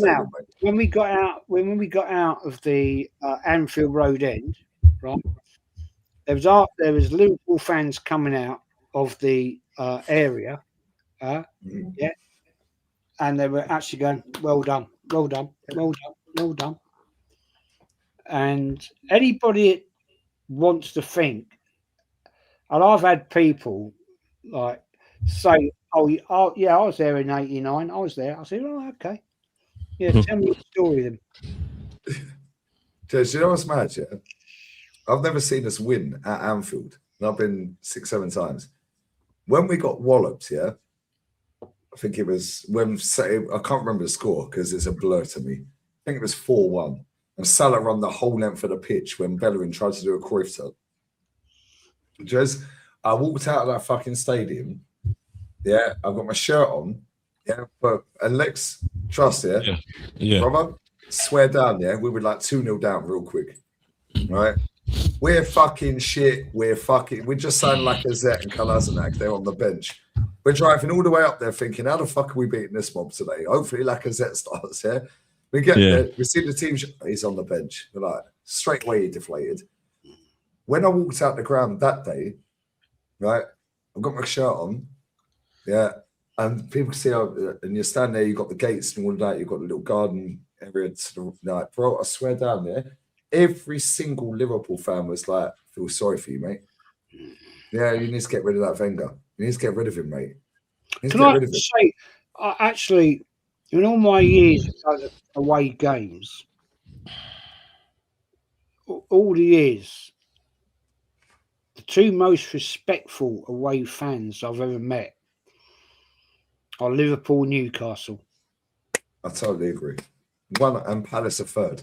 I've been there so many times. I've been to Anfield, and probably 40 odd times I've been to Anfield, and over my years, in the years I had my season ticket, 40. Yeah, it's got to be 40 times. Crazy. And Newcastle.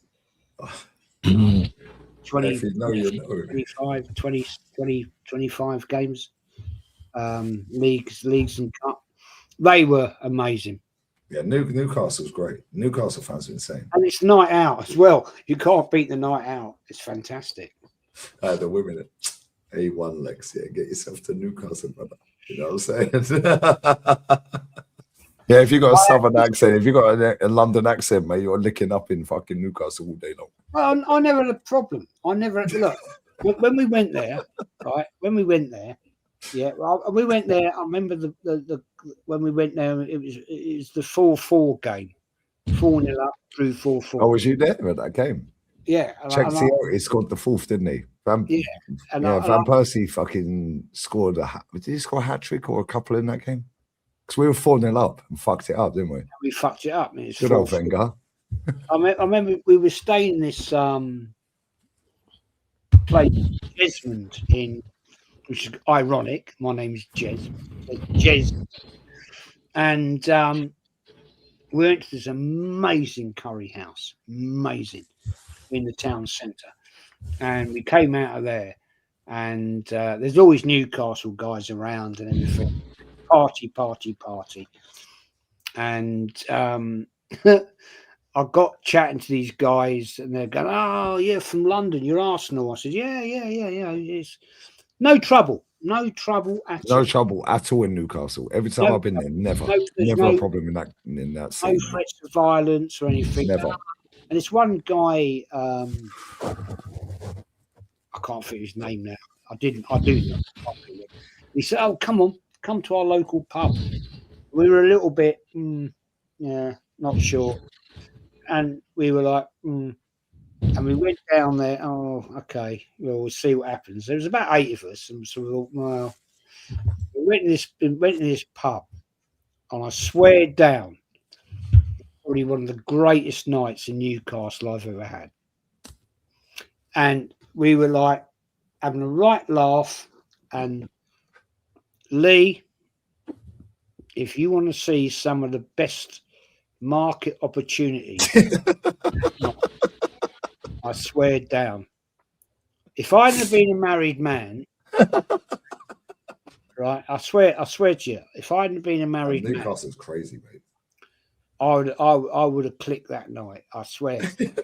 I swear. I know Newcastle. The accent's sexy on a woman as well. Some of these women, man, and they were. Look, I'm not a great attraction. You know what I mean? But they were like on it, and I'm like, fucking hell. And Newcastle's the best away day in the Premier League, mate. I'll show you right now, mate. I swear. I've never It's a million miles away from anywhere as well, isn't it? It's fucking miles, 6 hours from London by car. Yeah, it's fucking mission. Yeah, but I swear, Newcastle is lit. Yeah, do you want to hear something really stupid? That night, right, we were in this bar, and I'm absolutely K-Lloyd. And it's this beautiful young girl, 24, beautiful, stunning young lady. And she's like really like coming on to me and all that. It's back in what, the 70s, 80s? No, this is the 4-4 games. This is 9. Oh, of course, yeah, cool. Yeah. And like, so we were what, 40 odd? And I'm like, yeah, and she's like really, really coming on to me. I said, no, look, come on. No, I'm not into that. And I said, can you just do me a favour? And I said, how long are your legs? And she went, why, how long do you think? Well, in her Geordie accent. I said, can I measure them? And she went, well, how are you going to measure them? And I went, well. So I said, don't say it. I said, take your shoes off. They had these massive, great heel things on. I mean, she must have been about, fucking hell, I don't know, 6'4", these bloody heels on. And she took her heels off. So I said, have you got a measuring tape? She went, no. I said, the only way I can measure them is to go from your ankle to your hip. And she went, that's okay. And in her Geordie accent. I said, well, I said, the only way I can measure an inch is by my mouth. I love you, man. And she went, go for it then. So, and I did. I did. I went right up. Lex, I swear down. You ever been to Newcastle, Lex? Hell no. Wild. All right, no, brother, I swear down, yeah. North, you've been Newcastle, innit? Yeah. Yeah, North. Yeah. As a black man or a mixed race man, yeah, you are cleaning up all the market opportunities in Newcastle. North, Promise you, swear down, you will clean up all of them. Yeah, because they don't see mixed race or black man in Newcastle, bruv. Yeah, very, very rare sight. Yeah, but now if you've got a London accent, yeah, and you look like that, brother, I swear, North is a piece of piss, isn't it? No, it's easy. Newcastle, Liverpool, easy. Manchester, Liverpool as well. Man. I swear down. If you went to Newcastle, right? I swear, look at him smiling. Of your life. Look, Newcastle's crazy, bro. I could have done. No, you wouldn't be married now, Jez, if you had done what you wanted to. Yeah, but I've never been unfaithful in my life. But North, I could have been a very naughty girl. I mean, I swear down, she's like 24. I don't know. How old were you, Jez? Like what, late 30s, early 40s? It was about late 30s, early 40s around the damn person. No, I was 42 then. There you go. She's late 20s. I swear, Lex, I promise you, yeah. Geordie women, mate. They're wild. The accent's sexy as well. Yeah, and but the blokes though, I'll be real, yeah. The blokes, Jez, what you said about comes to the pub and they're proper nice people, aren't they? Oh, we were worried because we thought, yeah, this is a trap. They're going to take us and we're getting weighed in. Yeah, but no, the Geordies, man. People from Newcastle, there's loads of Geordies around here, yeah. Right, they're all fucking sound, mate. Yeah, I've never met an idiot from Newcastle ever. About Port Vale when we went to Port Vale Cup game, and we said this old lady. Hey, Matty's comments fucking killing me. I'm right? going for a piss. And we like asked for, oh, is there a local pub? We were near the Port Vale grounds, and she said, oh, yeah, there's one down there. And we said to her, oh, it's not like a home pub, is it? And she went, oh, it's a nice pub.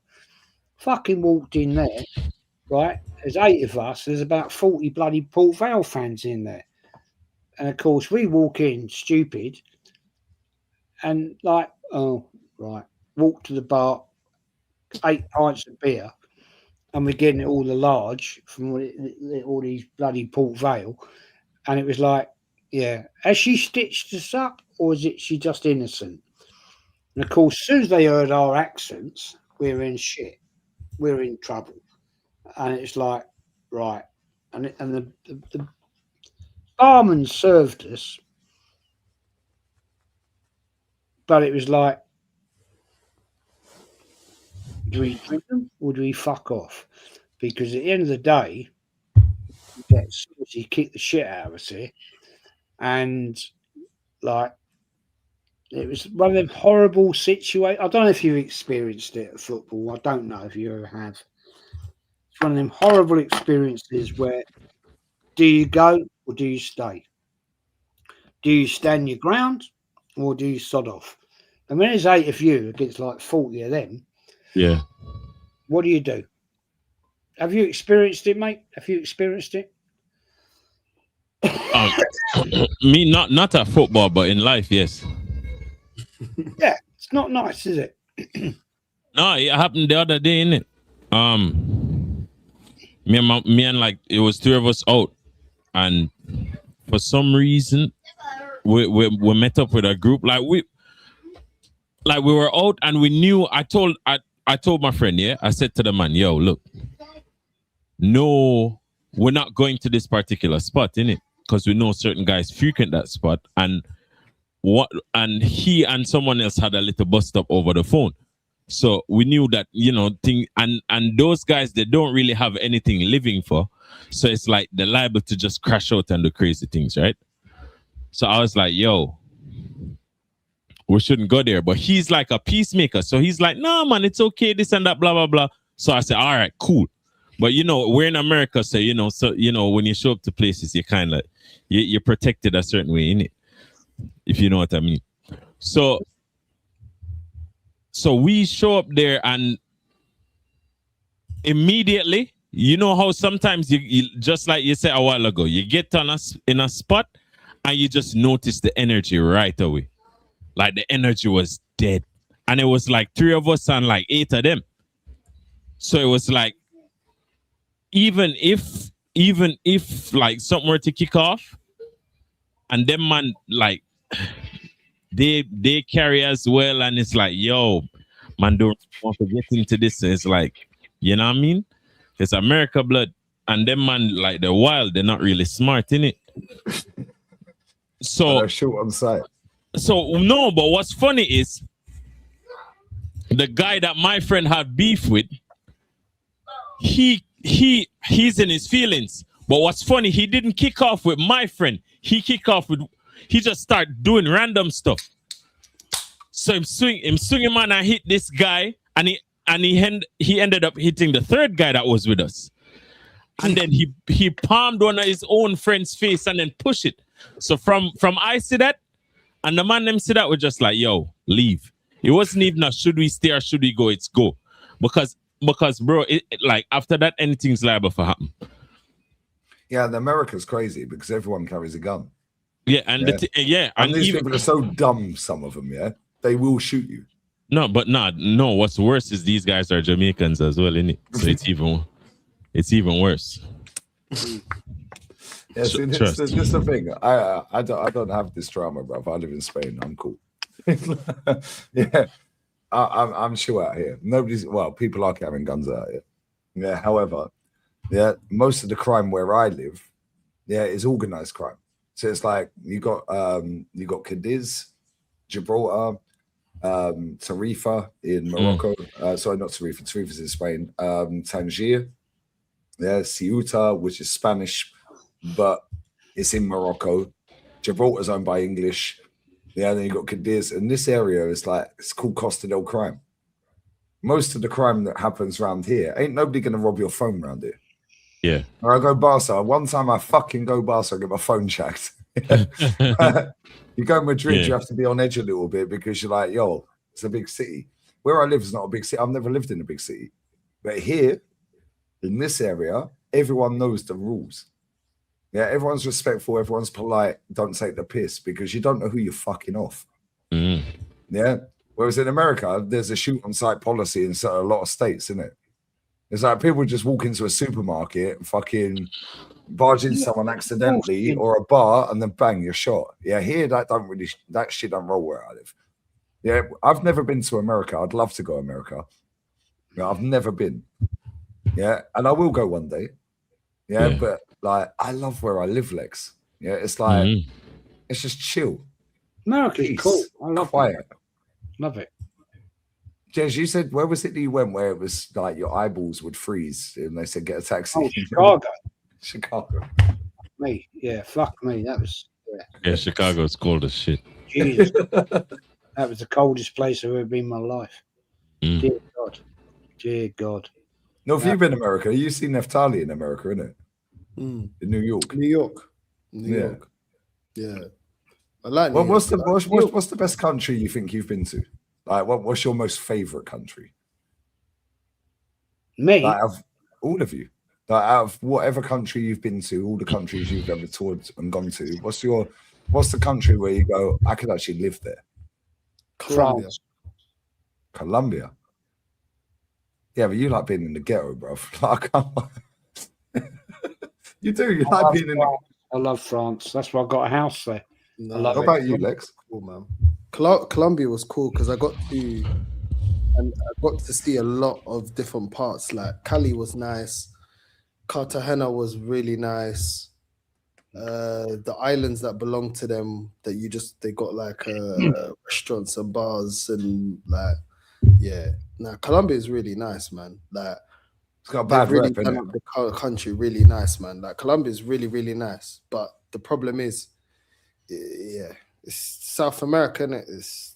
They've got a bad rep, It could man. be a bit dangerous. It could be a bit dangerous if you don't speak Spanish, or aesthetically I blend in, but when I have my accent, they'll know I'm not from there. So sometimes, but No, do you remember when I came and met you in Little Peru? I'm not going to say where that was, yeah, but do you remember when I came and met you in Little Peru? Ah, yeah.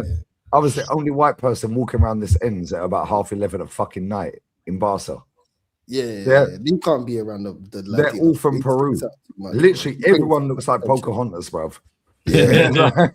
You got all these short little guys, yeah. And I'm like, I am way out of my comfort zone here. But I never felt like scared or like shit. This is a bit off key. Yeah, like I've never felt that in this country. That's why I live here. Mm-hmm. Yeah, I've never been been here back so to that many part. times. I've never felt intimidated living in this country at all. I'm not saying I did in England. Yeah, but it's like I've been to Mexico, been Egypt. I never liked Egypt. Fuck that country, man. Yeah, Turkey I liked. Yeah, but again, it was a little bit too intimidating in terms of they're on you for everything, bruv. It's like you're a foreigner, like, so they want to extract your money. Yeah, it's like all the countries. Cape Verde was beautiful. Yeah, Cape Verde was beautiful. I know you're from there. North. Yeah, Cape Verde was sick. Loved that. Yeah, I went to Sal. That was before they built the Hilton. They were building it when I was there. Yeah, so I don't know what it's like now, but I walked for like 3.5 kilometers. Didn't see a single person. They're on the beach. Did not see a single person. It's probably rammed now because that was years ago. Yeah, Cape Verde was really nice. But Spain's my vibe, man. Yeah, that's why I asked you the question. It's like, well, like for me, I have never, even when you took me to that shithole in Leganes, yeah, to that club. Yeah, bro, that's the only time I thought, yo, this is a bit shady, isn't it? Yeah, but I was like, Rashid, we need to bounce. But this is weird. He's the luxury. I'm telling you, like But when we went to that Afro Beats club, I was vibes in, right? Yeah. When you fuck around with the South Americans, bro, that's a long day, isn't it? Yeah, it's a long day. That area was fucked. That's the only time I'm in Spain I thought, whoa, this is a bit off key. Because everywhere I've been in this country, it's just chill, man. Everyone's happy. Everyone just says hello and talks to you. If you see this, you live in Barca now. Everyone says hello and talks to you. They want to have a conversation. Yeah, no, people are nice. In England, nice. Yeah, they're polite. They'll open the door for you. They'll open the door for you. It's like, wow, you let me through first. Yeah, in England, what the fuck are you looking at? Yeah. Like in America, it's the same shit from what I hear from people that I know that live there or like have been there. It depends. Because Where's America the is nicest parts? it's like a bunch of different countries in it. Some of the they call it states, but realistically all the states are very different in it. The people hold their culture and thing in it. So and it's not necessarily states, like for instance in Florida, like if you're more in South Florida, then it's a bit more hostile. But then if you're in like Hispanic communities, they're more friendly. If you go to like, well, obviously me being, black if you're going to flipping like rural white neighborhood. It depends because some of them look at you like they seen a ghost. It's So like, don't what is go he Alabama doing here? then, bruv. Don't go Alabama. No, but that's funny. The people there are mad polite because I've been to Alabama, innit? No way. Yeah, but See, I but always it see just on depends TV on where or you when go. I've seen clips, No, but it's Alabama different. looks crazy. No, but it's different because different parts in it. Because in each state, you actually have parts of each state that are predominantly black, innit? Okay. So it's not like everywhere is just isolated. Hey, and Ma, I'm from Alabama. My sister's my auntie, man. Yeah, You know? Alabama's off key, bro. I swear. But that, bro, it's just it's a televised depiction in it. It's just like almost like people say, oh, you know, shootings and so on and so forth, brother. I've seen and heard more shootings in Jamaica than here, and it's legal to have a gun in the state, innit? Concealed. So it's crazy because when I moved here, it was like, yo, what? You can just go to a store and buy a gun? Because back home, that's not possible. The only people who had guns are like a select few citizens who have to go through like a 6 to 9 month process of trying to get some sort of defense, and you have to have a reason, like your life is in danger or something. And the police and criminals, but the general citizen doesn't have a gun, so we fall victim to both police and criminals. But here it's a bit different. Like you don't know who is who. Like everybody is strapped in it. So you really don't want to, like, you know what I mean? You think twice, and because you know if anything kicks off, brother. Yeah, that's here. Like in England, yeah, anyone cuts me up in a car, yeah, I'm doing mad road rage. Yeah, I will fucking literally overtake you, slam my brakes on, you're crashing into me. Yeah, my road talk. Yeah, back in here. Nah, bro, I respect this country, bro, because you don't know who you're fucking off around. You don't know, bro. Yeah, because that could be the cousin of some big mad gangster out here, bro. Yeah, in England, yeah, whatever. Yeah, here I'm so polite. No, if you've seen it, innit? I am so fucking quiet in this country. Yeah, because it's just a vibe. You got the beach around the corner. Yeah. Yeah, no, if you got the beach around the corner. Yeah, when you can walk out of your house and walk to a beach, yeah. I swear to God, it chills you the fuck out, mate. Yeah, because it's peace. And then Arsenal lose. Why would you say that? Why would you say that? We're just to help the discussion. What's the weather saying down there, bro? Because you're way Huh? No, it's true though. Yeah, no, honestly, yeah, I've never been. I'd love to go to America. My sister went to New York for her 18th birthday. She's 40 now. Yeah. And my mum and dad have been to Canada multiple times. They got a friend who lives in Ontario. Yeah, like old friend that we knew from little. Yeah. But my auntie, she's dead now, bless her. She lived in Perth in Australia for 25 years. I've never been to Australia. I'd love to go there. It's too far, bro. I ain't getting on a plane for that long. And you got snakes, spider, kangaroos, bro. They're bigger than Kenny Ken. Bro, Yeah, I worry about the ants, blood. I worry about the ants, the biggest cockroaches in it. And the poisonous and shit. Yeah, so you get the poisonous ants. We don't get the poisonous ants. Yeah, you know what I mean? Yeah, Spain's calm. The worst you get is a hornet, bro, and their sting is mad. Yeah, they'll keep stinging you and they ain't dying. They're just going to keep repeating. They're like Top Gunner trying to explain the process. Yeah. It's like, this is my vibe. North, you've moved to Barca for a reason. Why? Because you've been there 6-7 times. Yeah, and that is your chill, innit? You've been to all these countries, but you picked there. North, you can move to Cali or Cartagena. Yeah, you can move wherever the fuck you want. As long as you got Wi-Fi, you can work. Yeah, but you picked Barca for a reason because it's a vibe. I never knew that until I went there, and it is a vibe. Yeah, and I do like it. Until you lose your phone, yeah, fuck off. I'm still not convinced the Moroccans robbed that, by the way. I think I might have dropped that. Jez, I'm telling you, Lee can't live in a big city. You can't live. No, I've never lived in a big city. He's not allowed. He's actually not allowed. He has to stay where he's at. He can't live in a big city. You can't do it. You can't do it. I've never lived in a big city. Ever. I like the idea of it, Jez, yeah? And can't live in a big city. I like the idea of it, but it's like, I just want to dip in and dip out. Yeah, it's like, if I go to Mercadona, I'm like, I'll go and talk to the bird on the till for 20 minutes and hold the whole queue up if I like talking to the chat the way it's going when we're bagging up the food. Yeah. Not that food, you weirdos. Right? But at the same time, if I don't want to fucking talk to anyone, I'm in and out. Yeah, Barca was a vibe, no. However, I'll be real. Yeah, I don't see myself living there. Yeah, no. I like the idea of living there. I feel like if I got no, you don't want me there. That's the point. I don't think. Nah. The thing is, Lee says he doesn't like City. Then he's in the city. He wants to do everything in the city. That's the thing. Yeah, because I'm there, bro. Because I'm on holiday. Hey, let's go here. Hey, let's go there. Yeah. Same in Madrid, right? He doesn't like the city, yeah. So when he's secluded from the city, he's calm, yeah. But then when he's in the city, he's like he's in Disneyland. We're doing everything. You know what I'm saying? Yeah. He wants to do everything. When we're in Madrid, I'm going everywhere. We're going everywhere in Madrid. Barca, I'm going everywhere. There's no way I want to live in North London anymore. And how long did you live there, Jez? Born and bred, living at home, 24 years. Another 2 years,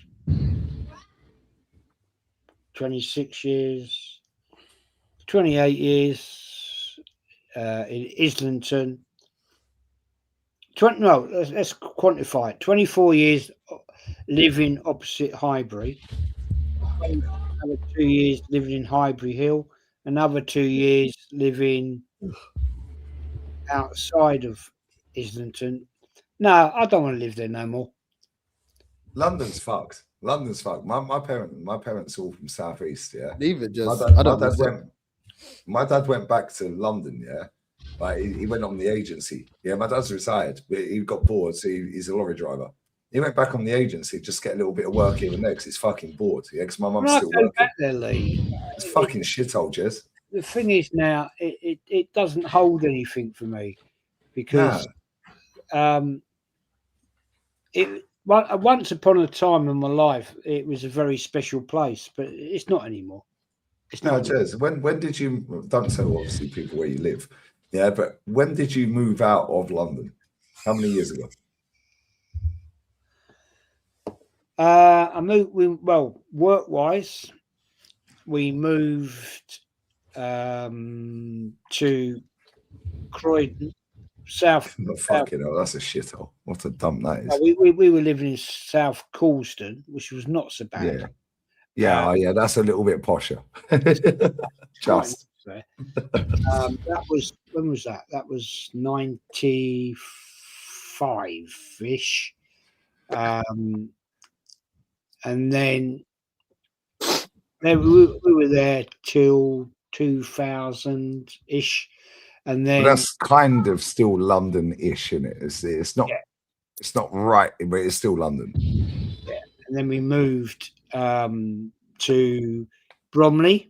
Very nice. That's a fucking shithole as well. Bromley's far. I've got a friend that lives in Bromley. That's far, man. Yeah, Bromley's proper. That's near Dart. You go Dartford, fucking, you go over the bridge, and then you fucking come in. It's nice. And you come in the back end near Croydon and go that way, isn't it? Yeah, towards rough in Bromley. I don't really like Bromley. Yeah, I don't like Bromley either. It's near Biggin Hill. It's really nice. Yeah, really nice. Yeah, and Des was in the nice bit. Yeah, Jez was living in the posh ends. Well, we didn't. Anyway, and after. Anyway, 2002. It was 2000. That was a good year, Jez. We're on a double. Yeah, 2002. I set my own business up, and the opportunity came up. So that's near Bexley Heath, isn't it? Bexley Heath's not far from there. Yeah, far from Bexley Heath. Not far. See, that's a shithole. Sorry, Jez. That's a shithole. Yeah, Bexley Heath is not good. And then I got this opportunity. Market opportunity to set up a contract in Brighton.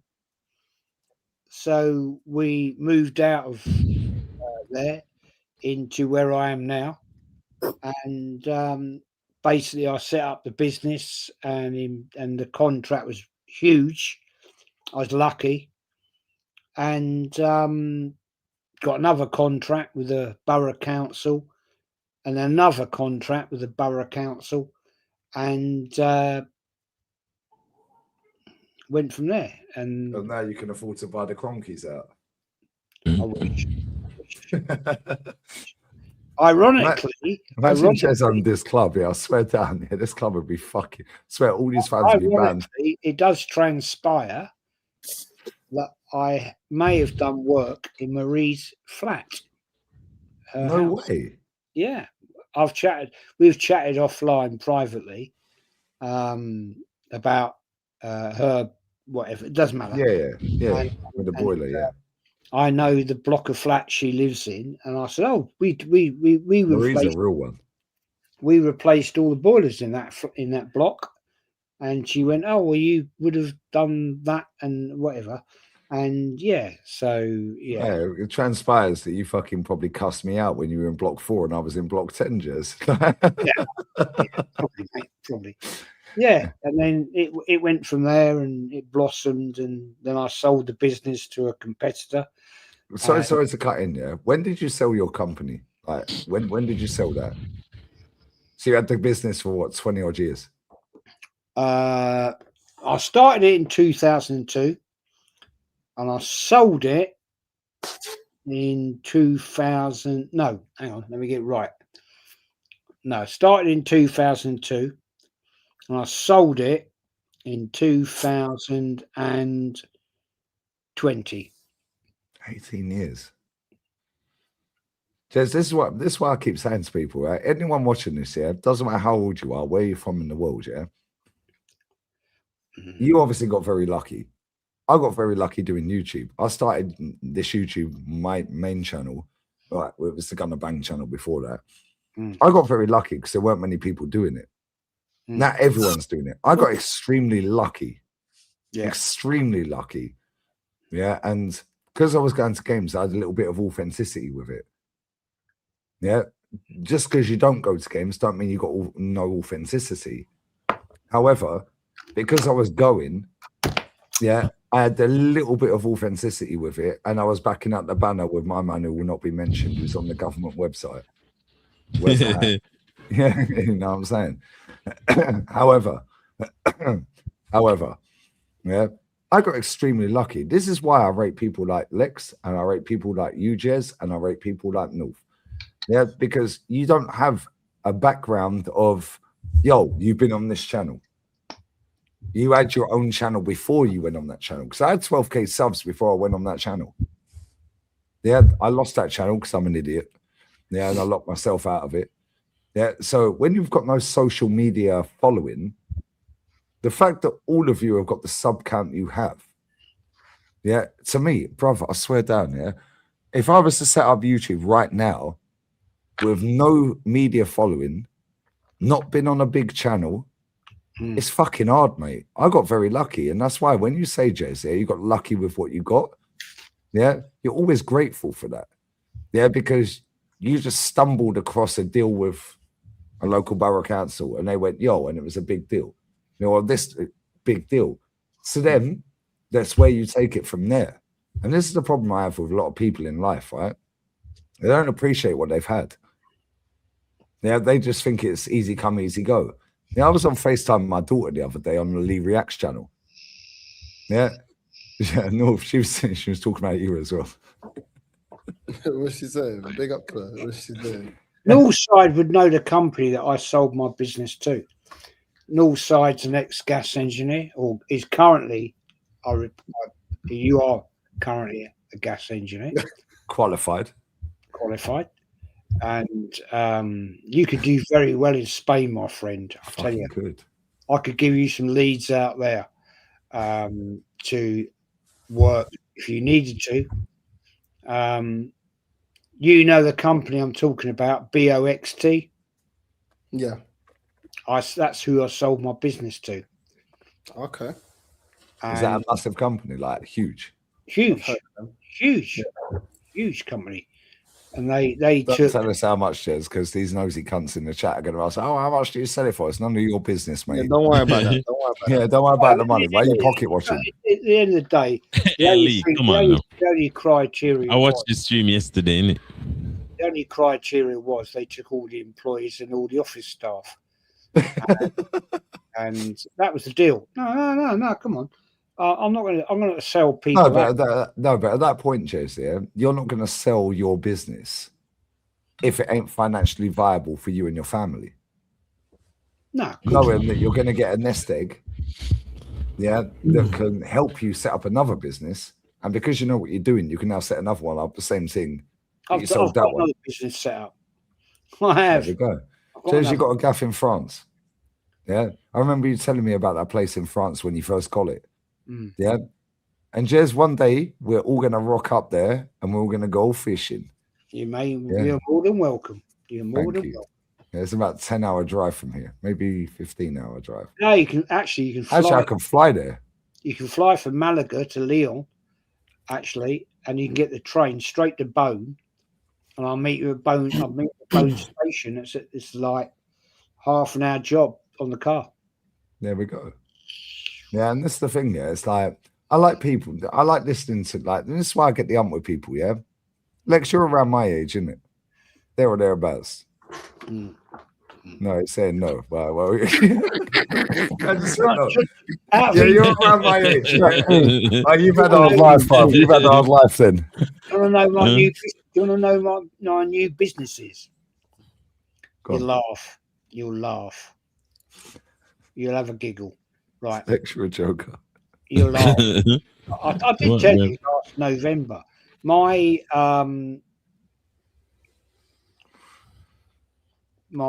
daughter's ex-partner's father, John, has got a fishing boat. I told you this. Yeah. I remember you saying. And this. he said, Do you want to go into business and we'll get another boat? And I'm currently doing my seamanship, right? So I can be a captain of a boat, and I'm doing that. It's 7-8 months and everything, and then I can. He's bought the boat. He's bought it. I've invested, and I can then in the summer and weather permitting, take people out fishing, which I love. I'll fucking love it. I love fishing. I love it. You know that. So I'm currently doing all that. I said better captain than Ødegaard. I'm loving it. So I'm not on my way through it. It's quite interesting actually how to do it. Yeah, but Chase, you've got time, and the only way you've got time, I love it. is by earning money, mate. Yeah. Well, we went down. I had actually had a lesson today. I was in your chat this morning, and I said to you, "Oh, we're going out fishing." Yeah.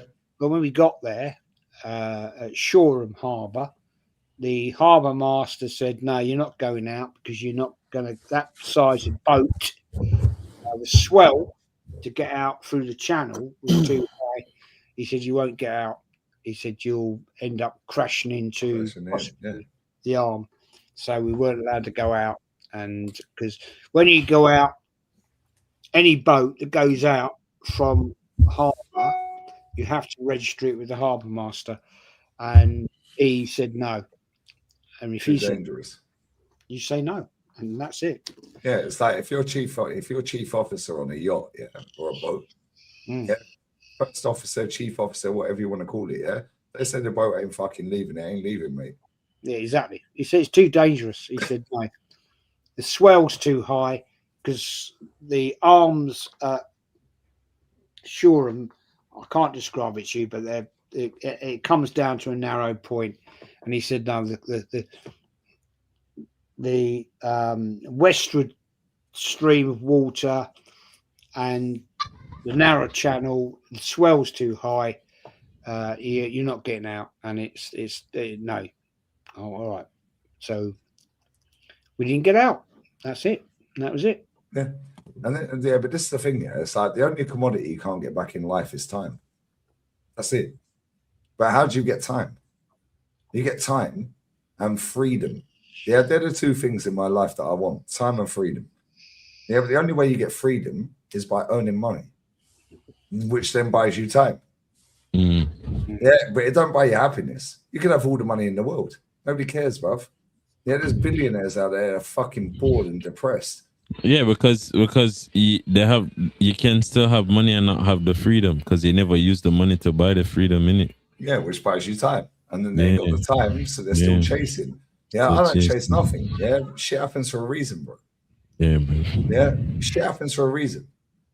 Yeah, this market opportunity I was seeing, yeah. North, I didn't even tell you this. I had a third of a pint of fucking beer left the other day, yeah. She rocks out to my house. It's 2:15 in the morning, yeah. 2:15 in the afternoon, sorry. Oh. She was supposed to be here at 11, right? I wake up and she's standing straight over me, which is weird anyway to me. Yeah, I was like, what time is it? She went 2:15. Yeah, and I'm like, it's supposed to be at 11. She's like, you're lucky I turned up at all. I was like, yeah, I'm just laying in bed. I'm like, are you all right, mate? It's exactly what I said to her. You all right, mate? Yeah. And she's like, oh, I don't like the way you spoke with me on the phone yesterday. Oh. Yeah, blah, blah, blah. I was like, well, you got caught in your feelings then. Yeah. And she was like, what, is that all you got to say? I said, I'm not arguing with a woman. I never will. I said, number one, I'll never win. Number two, I ain't raising my voice over a woman ever. Yeah. She then, because I went to bed, yeah, and I had the glass on the side of the table. A third of a pint, she dashed it over my face while I was in bed. No. Yeah. Swear to God, she done that. I text her, yeah, and said, that's aggravated assault. Don't ever text me again. Yeah, because I ain't the type of person that's going to take you back. Yeah. Guarantee, yeah, that was like, what, 5-6 days ago, whatever it was. 4, 5, 6 days ago. Guarantee that girl will text me within the next 2 weeks. Yeah, she's older than me, by the way. Yeah, when that girl texts me, she'll text me some bullshit like, do you think about me? Yeah, do you miss me? Oh, I've missed you.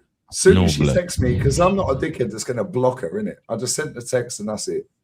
Yeah, when she texts me, block. Bye-bye. Yeah, never talk to you ever again. Yeah.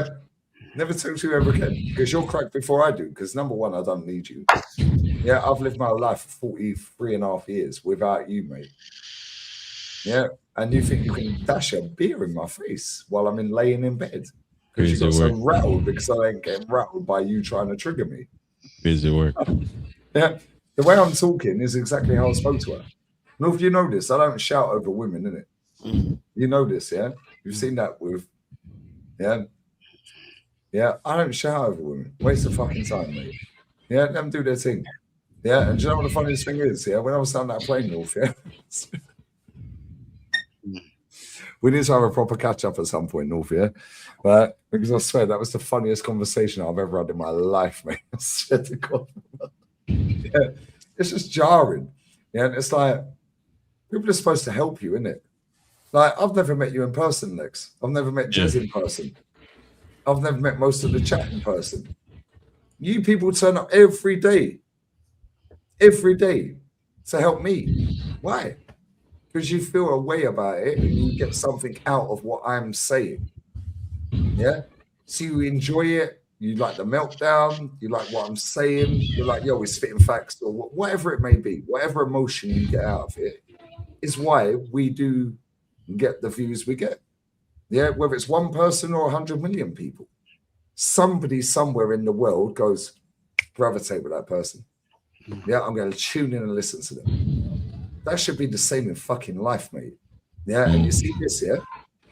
You see this YouTube thing, yeah? Right, I swear to God, yeah, there is people in this YouTube comment section that have helped me more than people I know in my life. Yeah, how's that even fucking possible? Yeah, this is why I just side-eye everyone. I don't reply to anyone. I don't open emails. I don't reply to text messages. Oh, it's fucking hard work to get hold of me, mate. Yeah, because I don't want to talk to you. North, when you came out here the first time and we were sat on the beach, how many times did we pick the phone up apart from when it was Aston Villa Tottenham?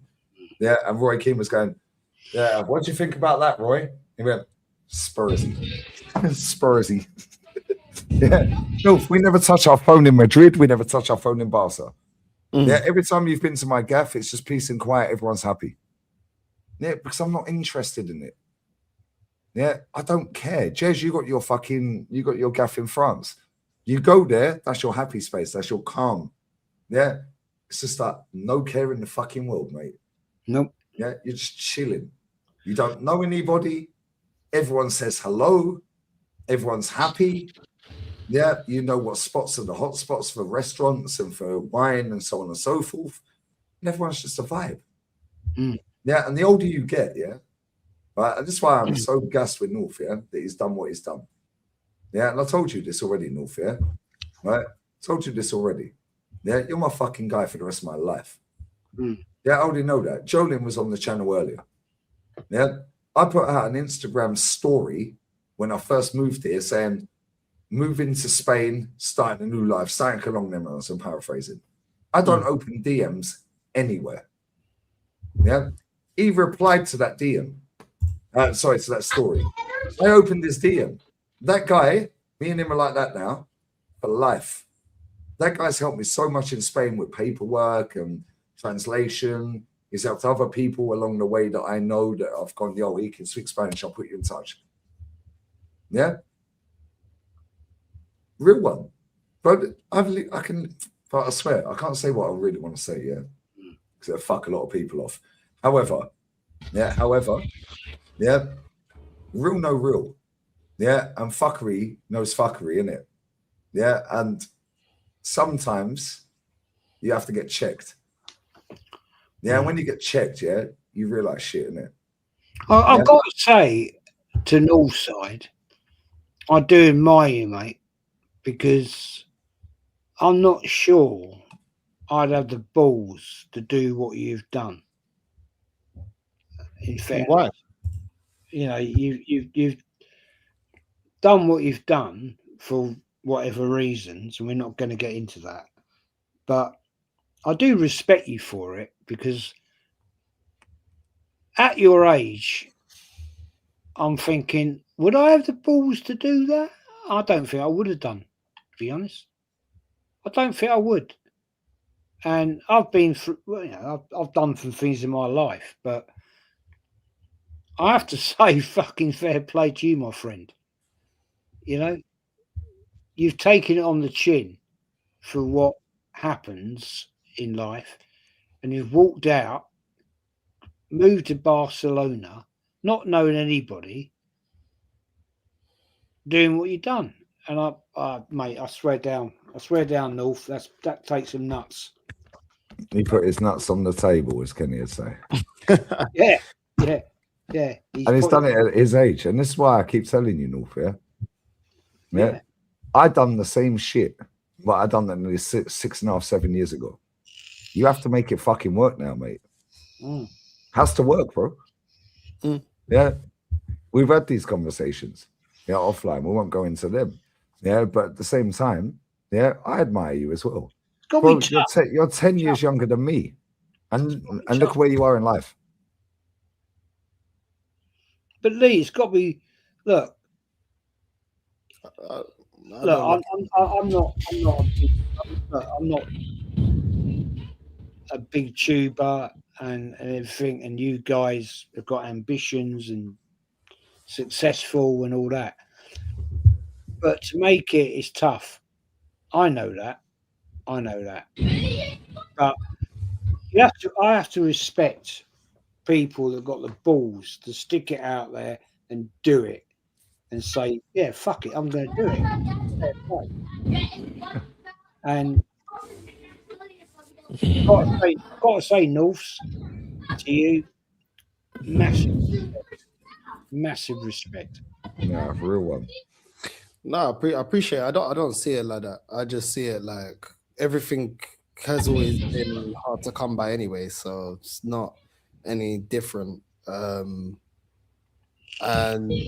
yeah, I feel like if you don't fear working hard, then you'll do it. And getting better bit by bit. It's not easy at times, but to shift from working for someone to working to yourself, and you got to make it work. But everything's going up, the money's going up, everything's falling into place. So I don't know. I don't look at it as brave. I look at it as I've got nothing to lose. That's how I look on it personally. Like everything I built in England, I can't say it's a waste of time because it's given me a platform to be able to do what I'm doing. but at the same time, it didn't work out the way I wanted it to work out. So it's kind of like it was quite easy to leave England with the whole circumstance around everything that happened. So yeah, I don't feel like, I feel like it was more difficult saving up the money to buy my place or to become a gas engineer. I think that was even harder. I think this is a different task. It's not easy. It's definitely not easy. It's a different type of difficult. But I just, like I said, I just feel like everything in my life has been hard to come by. It's not, nothing's been given to me. Everything has been me earning it. So yeah, it's just one of those ones. But I don't know. I just feel like it was just the right thing to do. That's how I look on it. It was the right thing to do. I feel easier with a more peace of mind in my life at the moment. And yeah, I see how I've learned. Like me and Lee had a conversation right now. I just got one thing. That's the main one. I could be moving crazy every time because behind me is a massive strip. I could just be moving crazy. I swear down 10 seconds, he's on the main street. Yeah, like yesterday I was on a live, yeah, with Yamin, yeah, with Wheezy. I literally was streaming. We're streaming after the match reaction. I can't sleep because I was so pissed off of Arsenal. And I was like, I need to get out of this flat. I can't get no sleep. No sleep. And I'm there with the selfie stick, yeah. And literally the buffest French girl, I swear. I said, yo, Yamin, you see that? I think somebody in the chat was talking. Somebody was on the panel was talking. And I just said, yo, did you see that? He goes, yeah. I said, bro, I'm working. Nah, bro. Yeah. It was difficult not to move. She was so sexy. Even he was like, yo, she was flamed. Even when I got to the shisha place, I was thinking about that buff French thing. And I'm like, but that's like a level of discipline. Like before, I'd be like, fuck yeah, I'm moving it. Like, where's she now? Yeah, like, yo, you take the selfie stick. I'm gonna go and chefs, I think. The whole chat's coming with me. Like, fuck yeah, I'm moving it. You know what I mean? But no, where you live, it's very, very, very easy. You have to be going out every day. Same with me. I could go out every day. Yeah. Yeah, I can go Fuengirola, I can go Benalmádena, I can go Estepona, Porto Banús, Marbella. Yeah, I'm not interested in it. Yeah, I did that. I did do that. Yeah, and that's why we had that conversation. Yeah, because I did do that for 3 years. Yeah, 3.5 years. It was just like I was out every day. Yeah, because it's like new country. Fucking, I know people around there anyway that I'm mates with. That's why I've moved here. Yeah, and it's very, very easy to spend a fuck ton of money. Slow down on what I'll cancel that stream tonight. Yeah, I'll cancel that. All of a sudden, you do that 10 times a month. Now you're only working 2,000 a month. Now you got bills to, oh shit. And all of a sudden, yeah, oh fuck. What am I going to do? How am I paying my rent? Now it's very easy to go straight down. Yeah. And the fact that you've made that move, yeah, you've done exactly the same as me. And we're just in a slightly different way. Yeah. We both moved roughly the same month. We both split up with someone we had a house with. Yeah. We both had dough in our bank. Yeah. And we both just went, fuck it, we're moving Spain. Yeah. Only difference is my age. I'm a little bit older. I look at women differently now. I look at women I'll be real. I look at them as entertainment now. Like, I feel like that's how they're behaving. Like, you're just my entertainment when I need a certain level of entertainment. I don't want love. I don't want any of that from any of them. I don't want to invest. Years, I told you this. It's going to take fucking years. These women are headache, mate. I don't want nothing with them. Do you know what I mean? Like, I'll have my fun and whatever. And I'm not trying to invest in this era of women. I'm just not. I just don't. I feel like the people that have it, they're extremely fortunate, but I just don't. I just don't need it. Everything is working in place without me having a woman. I got my place. I'm working harder. My money's going up, doing what I'm doing, working hard at it. But yeah, everything's moving forward without the stress of I need time and I need this and I need that. And I don't have a kid with anyone. So I don't have no tie to try and make it work with anyone. So I just don't need it. Thank God, I've never struggled to get women. I've never had a lack of women around me. So just use it for what I want and I'm not really on ever doing that again. Like, if I get in a relationship, it's gonna be years and years down the line. I'm really not looking for one. Like, I found myself avoiding women more in terms of trying to get with them than trying to be with them. I'm more avoiding them. Like, you know, if I find someone that's cool, then cool, but it's gonna take a very long time. The trial's gonna be a very long trial for me to even think I'm doing anything with any woman. Like, I'm not wasting my time on them. Like, you're here today, cool. I don't know. I just feel like a lot of them are very fickle, and I just don't need it. Summertime's around the corner. It's going to be crazy here in Barcelona. So unless somebody proves me wrong, I'm just going to keep living my life the way it is, and I'm quite happy. So it seems a bit selfish, but I feel like women are selfish. So I'm going to do it to my own advantage and do what works for me. I'm not really interested. And when you see the dark side of them, it's hard not to see that. When you see the dark side of how women can be, it can be very, very brutal. And you're like, well, do you know what I mean? So some people may not agree with me, but I've seen the dark side. You know, I'm going to my granddad's funeral. I'm going to my granddad's funeral, and I'm getting smear campaigns about things that ain't true, that I have not done. What, from family? What I mean? On my granddad's funeral. What, from family? Yeah. It gets like that. That's the type of things I've been getting. This has been 6 months of me having smear campaigns and things that are not true said about me, and people turned against me, even my family in Portugal. So I ain't trying to, you know what I mean? And thank God I don't have to. I don't have to settle down. I've never had to. And now it's just kind of, I tried it, cool. I think it's a bit overrated in this era based on what I've seen. I'd rather just have my fun. And that's it. I genuinely don't when want you say settle down, North, you've done a third of your life with that person. Yeah? That's a third of your life, bro. Yeah? And this is the problem I have with this era. Yeah, Jez, you're very, very fortunate you were born in the era you were born in. Same as my parents. Same as some of the people in the chat. Galen and her husband, bless them. Look at that picture. Look how happy they are. Yeah? Look how happy they are. She always watches our channels. Always. I tell this woman, stop donating money to my channel. Spend it on hubby.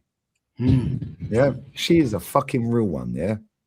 Yeah, and bless up to you, babes. Bless up to everyone watching.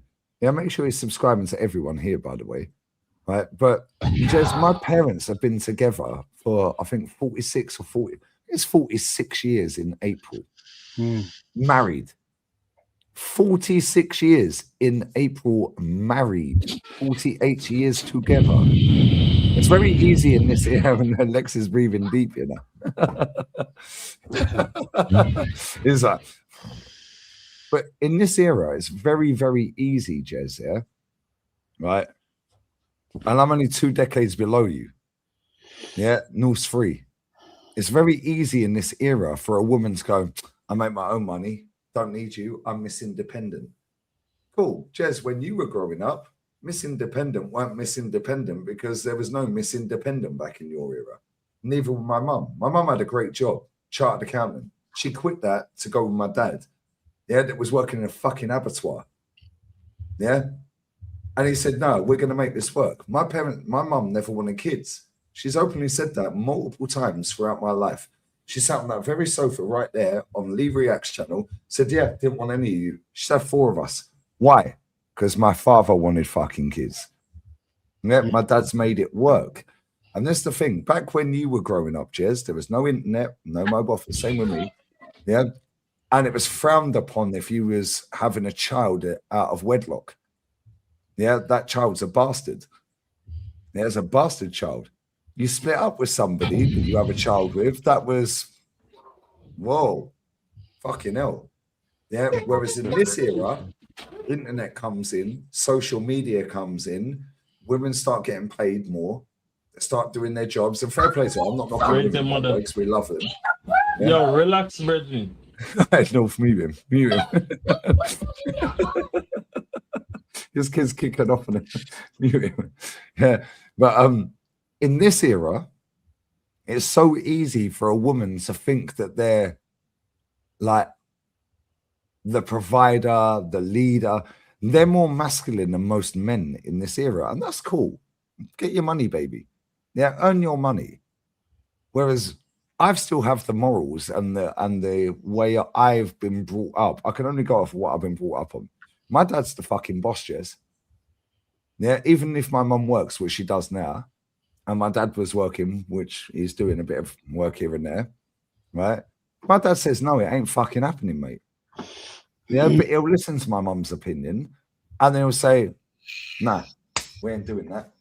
Whereas you say that to a woman in this era, North, yeah, oh, you can't tell me what to do. Rah, why are you trying to suppress me? Oh, I don't need you. Very easy to split up with someone in this era, Jez.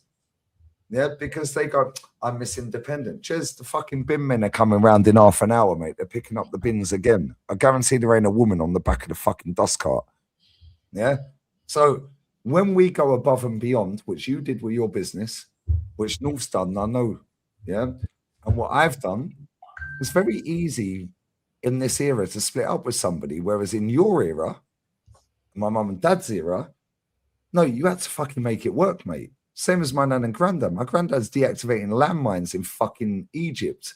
Yeah, on his hands and fucking knees, elbows and ankles in World War II. My nan fucking waited for him. How many women are waiting for a man now if he goes to war? They'll be pulling their knickers down, mate. Yeah, so it's like when you, and I know, Jez, I know you love your woman to pieces, yeah?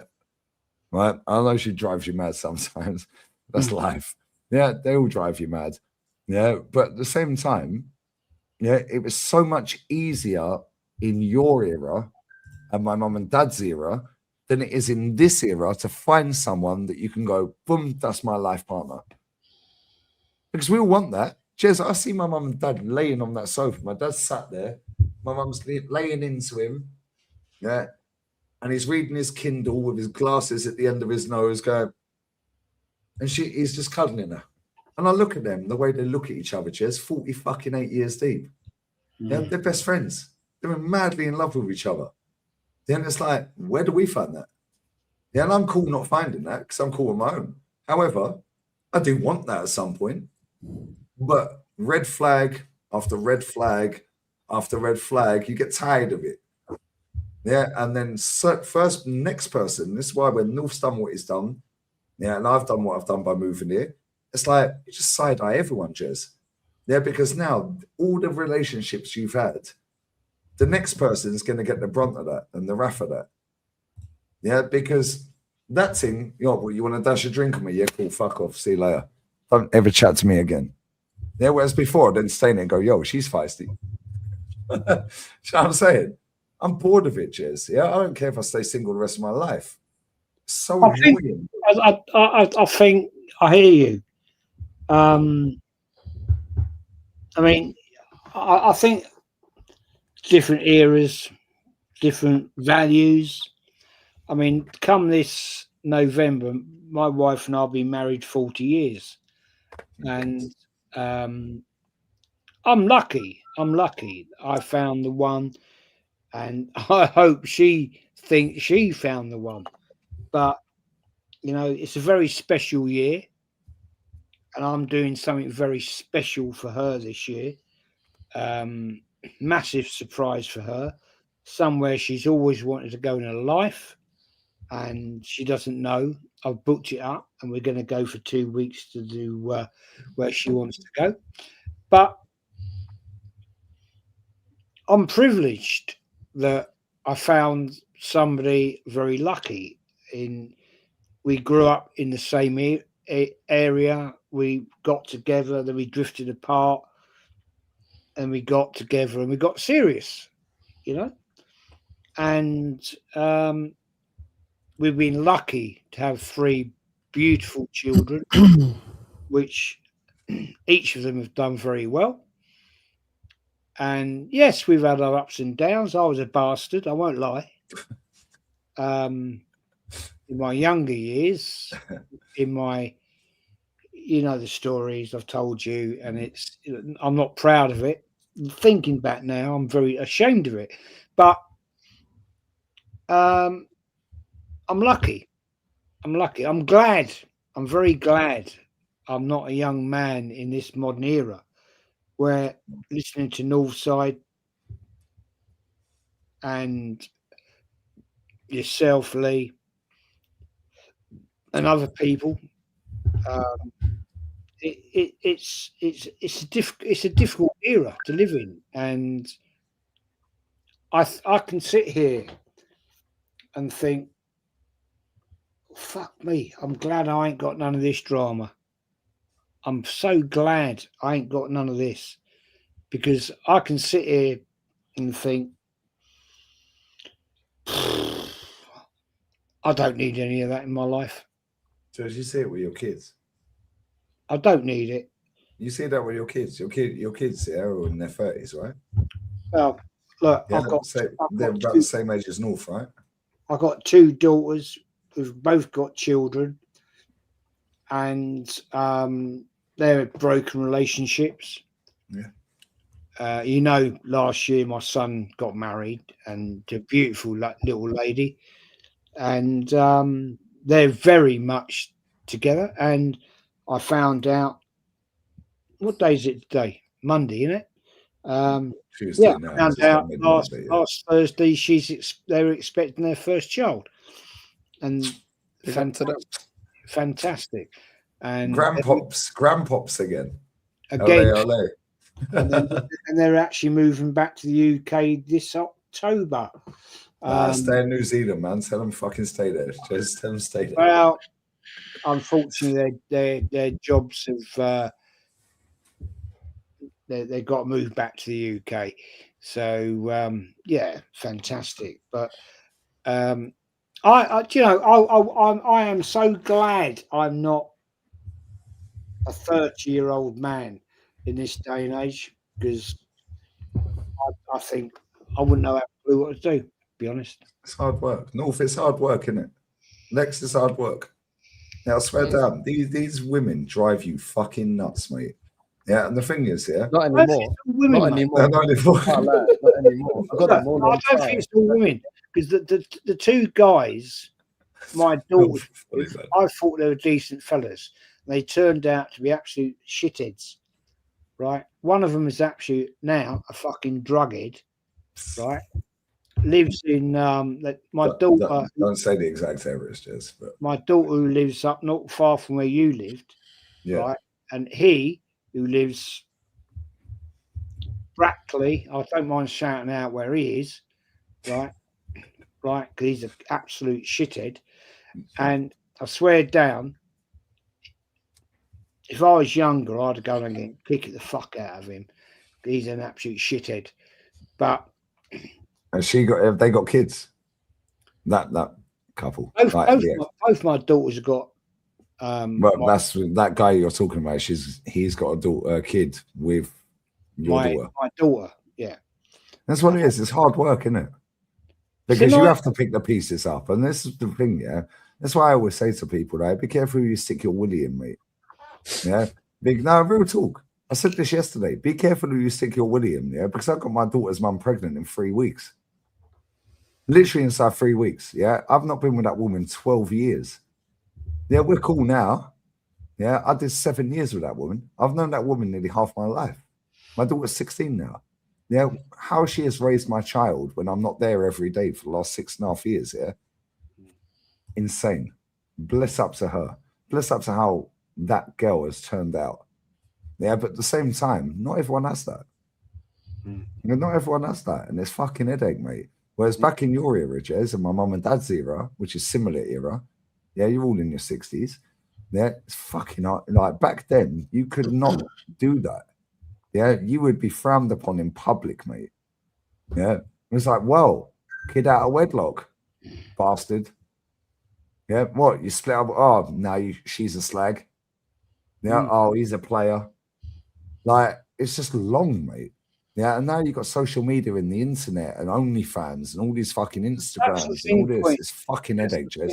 Lee, that's the thing I was trying to say to you. Look, it's not always women. I was a shitbag. I was a bastard, right? What I did to my wife when she was bringing up a 4-month-old baby girl, my beautiful little daughter, Don't Jade. mention names, Jess. And I was lying. I was lying out my teeth. We had no money, right? We lived. It's got much fucking Arsenal. We were living in Highbury Hill, right? Renting a flat with my mate Paul and his girlfriend at the time, right? Living opposite the West Stand, right? And me and Paul worked together, same business, and we'd lie out of our fucking teeth to get to an away game. And I think back now, right? I think back now, and the worst one ever was my wife. We were married, obviously, and my wife, her parents were away on holiday, right? And her parents lived in Pomerol Road, which is just off Avenel Road. Yeah. Right? Went up to my grandparents' house. I know that, by the way. In Gillespie Road, asking,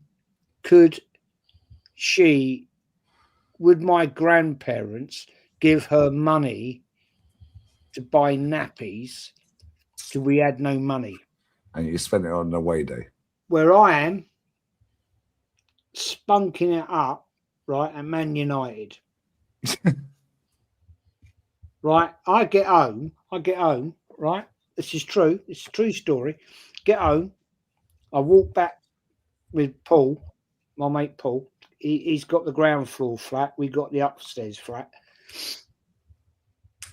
And she kicked me out. She just, basically, my wife kicked me out. She said, fuck off, get out. So I've walked up to my parents' house in Avenel Road. Avenel, yes, not Gillespie. Avenel Road, right? And I've knocked on the door. I didn't have a key then. And my mum said, fuck off. And my mum told me to fuck. And I said, what? And she said, I was drunk. I was pissed, right? And she said, fuck off. Big time you grew up to be a man. I was like, oh, gee. So I walked up to my grandparents' house. He was like, yeah, don't worry about mum. I'll go to Nun's house. I went up to my grandparents' house in Gillespie Road, knocked on the door. My nan let me in. Big, not happy face. And I went in and I said, Nan, you know, like, she won't let me at home. And she went, are you surprised? And she sat me down in the back kitchen and she looked at me and she went, call yourself a man?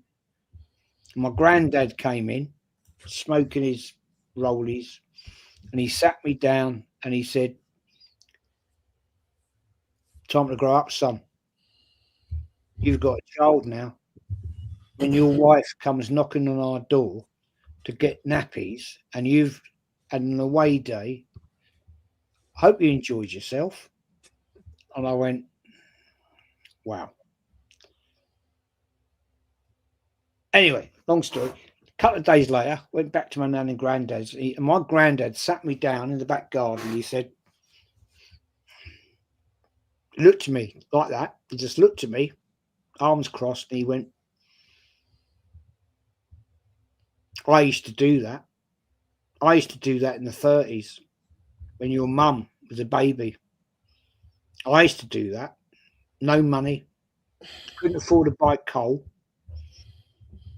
Time to grow up, son. And I never, ever did it again. Fucking Jez, I can listen to you forever, mate. I swear down. I love you, mate. Yeah? And I don't mean this in a nasty way, Jez, yeah? You remind me of my dad and my granddad. Yeah? I don't mean that to like, because obviously they're old. Well, my granddad's been dead for fucking donkey's years. Yeah? And it's like, when they say son, yeah, they say son with gritted teeth, but they don't deliberately grit their teeth, innit? Son. Yeah, son. Time to grow up, son. Yeah, when a Cockney says fucking son, Lex, yeah, I swear.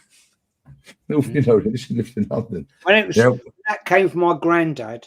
Right? Fucking long day, mate, the son. I was like, when he sat down, he crossed his arms. We were in the back garden, and he said, it's time to grow up, son. I did that in the 30s. We couldn't afford to buy coal. And I was like, oh, fucking hell. All right. And Lee, I swear to you, Northside, I never ever did that again. Yeah. Never did it again. Nah, it's long. It's long. But Jez, I swear, North is true, isn't it? Yeah. North, you're 10 below me. This is why the podcast always works on a Monday. Yeah, because me and Matty are similar age. We're like 8-10 months apart. Yeah, then you got Kenny who's 10 above. Then you got you that's 10 above Kenny. So it's like we've got 3 generations, and DJB. So we've got 3 generations there. Yeah, it's like the fact that North is 10 below. Yeah, it's like Andy grew up in the area with all the shit you've been through in your life. Brother, how you were so calm is crazy. It's like Kenny. Yeah. Yeah. How you people are so calm. Yeah, because I just get riled. Yeah, and you, Jez, you're very similar to me in that respect. Yeah, you got something to say, you're fucking saying it. Yeah, North, I swear, you and Jolien, yeah, and Kenny, you're the politest people I've ever met in my life, all 3 of you. Yeah, all 3 of you. North, you, Jolien, and Kenny are the politest people I've ever met in my life. Yeah, I mean that. They are. Yeah, they are. Yeah, But it's the trigger thing doesn't work. Most of my life, I was quick-tempered, very quick to fight, very quick to check any sort of disrespect. And to be honest, I think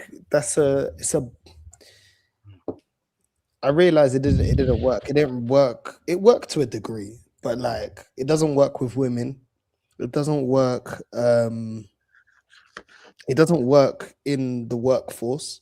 Like when you're not like just in the area, it just doesn't actually resolve a lot. And I've realized I put a lot of I keep the argumentative side of me and all of that to YouTube when it comes to this club. Outside of that, I realize it doesn't get me anywhere. I spent so much time trying to explain to a woman. You can't explain something to someone if they don't want to listen. And I just realized it doesn't work. I think now I just accept people for who they are. And that's the best thing. You're not going to change comes from acceptance. And if that person doesn't have acceptance, they won't have accountability. Without accountability, they won't find a reason to want to change or even listen to your point of view. And it's the same with top gooners. They don't want to listen, so they won't change. It just is what it is. So now I just accept it for what it is. If I meet a girl, I believe what I see. And I know that it's fickle. I know that the emotions change. I know that it's very temperamental. And I just take it as a day-by-day thing. I haven't got time anymore to try and convince people or try and argue, especially with women. Like now it's just you like when you say about like the older generation, you just have to accept people for who they are, man. Like I can accept someone for who they are and say, listen, that ain't for me, goodbye. And just be like that. And I'm not trying to change anyone. Oh, you're not going to fight for me? No, there's the door, babes. No use it. I'll fight for Mumsy. That's it. I ain't fighting for nobody else. Thank you. You know what I mean? Like, I think Mumsy, that's it. Yeah. Like, I think sometimes as well, certain situations show you exactly what that person is. They just needed that opportunity to show you. Like, if I'm not going to, because I decided when I come here, I don't want to talk about her no more. But that situation highlighted her flaws and what she wants to be as a person, and I accept that. That's fine, you know. And I've just had full acceptance of people are who they are, and I don't need to fight everything and try and make people change. Yeah, like let her be what she wants to be, and it will lead to whatever it's gonna lead to. That's how I look on it. Like some people are just who they are. Like I accept my uncle's a dickhead, just my uncle's a dickhead. You know what I'm saying? Like, it is what it is. Like, well, there's no point. Especially hard-headed people, because there's a lot of people that like the Caribbean saying, they like to be wrong and strong. And there's a lot of people like that in the world. Not everyone's going to be like me. I'm not perfect. But if you have a valid point, I can accept the criticism. I can accept that I have fault. I can accept that I need to change certain things. Most people, 90% of the people in the world, everybody's can criticize. Very few people can genuinely change, and they don't change because they never want to change. They don't want. No, we had some great conversations when I came to Barca, innit? We're not going to go into them. However, we had some great conversations in that time, innit? Yeah, some very good conversations. Yeah. And both of us went, yo, actually, yeah, cool. Yeah, why? Because it's fucking genuine, mate. Yeah, it's genuine. Yeah, that's my fucking guy for life. Yeah, I'm his guy for life. Yeah, he read me the right act at one point, and I did the same back the way. Yeah, because he's my fucking guy. Then we went out on the greatest day of all time. Yeah, it's what it is. Yeah, sometimes you have to check people. The problem is in this era, yeah, and Jez, like I know you're not social savvy, like social media savvy, yeah, like in terms of like active, yeah, on all these apps, yeah, right. Jez, I swear it was so much fucking easier in your era, man. And this is why when I look at my parents, I look at them, the way they look at each other, all them years deep, nearly 50 fucking years together. The way they look at each other, it's like they just met. It's like, wow, it's amazing. You know? And it's like, the problem is, all these birds, yeah, along the way, yeah, North had the gaff, I've had a gaff. Yeah, I've had a kid with a bird. I ain't with a bird. Yeah, don't have kids or a child. Yeah, have kids if you want to, but fucking hell, it's never ending, mate. Yeah, it's never ending. Yeah, but at the same time, it's like, I look at it and I just think, do you know what it is? It's every single one of these people along the way has taught you something going forward. Yeah, and your tolerance to people in this era evaporates real fucking quick with each one of them. So now that's maybe a you problem, because now you could meet the love of your life tomorrow. And if you walk out your house, Lex, Jez, or Jez already got the love of his life, yeah, chap. You could walk out your house tomorrow and you could bump into the fucking love of your life. But now, because you've had all the bullshit along the way, you're not going to be the person that's going to be the love of her life. Yeah, because you're going to act in a different way. Yeah, and you're going to side eye. I just need respect. I don't care about I need peace. I need peace. That's all I need, peace. Bro, I just need respect. Suck, fuck, and shut the fuck up. Yeah, and I know I say that in a nasty way. Suck, fuck, shut the fuck up. I've seen respect leave, and there is no love without respect. A woman can't love you if she don't respect you. And I've seen the respect leave. You know what I mean? And for me, you don't have to be in love with me, but you're gonna have to respect me. You're gonna have to respect me because I don't put hands on women. I stick to my words when I want to do something, but I'll never invest in a woman like that anyway. Like I'm not interested in investing in a woman like that. Like, she's put you off. She's put I'm not doing that. It's over. You've done for me, your life, North. Like I said, woman's gonna get a long day in it, bro. The next woman, you're looking different now, bro. This Colombian thing with a fat ass here that I'm dealing with. I already told her she's not. Is that the one that cooked? Is that the one that cooked? Yeah. She wants to come wash my flat tomorrow. She wants to clean my flat. You know what I mean? She's actually been behaving really well, but this is what I mean. When you turned the camera around, I was like, yo, give it some time, man. Tiempo, in it. Bro, I'm just saying, like, you know what I mean? She's been cool, yeah, but they're always cool when there's no title. Always, man. And they know that there's it's very quick to just get rid of it. She's already said she's been panicking, saying, I'm gonna lose you in the summer. I said, what? I've not even been here in the summer. She said, yeah, I'm panicking. You're gonna lose you in the summer. Lose me job. I agree. Just like say, maybe. Who knows? Yeah. Who knows? You know, I'm not a fortune teller. I'm not Mystic Myth. This is how we've got to. But I would say she's wifey. Just can't process this because he's been with his woman so long. Brother, listen. It all boils down to this. My mum and dad can't understand how I can go in and out of a relationship. My parents can't process that. Big up Tara Gunguna, top stream. Yo, legend. Big up. My parents can't process in their fucking head how I go in and out of a relationship. I'm like, I ain't taking disrespect, mate. And they're like, they also couldn't process that I could do this full time. They laughed at me when I said I'm going full time. Yeah. Oh, now it's I'm super proud of you. I've sat here on Lee Reacts and the main channel when they've both been sat here. It's very rare they come out together. Yeah. And I've gone, oh, but now you respect. Oh, yeah, we're proud of you now. Really? You never believed in me, mate. Yeah. You was like, why are you doing YouTube? You quit your job to do that. Yeah. When my mum and dad turned up here, fucking 4 years ago or whatever it was. But Lee, you like, have to win. Why are you here? You're 3 months early, mate. You have to win the trophy first, Lee. Nah, fuck the trophy. Yeah, one second. That means you need to believe in Arteta then, innit? Fuck Arteta. Yeah. My mum rang that doorbell and I was like, who the fuck is ringing my doorbell? I was on a watch. I swear it was, I want to say it was Brighton 3-0 at home, but I can't remember. Yeah. They were supposed to be here on the 2nd of August, my dad's birthday. They were going to do a tour of Europe before they come here, their motorbikes. They turn up in May. Yeah, and I looked through the spy hole. I was like, fuck, it's my mum. I was like, what are you doing here? She's like, oh, I thought we'd surprise you. I said, well, you're fucking 3 months early. It's supposed to be here in August. Yo, Stacey, I love you, babes. Stace, respectfully, I completely disagree with everything you just said. Yeah, I do as well, but I love that woman. Yeah. Big up Yo, listen, I'm going to dissect it for you, innit? There's a difference in sounding. I'm gonna let you go, but there's a difference in what it sounds like and what it is. And in this generation, that ain't true. That is not true.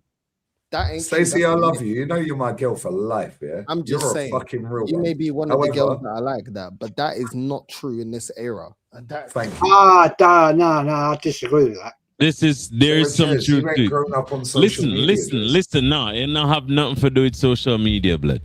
The thing about it is you cannot be blank art. With women, you cannot be blanket in terms of like treating them a specific way, innit? Because our art, for instance, no, it's serious. No, I know you're being serious, but that's why it's hilarious because people don't know that you're being serious. They think you're joking. Yeah, all the time. Piss me off. Anyways. So she says, yeah. She says, yeah. I don't agree with that at all because I think Stacey's got it bang on there. Mm-hmm. Right? Every man wants to marry a woman who gives him peace. I don't want to get married. Well, forget about that's the first long statement. Forget about getting married. But many men forget that a woman's peace is a reflection of how he treats her. That is fact. I disagree. I have never had a day's grief. Yeah, come on. Go back to when you were going football and lying. Yeah, that's when I was young. Exactly. I was a bastard. That was not her. That was me. Which is the correct thing that she's saying. Sorry. However, Jez. All right, Lee. No. The statement that she says. How do you interpret it? Okay. Every man wants to marry a woman who gives him peace. I don't want to get married. No. If I get married, the woman has to marry me. She has to ask me. Do you know why? Because the king never asked for the fucking princess to turn up. Oh, Lee, come on. Jez, I know we go to and fro on this all the time. My mum and dad kill me every time I say it. Yeah. I am not bowing down on one fucking knee and taking the fucking knee. But even past saying, that, though. Please, will you marry me? But Lee, even it's a past 50-50. How about I'm your king? You say, will you marry me, baby? No, you're the only man I want to be with. You're my fucking king. But Lee, that's not even the main point. Even away from the marriage bit, because everybody's going to see it different. Yeah, peace. What's peace? A woman reflects on how, by what was it? Many men forget that a woman's peace is a reflection of how he treats her. That's not true. There's many men these days that don't get back what they put in. That's a fact. Yeah. All right, real talk, yeah. It's not about financial. It's not about emotional. Listen to me. Listen to me for 1 second, yeah? Listen to me for 1 second. How Go on, Lex. Go on. Yeah. How a woman wants to be treated isn't necessarily a blanket thing. It's not something that's set on paper. So, for instance, if you were to be with a chick, right, and you decided, okay, this is what I need to do to treat a woman. I take care of her. I buy her this. I do that. A lot of the times, how you treat a woman for her to be a piece depends on you understanding the person she is, and that's the only way you can then treat her in a way, because you can think that you're treating her good, but you don't understand what she view as good treatment. Yeah, because you have chicks that will tell you I like to be out of line and I want a slap in the face, and if you don't treat her like that, she will disrespect you, innit? Yeah. And then you have other women that, you know, they all have different preferences in it. It's for you to understand what they want and give it to them. Because if you think that, okay, I'm going to buy her a house, if she never wanted a house, brother, she's not going to appreciate it. Because that's just how women are. Thank you. And you see this comment, yeah? Yeah, you see this comment. Where is it? Yo, Graham, I know you're top Spurs and I rate you always because you're always in the chats, brother. Yeah? Man said good kings go down on one knee for the queen. A king and queen can't get married, mate. Factually, in the monarchy, that can't happen. Yeah, the queen has a prince. The king has a princess. So the king never gets down on one knee for a queen. And you're older than me, bro. Conquer your wife, Lee. I'm like Mikel Arteta. Yeah. For me personally, yeah, I'd love nothing more than what my parents have got. Every time I see my mum and dad here together, yeah, I look at them and I think they're so in love. Yeah, they do everything together. Yeah, I'm like, they've been together. They've raised 4 children. They bought multiple properties along the way. Yeah, they've got a fuck ton of money in the bank. Yeah, and they're sweet as fuck. Yeah, for the rest of their lives. But when I look at the eyes, the fire, the eyes don't lie, Chico. Yeah, the eyes never lie, Chico. Yeah, I swear down, when I look at my parents, they are madly in love with each other. Yeah, my dad will never cheat on my mum. My dad was a lorry driver, parking up in truck stops. Yeah. To get married. Sorry, Jez? Who asked who to get married between your mum and dad? My dad. And do you know what the funny story is, Jez? My dad pinched her ass in the Sugarloaf in Dunstable. Yeah. And he worked for my granddad, who was my RIP to him, which is my mum's dad. My mum, which wasn't my mum at the time, said, "Fuck off, Roy." Yeah, he went, "I want to buy you a drink, darling." Yeah, and she was like, "No." 2 weeks later, yeah, he does it again. Same pub, Sugarloaf in Dunstable. Yeah, and she goes, "Well, go on then." Now, Christmas Christmas Day, yeah, she didn't know that he worked for her dad, my granddad, right? She had a boyfriend. She'd never done anything because it weren't like that back then, right? Christmas Day, my auntie Cheryl's dead, my nan's dead, my fucking granddad's dead. All of them around that table are dead. I don't even know who the boyfriend was. Maybe he's dead. Yeah, my mum ain't. The boyfriend says, "What are you doing on Boxing Day?" She stands up and declares on Christmas fucking Day, "I'm going to meet my new boyfriend. His name's Roy Gunner." Yeah. And she's been with him ever fucking since, mate. Yeah. Now imagine that in this era, Jez. Lee. Roy Gunner. You're missing the point. That's his last name. My surname's Gunner, bro. It's actually Gunner. I thought you just called yourself Gunner, blood. My surname's Gunner. That's crazy. Sorry, Jez. Go on, Jezza. Do you actually expect a woman to come and ask you to get married? No, I don't want to get married, Jez. No, I'm just saying, hypothetically, if a woman came to you and said, "Would you marry me, Lee?" If I respected that woman enough and I was madly in love with that woman, yeah, and she asked me to marry her, and I wanted to spend the rest of my life with that woman at that point, and she asked me, 100% I'll get married. I don't want to get married, Jez. I don't want to own a house, Jez. I don't want to buy a car, Jez. Yeah, because I don't want to be attached to anything. Why? Because what I do for a living, and how I've grown up knocking on doors for a living, I can go from this company to this company to that company to this company. Yeah, no, you're missing the point. You're missing my point, right? I'm being respectful here.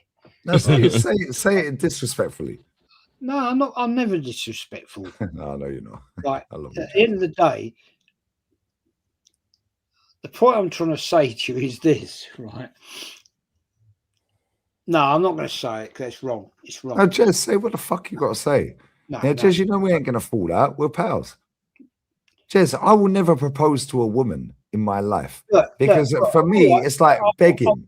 I'll put it on the table, right? You admitted tonight that the Romanian lady you were very much in love with. Yeah, that was love of my life. Yeah, if she's a fucking idiot, mate. If she'd asked you to marry, if she'd asked you to marry her, right, at the point in time that you were most, I would have said yeah. All right, fair enough. I would have said yeah. Fair enough. Yeah, and guess what? She grew up in the most religious country in Europe. Yeah, she's Orthodox Christian. No sex before marriage. She's only religious when it suits her, Jez, because I fucked her without marriage. But here's my thing about she's religious when she wants to be, innit? Here's my thing about this statement that I don't agree with. We're not considering people that are unhealthy people from both sides. When I talk about women, I can talk about men as well. Trust me, I have family members, my own dad. So I know about toxic men, or men that are not men. Yeah, my it doesn't really just apply to women. My problem with this, it doesn't consider people that are broken or people that are unhealthy people. What I mean by that, some women are very image focused. Some women say they want things and then they change their mind, but then you are treating them the way that they wanted to be treated. Never do that, Northside. Some women, for example, never do that. Well, hold on. Let me let my point. Some women, they say they, for example, some women, still got the trauma from their childhood, and they don't tell you. How do you know if that person don't tell you? They don't tell you. You got to figure it out along the way, But by that time, you're because men have this thing about you want to help the girl and this and that. That's how men are built. You want to help the partner that you're with, That doesn't take that into consideration. Second of all, moving the goalpost and what they want. One day they want a house, then they resent the house. When I bought the house, I knew that it would be an investment, but I wasn't the one that came up with the idea. Or some women want to have a child. Some women say they want to have a child, then they don't want to have a child. And then they begrudge you because they want to have a child, but they don't want to give up the luxuries in their life, their good job, the freedom to go out with their friends. That's what this doesn't consider. Some women say they want something, then they get into their 30s and almost like they're having a midlife crisis. That doesn't take that into account. That's got nothing to do with the treatment of the man. That's got to do with that person, that self. Some people are avoidance. They avoid because they haven't been shown love in a healthy way with their childhood, that they have an unhealthy way that when things get too serious, they start backing off. That's got nothing to do with the way the man treats you. That's to do with your own issues. And this goes both ways, man and woman. So I'm not respectfully, Stace, when you're saying that doesn't apply to everyone, because there's a lot of unhealthy people with a lot of traumas that have learned to deal with life and expectation of life and men or their partner, so be it, in a very unhealthy way, and then don't take accountability, and then will go out there to do a smear campaign against you because they want to save face. It's got nothing to do with how that person treated them. That's got everything to do with that person. Some people can't be saved because they have to want to save themselves and they don't want to. And it all comes down to identifying your issues and wanting to change that. So when someone says to me, women will be, it's a reflection of how you treat her. If you don't know what you want, then how can anybody ever achieve what you want when you don't know what you want? You want a kid, then you don't want a kid. Like, for example, my ex, I'll say it, it's the truth, My ex said all the time, she's not ready to have a child, She got pregnant twice. Who got rid of that child? It wasn't me. And I never pressured her to get rid of the child. So, but then it was put onto me that it's my fault that she don't want to have a child. But then now, that person's always in the club 3 times a week. Is that somebody that wants to have a family? Do you get what I'm saying? So there's a lot of unhealthy people, yeah, that don't want to take accountability for what they want in life because they don't know what they want in life. And that's why now I made those decisions because I knew I'd win. I always knew if things went sideways, I'm making more money than I invested. So I was like, cool. Financially, I'm going to win. And I did win. But at the same time, you enter my world, I'm doing what I'm doing. Because I look at it like this. They're supposed to be a representation of you and conform to you. People are fickle. Yeah. People are fickle, innit? People are fickle, and then when they always a lot of Change people goalposts, right? want a finger to point at when shit doesn't go your way. But in the reality, you don't know what you want in life, or they begrudge you. Like, for example, I had that where this person starts begrudging me for my successes, but my successes is backed with my hard work. So why are you begrudging me? She fucking hated I was full-time on YouTube. This is what I'm saying. So that's why, Stace, I don't completely agree with that statement, because that is when two people are healthy. When you've got both people are imperfect, but what I'm talking about healthy is accountability and actually knowing what you want out of life, and stop looking at the other person as a scapegoat. Otherwise, that statement doesn't work. In my opinion, it doesn't work. You met the Romanian thing, yeah? Right? On paper, she looks amazing, right? Yeah. Same with your ex. On paper, it looks amazing, right? They're both pretty. Yeah, they're both very polite. Yeah, they're both nice. They're comforting, blah, blah, blah. Cool. This girl is the same fucking age as me. Yeah, she's born on the 24th of June. I'm born on the 5th of June. We're both 44 this year. She grew up in Ceausescu era dictatorship in Romania. 7-year-old her, yeah, was running back from the fucking shop because Ceausescu's army is shooting the apartments down. The woman in the shop said, "Run." Lex, mute your mic, brother. Shooting the block down. That trauma is in that girl's head, even at 44 this year. She can't get out of that. Granddad, dad, RIP to him, yeah, mumsy, all the family, the brother, cousin, all that shit, yeah, they're side-eyeing her because no sex before marriage. You're Orthodox Christian. She then gets with a guy from Japan. They have 2 children together. They're married 12 years. The guy lives in Tokyo. Yeah? They were happily married. She moves to Tokyo. Yeah? No sex before marriage. They then move to Spain. Yeah? The kids are born in Spain. One's 18 this year. You met the boy. If you met him, he's the politest motherfucker I've ever met in my life. Yeah? And the girl's 21. Yeah, she's 21. 22 this year, is 19 this year. Yeah? She can speak English, Japanese, Spanish, and Romanian. So can they. They can speak 4 languages. They're 18 and 21. Right? They split up. He gets a house repossessed because he fucked off back to Tokyo. She stays in the fucking gaff, literally across the road from where I live, which is crazy, by the way. Right? Just over there. 4-bed gaff over there. Yeah? She gets the house repossessed. Right? In her head, she wants to buy a fucking house now. House gets repossessed. She was doing real estate. She still does. She does whatever. Yeah, but anyway. She then gets with an English guy. I'm not going to say that guy's name. Yeah. She then gets with that guy. She was with him for 2 years, but that was 6.5, 7 years afterwards. She ain't been nowhere in between, by the way. She then gets with this English dude, multi-millionaire. Lived in land, multi-millionaire. Yeah? From little when the kids were like fucking like 7, 8, 9, 10. 2 years with that guy. Yeah, that all goes south. He goes back to England. She then goes another fucking 6, 7 years. I meet her. Mr. Sociable put us in touch. Bless up to him. Yeah? North, you've met that woman multiple times. The last time, we better not talk about that, mate. Yeah, because I swear she's like, I swear. Yeah. But you've met that woman multiple times. Yeah. Yeah. That woman's not really got a bad bone in her. She's angry, bruv. Yeah, she's angry. Yeah. I said to her, yeah, because I've been with her for 4 years. I said, let's go and rent a villa together. You rent round the corner. I rent here. Let's go and rent a villa together.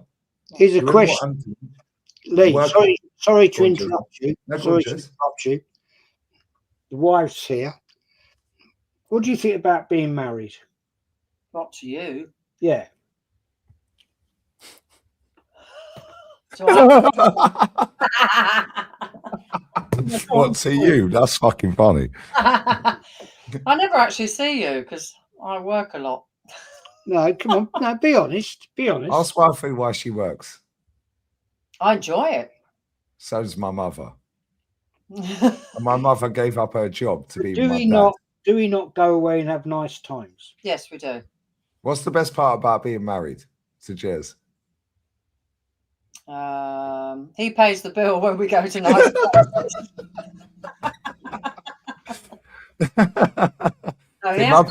My parents have been married for 46 years in April. They've been together 48. Right. And I'll be honest with you, the way they look at each other, I'm jealous. Yeah, because this era is long. It's hard work. We have cultural times, don't we? Yes, we don't go away loads of times, but when we do, it's Michelin restaurants, Michelin hotels. Don't have to say that. Jez did very well. Jez did very well, yeah, in his work life. Did his thing, man. Yeah, but he also pissed her off a lot of times, yeah, by saying he's just going out to the pub and then went to Arsenal away. Naughty. Okay, let me ask Mrs. Jez. Let me ask Mrs. Jez a question here, because Jez, you and your wife are similar age to my parents. Don't put her on camera, Jez, please. No, I'm not saying that to be a dickhead, yeah. People will find her and find your address and all that. They've done that with my kid, mate. I've had to change school for my kid twice in 2 years. Really? Yeah, just off of one photo. Wow. Yeah, it's headache. But let me ask Mrs. Jez, because my mother was a chartered accountant when she met my father. And my mother had a boyfriend at the time. And my dad worked for her father. They knew each other, but she never knew that he worked for her dad. So Christmas Day, years and years back, her boyfriend says at Christmas dinner, "What are you doing on Boxing Day?" She goes, "I'm going to meet my new boyfriend. His name's so-and-so." They've been together ever since. That's 48 years in April. Well, December. Right, just gone. Yeah, it's 48 years they've known each other. They've been together ever since. Whenever I see them, and they go everywhere, over 100 countries on their motorbikes together. My dad is retired. My mum's not retired. So my dad went back to work. Yeah, so for me, it's like, obviously you have children together. I have a daughter. She's 16, headache, very expensive. It gets more like problematic going down the road. But hearing this and seeing how Jez talks about you, and he always, I know this guy's madly in love with you, right? He always boosts you up, and he always says he's been an idiot and going Man United away, whatever. Yeah. Let me ask you a question, if I can. Yeah. What's the best thing about being with Jez? Like in all the time you've been together, nearly 40 years, what's the best thing about Jez, with all the ups and downs, the smiles and frowns, having children, grandchildren, so on and so forth, not being able to pay bills, struggling, starting businesses, lying, so on and so forth? What is the best thing about Jez for you?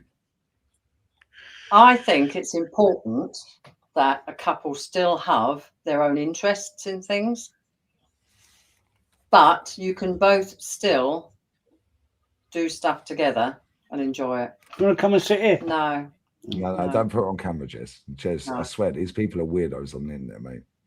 Jez, I've had this with my kids, one mate. sat Don't here. do that, Jez. No, Jez, don't do that. I had to change my daughter's school twice. Yeah. But that's a great answer. You'd have a bad time messing with her. No, I know, but Jez, honestly, don't put her face on camera. Because my mum quit a chartered accountant's job to get with a guy that worked in an abattoir. I swear down, Lee. I wouldn't want to. She never wanted children. My dad wanted children, so she quit her job. gets with a guy that then went on London buses as a fucking bus conductor. Yeah. And then did 40 odd years as a lorry driver all around the world. Wow. Yeah. My mum never worked until I was 16. My mum still works now, but he's lost his best mate because he's retired and now he's bored and she's working. But my dad is always the boss of the house, even when they were both working. Like, my dad has the final say on financial stuff. Like, he'll listen to you, yeah, and he'll, like, I'll give an example. I remember before I came back to Spain, because we was in COVID, I come back to Spain, yeah, and my dad had done a 16-hour lorry driving shift. My mum's gone to the gym. She's gone to work for 8 hours. She's planked for 9 minutes while her porridge is cooking in the morning. Right? She then goes swimming, 250 lengths of an Olympic swimming pool, fit as a fiddle, my mother, in her mid-60s now. My dad turns up, yeah, dinner's being cooked. She slow cooks it, goes and picks my dad up from work. There's one cup in the sink. He comes home and goes, you need to fucking tell me I've been at work for 16 hours and you can't wash a fucking cup up. Yeah, she went, oh, I'm so sorry, and washed the cup up. That's terrible, isn't it? Is that bad? Is that bad? Because that's how, I'll give you another one. Yeah. My mum will make a cup of tea. He'll go dry house, innit? That means my mouth's dry. She'll make a cup of tea or coffee or whatever, and he'll go, well, you ain't from fucking Fulham, are you? Because it ain't full up properly. It's like, I think it's role reversal there. That would be me coming home from work. And there's like 10,000 cups in the sink. No. Yeah, dishwasher, Jez. If I go and do granny duties at my daughter's house for several days, and she's like 120 miles away, and I used to go up there every week and look after my granddaughter, drive back, do a night shift, and then I'd come home in the morning and there would be everything piled high in the sink that he's used to cook all week. And it's still there. No. No, typical bloke, mate. Typical bloke. That's not true. Oh. No, that's 100% true, Jez. 100%. We all do. No, that's not true. But I will. He is a very good cook. When he can be bothered, he is an excellent cook. No, because there'd be pizza boxes and. Oh yeah, piled high.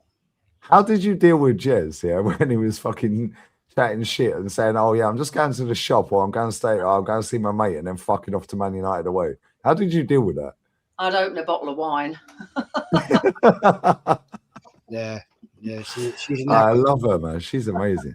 Do you know, Joey, you and your wife, you sound like my mum and dad. It's like, it's so nice. It's like, she's an alcoholic, mate. Yeah, right.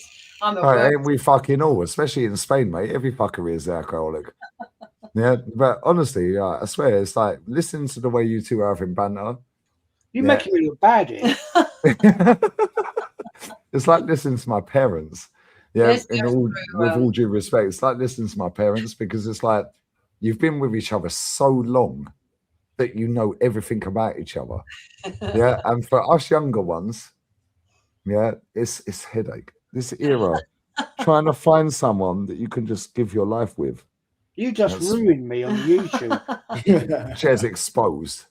there's a lot more I could say. Jez sit down. We're getting that now, isn't he? What? I said Jez goes through fetishes with his takeaways. So, for example, Kentucky. Yeah. Oh, I ain't eating that shit for He years. has it delivered, and you have to have like a minimum quantity, don't you, to have it delivered? Yeah. This is just for Jez, remember? So he gets a bucket with like 14 pieces of chicken and loads of chips, and he'll do that every night for about a week. So our fridge not every filled. night. You have done. You went through a whole fetish. Not every night. Until you said it was too greasy, and then you stopped for a while. Well, that's exaggeration. And now it's Domino. Oh, Domino. Yeah, see? Every pizza up. See, I don't get Domino's around They here. know him at Domino's. He only has to say, "You didn't put enough chicken on my pizza." And they say, "Oh, that's fine, Mr. Collins. You can have it for free." Yeah. He does it all the time. No, I don't do it all the time. Come on. Give it a rest. Give it a rest. You're exaggerating now. No, I'm not. Okay, let me ask Mrs. Jez another question here. No, Because Jez has been exposed here real quick. Yeah. Let me ask Mrs. Jez another question. no. Let me ask Mrs. Jez another question, right? Her name's Barbara. Yeah, we got Barbs. Yeah, let me ask you another question. Yeah, you see when he talks about Arsenal now compared to what it was like when you first got with him. Yeah. How much has he fallen out with the club now compared to what it was? I mean, you know he loves the club, obviously. Yeah, but he fucking hates it, right? I shouldn't have sworn. Sorry. Go on. I swear all the time. What? So, what is passion for Arsenal back then in comparison to now? It's getting boring, isn't it? No, I would say he's more passionate now. Yeah, definitely. But because he's more angry now. Yes. It's annoying though. Honestly, I've had enough. He's had enough. Everyone's had enough. It's time to win. He was sat on the show the other week, yeah, showing the program from the Portsmouth game that you both went to. Yeah. And he was so excited, Jez. He was like, that's the first time she's come to a game for like whatever years, 28 years or whatever. 28 years. Yeah, long time. And he was like, we really had a great time. Yeah. And it was like, that's what my mum and dad are like. It's like they do everything together, Jez. Yeah. Did you enjoy it though? Too bloody cold. She was going to say that. Yeah, get out of that country, please. Get out of that country. That country's rubbish. Get out of there. Best thing I ever done was leave that country. Best thing ever. It's sad that my daughter's there. Yeah, bless up to her mother. She's raised her properly as well. Yeah, but best thing I ever done was leave that country. Yeah, this country, Northside, you live in Spain now. Best thing you ever done, mate. And you're 10 years below me. Yeah, best thing you ever done. You're in a position where you can get out of that country. We have got a turncoat grandson who's now a Brighton and Hove Albion. Yeah, fucking shit. Yeah, they've never won a major honour. Yeah, yeah. Des, you need to fix that up real quick. Hala Madrid in Adamas. Yeah, give him a Real Madrid shirt. I think he's got one. He has got one. Yes, I was on the stream with Jez. Yes, he's got a Real Madrid shirt. He was, because we were sat backstage and you got the amp with me. Yes, he has got a Real Madrid shirt, hasn't he? He comes up to stay and he winds you up. He does, doesn't he? Yeah, because Madrid keep winning. Yeah, this is the thing. Yeah, it's like football's about winning. Yeah, obviously back in the day before camera phones, internet, social media has ruined the world.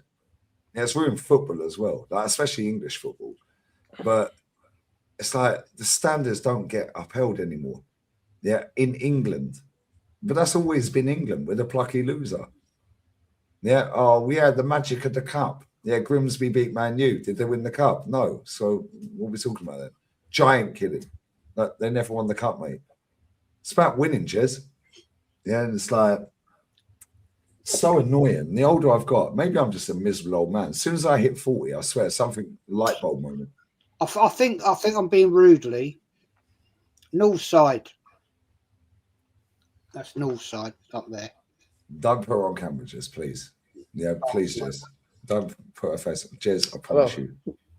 I'm not. No. She's not coming on camera. And we got Liverpool fan up here. Lex, Jamaica. And this idiot here is Lee Gunner. Who's that old guy in the corner then? That's Jez. Right, tell him about, was I a bad boy as Arsenal? Sorry? Was I a bad boy being an Arsenal fan? Was I a bad boy? What's that even mean? Yeah, that's what I was thinking. Was I? No. Basically, you're saying, was he a fighter? That's what you're saying. Was he going out doing the madness? Yes. No, I don't mean that. I am proper Arsenal, though, aren't I? Yes. Yeah, there you go. No, you are. Jez, I swear, you're the most knowledgeable Arsenal fan. You can go. You're the most knowledgeable Arsenal fan I've ever met in my life, mate. Oh, you can go now. You can go now. Oh, did their mates get home safe and well after they threw up in your toilet, Jez? Sorry? Did their mates get home safe and well after they threw up in your bathroom yesterday? Nah, fucking bollocks. Thanks. You just absolutely ruined me. Thanks a lot. I pick up Mrs. Jez. She's welcome anytime she wants. Yeah, you can go on Lee's channel instead of me now. I don't know anything about football. No, you don't. Does she like football, though? That's a good question. Does she actually like football? I don't understand it. No, she ain't got a clue. I bet you watch the World Cup and the Euros, though, don't you? Yes. Same as my mother. She hates football. Do you? Yes. When? You have it on the telly. I don't watch it. Jesus Christ, this is North, can you see this? Yeah, they've been together longer than when you've do I been ever alive. watch the World Cup? When do I ever watch the World Cup? Right. Bye. See you Jez has been with his wife, yeah, longer than you've been alive, mate. Yeah, and literally 3.5 years less, yeah, than I've been alive. Look how happy they are. That's what I want, bro. How hard is it to find, bro? Just big up to you, it's long, man. innit? I've given up. I've given up trying to look on that, man. I'm just it's boring now. I real talk. Yeah. Recreational use only from now on. Yeah, that's it, man. I'm just man. I'm just a loney, man. I'm just a loney. I ain't trying to sign man. up. Yeah, I'm on loan, mate. I'm on loan. If I was on Jez's generation, different. But I'm not. You know what I mean? But look at the banter him and his wife have, yeah? And they're not even fuming with each other. It's just banter. That's how my parents are. Jez, the way you and your wife are talking, it's so like my parents, man. It's like, where do we find that in this era? You can't. It's long, Jez. I swear, it's so hard work, Jez. I promise you. Fucking hard work, mate. His fuming. I don't know. It's like you mugged me off on YouTube. We just chill. Well, I'm enjoying a very nice 60-year-old cognac, and hey, whatever. Hey, Jez, the 60-year-old cognac don't talk back. Listen, man. Big up to Jez, man. Big up to your wife as well. You know what I mean? Big up to your wife, man. Big up to Lee. Big up to Lex as well. Is there anyone live? Gonna redirect to what's his name? Jester. Yeah, Jester. Gonna redirect to Jester. Northside raid on the way in, and we'll be back tomorrow, man. Big up. Love. Wow. Love. Tear out.